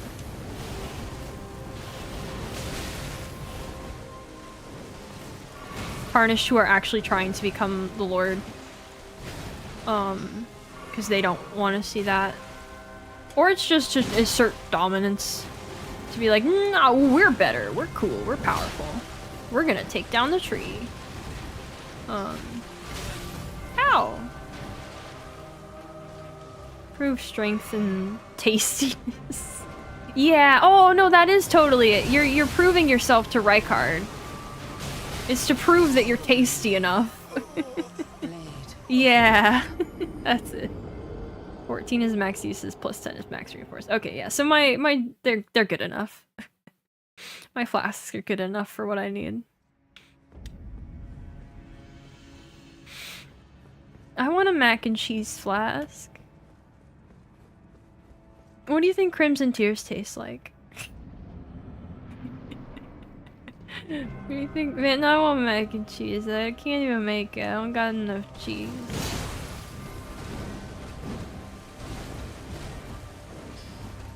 Yeah, he wants to take down that other tree. He wants to, like, be the snake that takes down the tree. We could talk about snakes.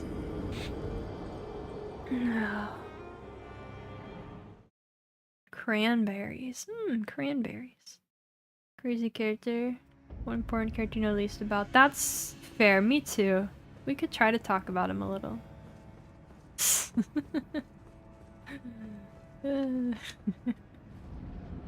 I thought about Estus orange juice. Ah, yeah, the Sunny D.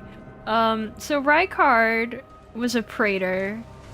He worked, I believe he worked directly for America back in the day. He went, oh yeah, America, yeah, this rules. Putting down these people who oppose the order, sick. And I think that was less about the order and more about putting people down for him.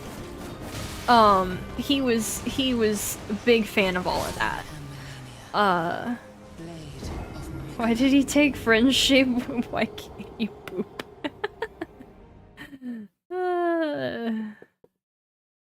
We get to talk about the DLC a little bit if I talk about Rykard.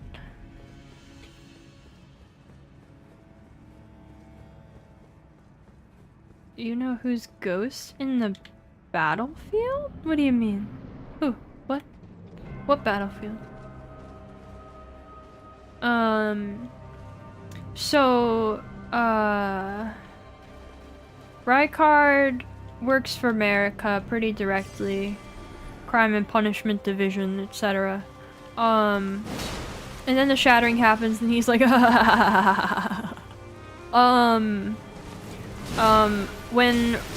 the shattering happens, when Ronnie is like, we're gonna, oh, no.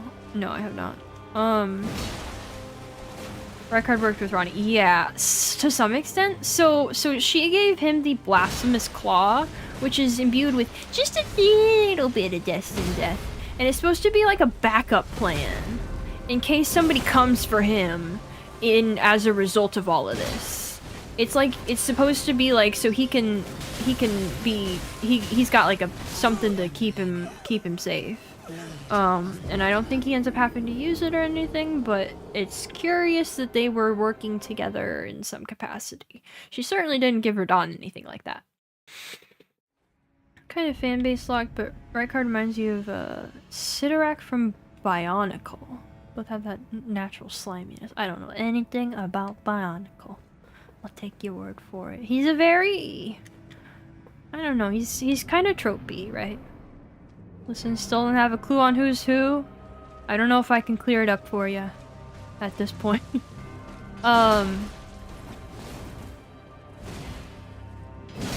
What else? What was I saying? Oh yeah, Rykard, so he goes, oh man, you know what would be great? If we say, hey, screw that tree. Hey, your tree, I hate your tree. Screw your tree. Let's take it down. And he teams up with a snake and goes, yeah, let's get rid of that tree. Because the snake is known as like an ancient enemy of the Erd Tree, and that's something we know like nothing about, but I think we're going to know more about it very soon. Because in the Colosseums, the guys would wear armor that was like snakes, and then they would get beaten and by the heroes of the Erd Tree, right? And so it was like reenacting some like power struggle or power fantasy for the people of the Erd Tree faithful, who wanted to like be like, yeah, screw the snake, woo, go tree. What PNGs of different Eldering characters have a segment where you try to guess the names?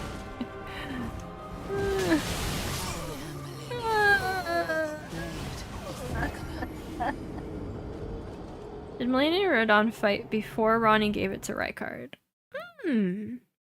No. No.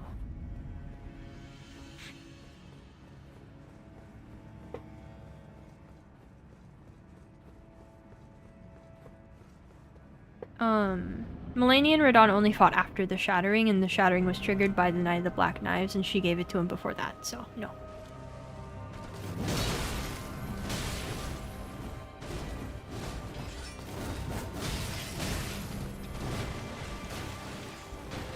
Oh.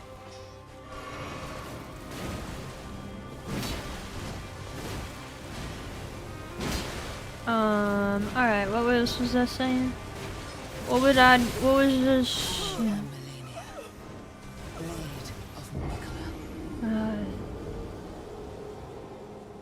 What was this saying? Rykard. Why is, hold on.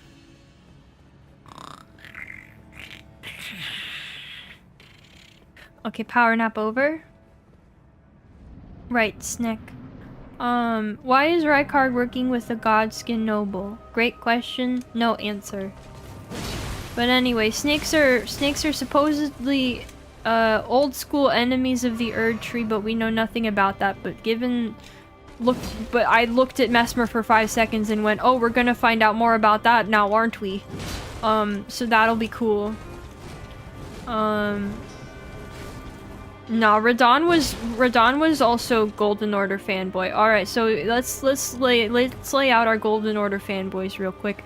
Golden Order fanboy number 1 is Radagon. Golden Order fanboy number 2 is Gold Mask. And Golden Order fanboy number 3 is Radon. Anywho, back to snakes. So snakes hate the Erd Tree and are enemies of the Erd Tree for some reason. And Rykard met a big ol' ancient snake and went, "Hey, what if we ate the Erd Tree or something?" And the snake went, "Alright, munch munch," and now Rykard is the snake. And the snake is Rykard. And what is the snake? I don't know. Is it a god? Maybe. Who knows? Also, snakes on the Forge of the Giants, whatever that means.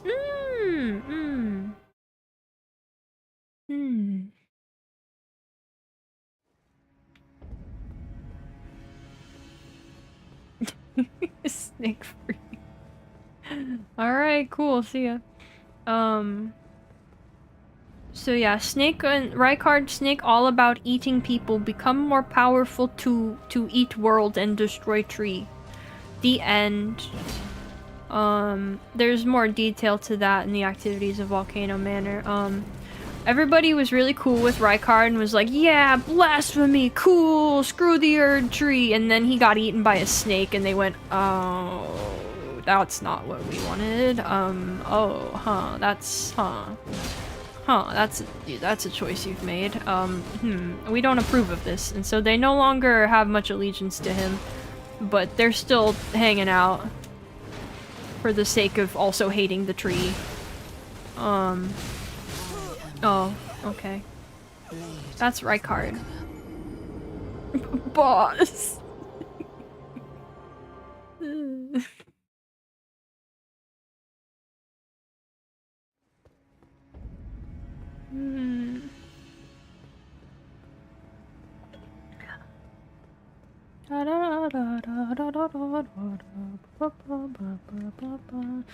So that's Rykard, and that's what Rykard got up to. Do we want to talk about, like, Radahn?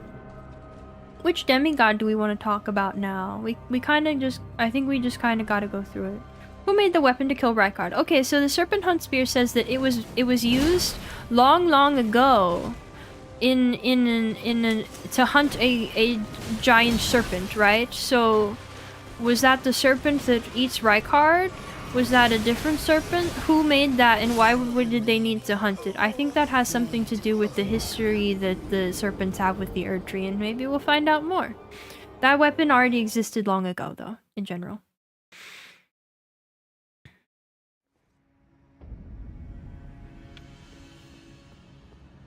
Yeah, his lofty ambitions just turned out to be greed.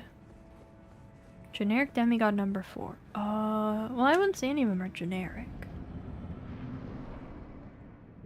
Oh man, Orphan. Haha, oh, to be fighting Orphan. We're just find about Godwin in the DLC. Yeah, I mean, I hope maybe we'll find out about Godwin. I kind of think that Mesmer is Godwin's twin or something. I think he's gotta have something to do with Godwin, but that's just me. Boring demigod number 1. They're not boring! Forget the demigods, what in the heck is Estelle? Okay, we could talk about that. I mean, that has to... I haven't talked about the Nox at all. The Nox are kind of a big deal, and I have barely mentioned them. A VTuber from Holostars. Okay, well that's also true. So we could talk about the Nox. The Nox are... Oh man, I'm not ready to talk about the Nox. We might save the Nox for tomorrow. I think I need to, like, start the day with a talk about Nox. I'm, like, really out now. They put all the stars in Elden Ring. What were the big guys in the cities? Ooh, I don't think we know. I want to say that they're, like, probably, the vassals of the Greater Will that existed in the Nox cities. But, like, we really don't know.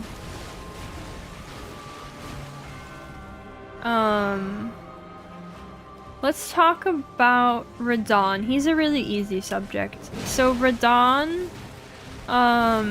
in his childhood, he trained with an Onyx Lord. I don't think it was Alabaster. I think it was, Magic the Gathering card. Ah! Ah! I ran out of room! What just happened?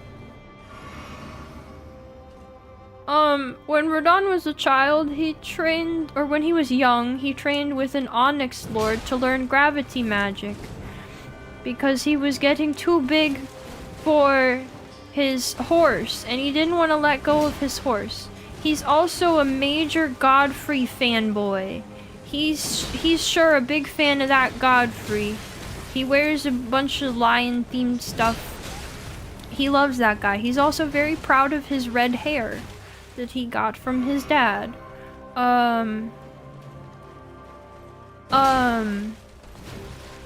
His whole thing turns out to be that the town he loves, called Celia, where he learned magic stuff, is doomed in for some reason that we can get into later. And he goes, no, don't doom Celia. How could you? No, not my friends in Celia. And so he just goes, I'll hold back all of the stars. I will stop the fate in the stars so that Celia does not get destroyed. Which is pretty wild. And so he just does that. Somehow, with his gravity magic learnings. It's called the Star Scourge conflict. It sounds like he fought the stars, but we received no details about this. And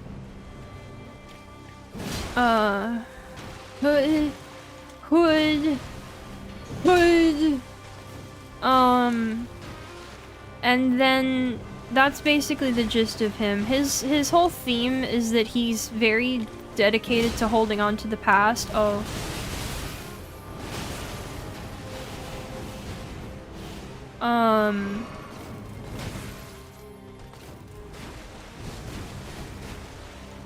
He's very dedicated to holding on to the past. He can't let go of his childhood horse. He can't let go of Godfrey's era. He can't let go of Celia. Like, he's big, keeping things in stasis. He can't accept change. That's sort of his big theme. Oh my god. Woman.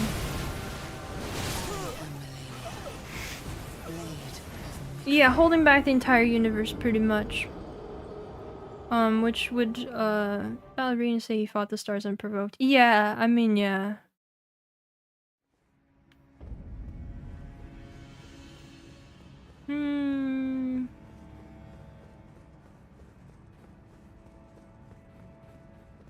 Most powerful Souls boss in lore terms? Perhaps.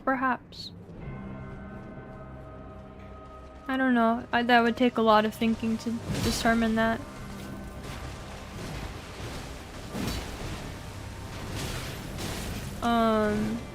So that's Radon, and then he fights Malenia, and then we have to kill him to unlock the— oh, that wasn't what I wanted to drink, but okay.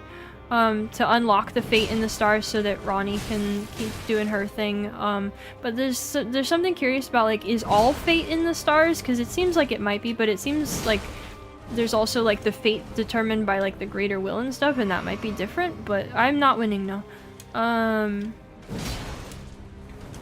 I don't know, there's something strange about the stars and fate and what all of that means that we don't really necessarily understand.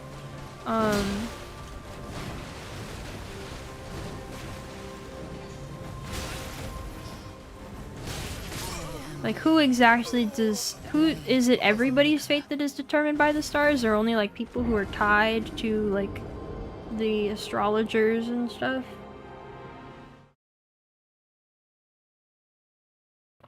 Is it only people who believe their fate are tied to the stars? Because,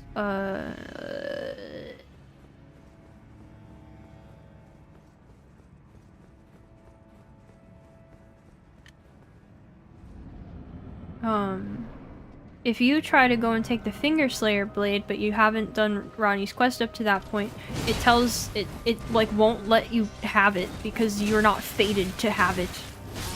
Which is kind of curious.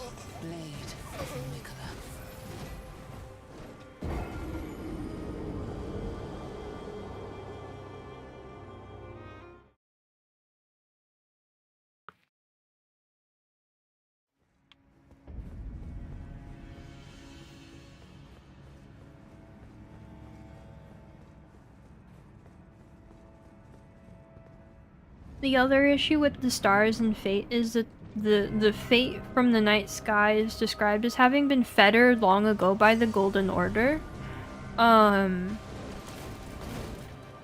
Which kind of implies that it's not talking about Radon.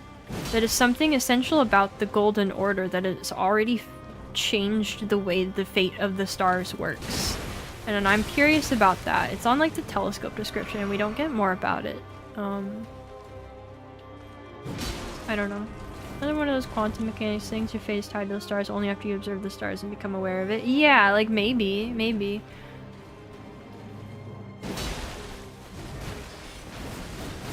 You know that about trying to get the blade early? Yeah, it's interesting.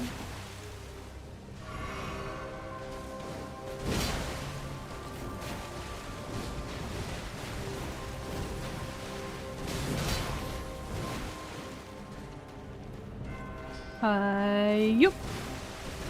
That should have hit me. I timed that really poorly.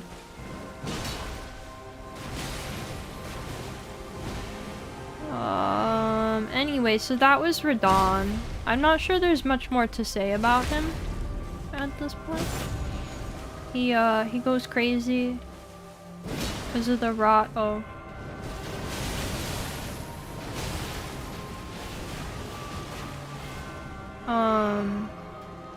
And then, so let's see, that was Rykard and Radon. We've talked a bit about Ronnie.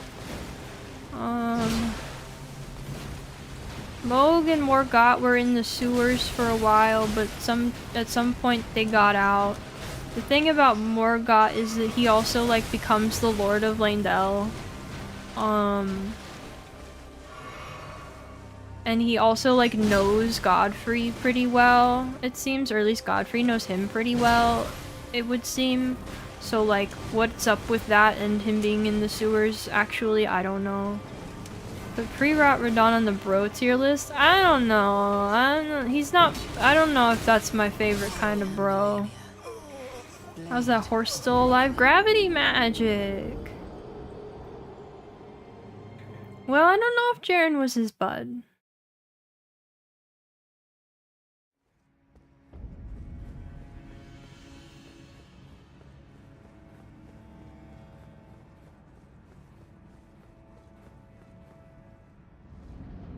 Jaren, at least, is acting like he is Radon's bud, but Jaren also works for the Carians. Jaren, like, pretty directly is just working for the Carians, so it might be that he just organizes the Radon Festival in service of Ronnie's aims. And to make sure that there's, like, enough people gathered to be strong enough to beat Radon so that the fate can be unleashed and she can continue her plans.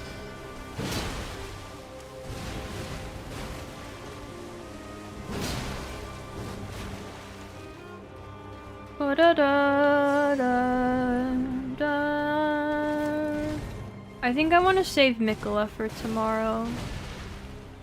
We'll talk about Mikola and the Nox tomorrow for sure.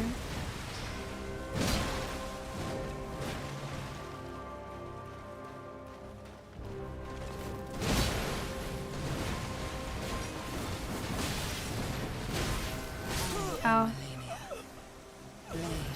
Ow. I have like a headache also. Ooh.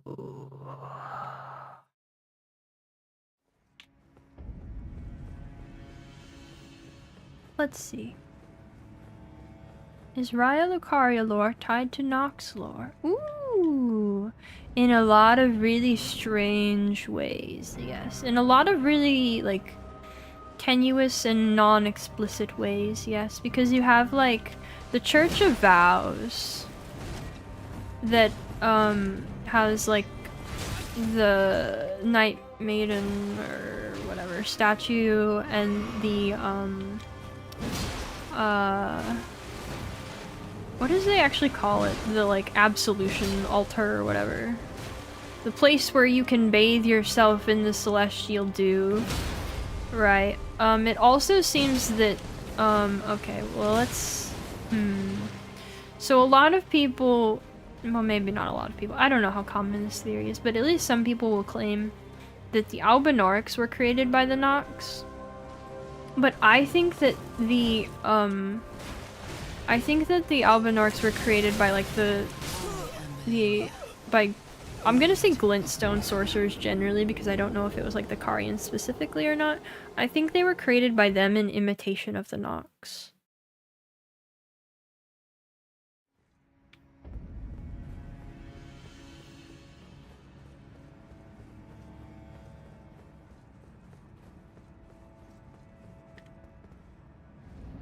You also have the direct connection between, like, the Moonlight Altar and the Underground, which indicates that the Carians at least had some pretty interesting connections to them. Plus they also are both all about the nights and the stars and the fate in the stars. So, like, there's a lot of overlap there.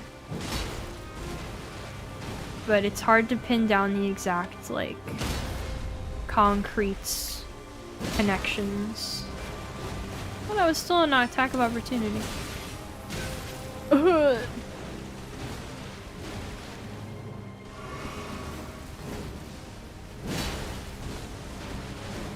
Can you believe that Miyazaki said there's gonna be bosses that are as challenging as her in the DLC?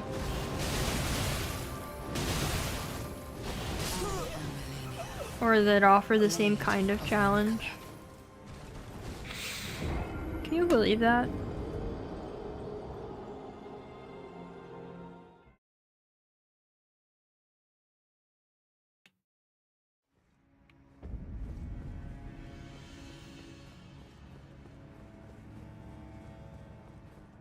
So how many days do you guys think it'll take? Place your bets now, as we're wrapping up day 1.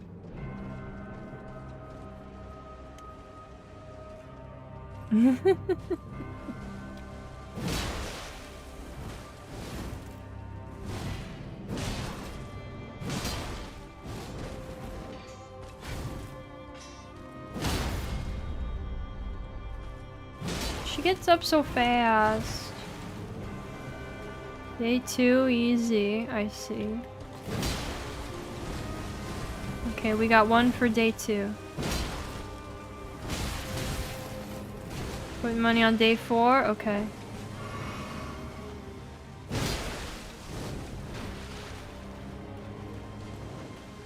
What's the limit on the bets you can place? Whoops.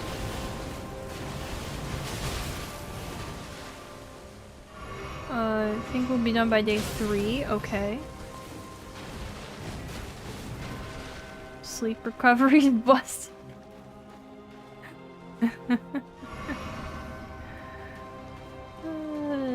You'll see the health regen is even larger. You fight like super Malenia. What's the reward? There is no reward. 2 to 4 is the average time for most you've watched.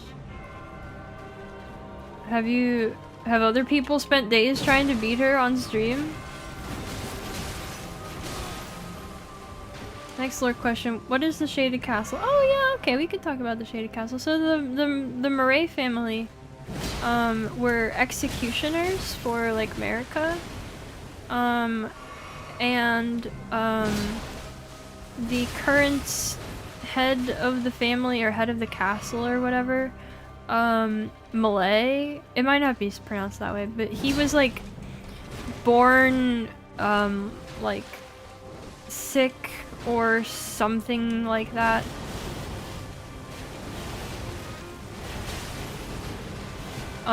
And he like felt this connection to Malenia and like her problems with the rot, and so he became like obsessed with her.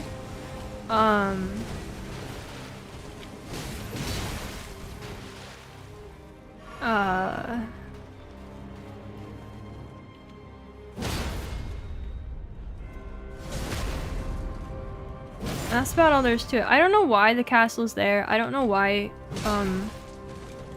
it's covered in depraved perfumers. I don't know why it's shaded, but I wonder if it's got ties to the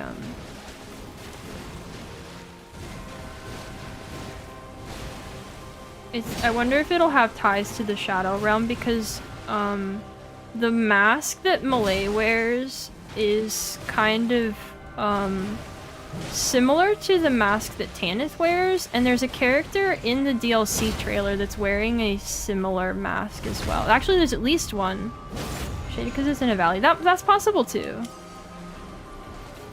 Excuse me? Oh, that's right, you can't do that into phase 2. Why do you look phase 2? Hey, did you notice the fight has 2 phases?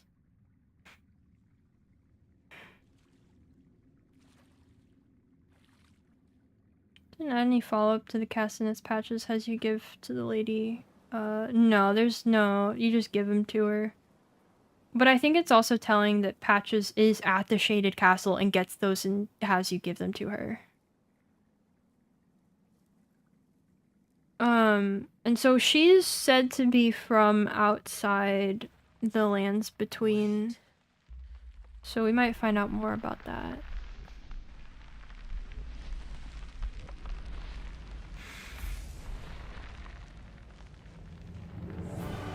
There's actually cut content from this fight where it seems like in this cutscene, you would have like heard Mikola speaking or something. I think we'll fight another god. Like another demigod or another god. Like something like the Elden Beast. Crazy cut content, yeah. There's a lot of weirdness around stuff, like... I think I've already witnessed it, ma'am. God? No, I don't think so.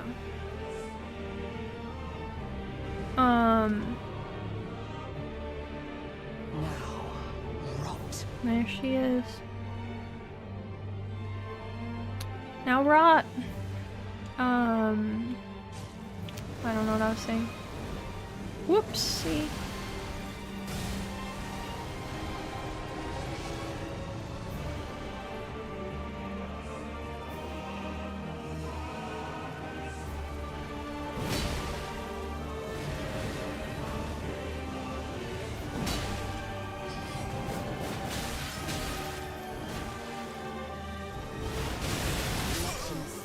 Okay, cool.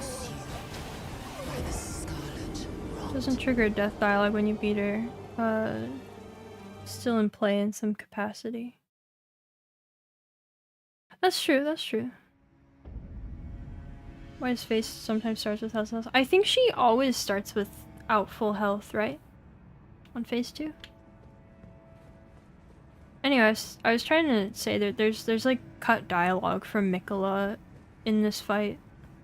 Either there or somewhere else. It's why it would like make sense the way you like just walk towards the tree weirdly. I don't know. About to comment on beating phase 2 first try. Yeah. Yeah, uh-huh.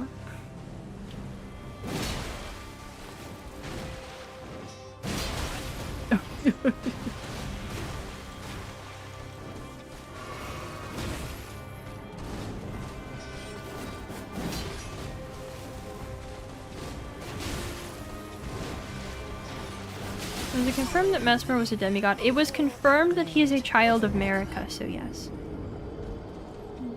Dialogue cut from games always interesting. Yeah. She started phase 2 with the sliver left? What? I thought it was supposed to always be the same amount. Was that I think that might have... That sounds like a bug. That sounds like you encountered a bug.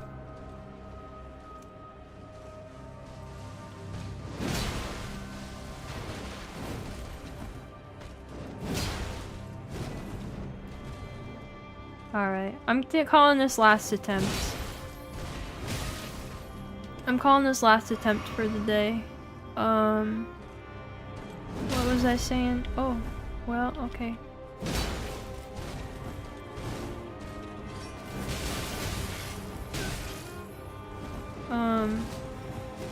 Yeah, I remember hearing that Artorias dialogue.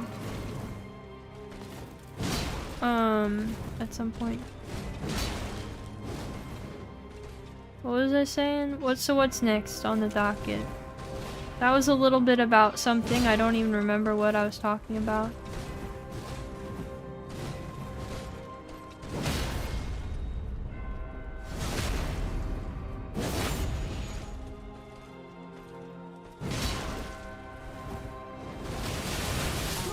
Ouch. Okay, well that was it for the day. Oh my god.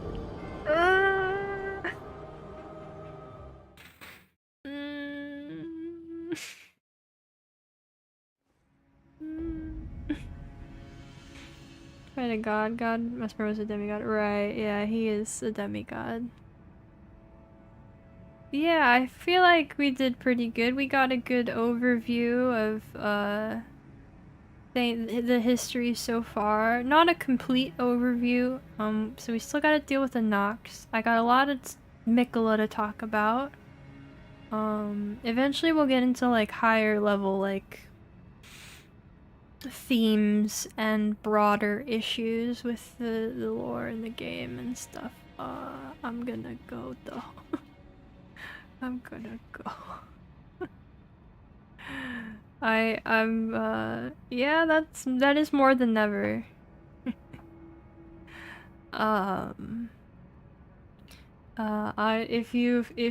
If any of that was coherent enough for you to understand anything I said and know the lore a little better, cool.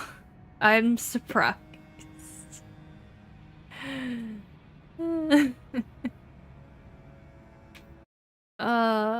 Thank you for coming to day 1. I will see you tomorrow for day 2. Have a good bread, have a good rest of the day or night or whatever it is where you are. And I'll see you for more tomorrow. Bye bye!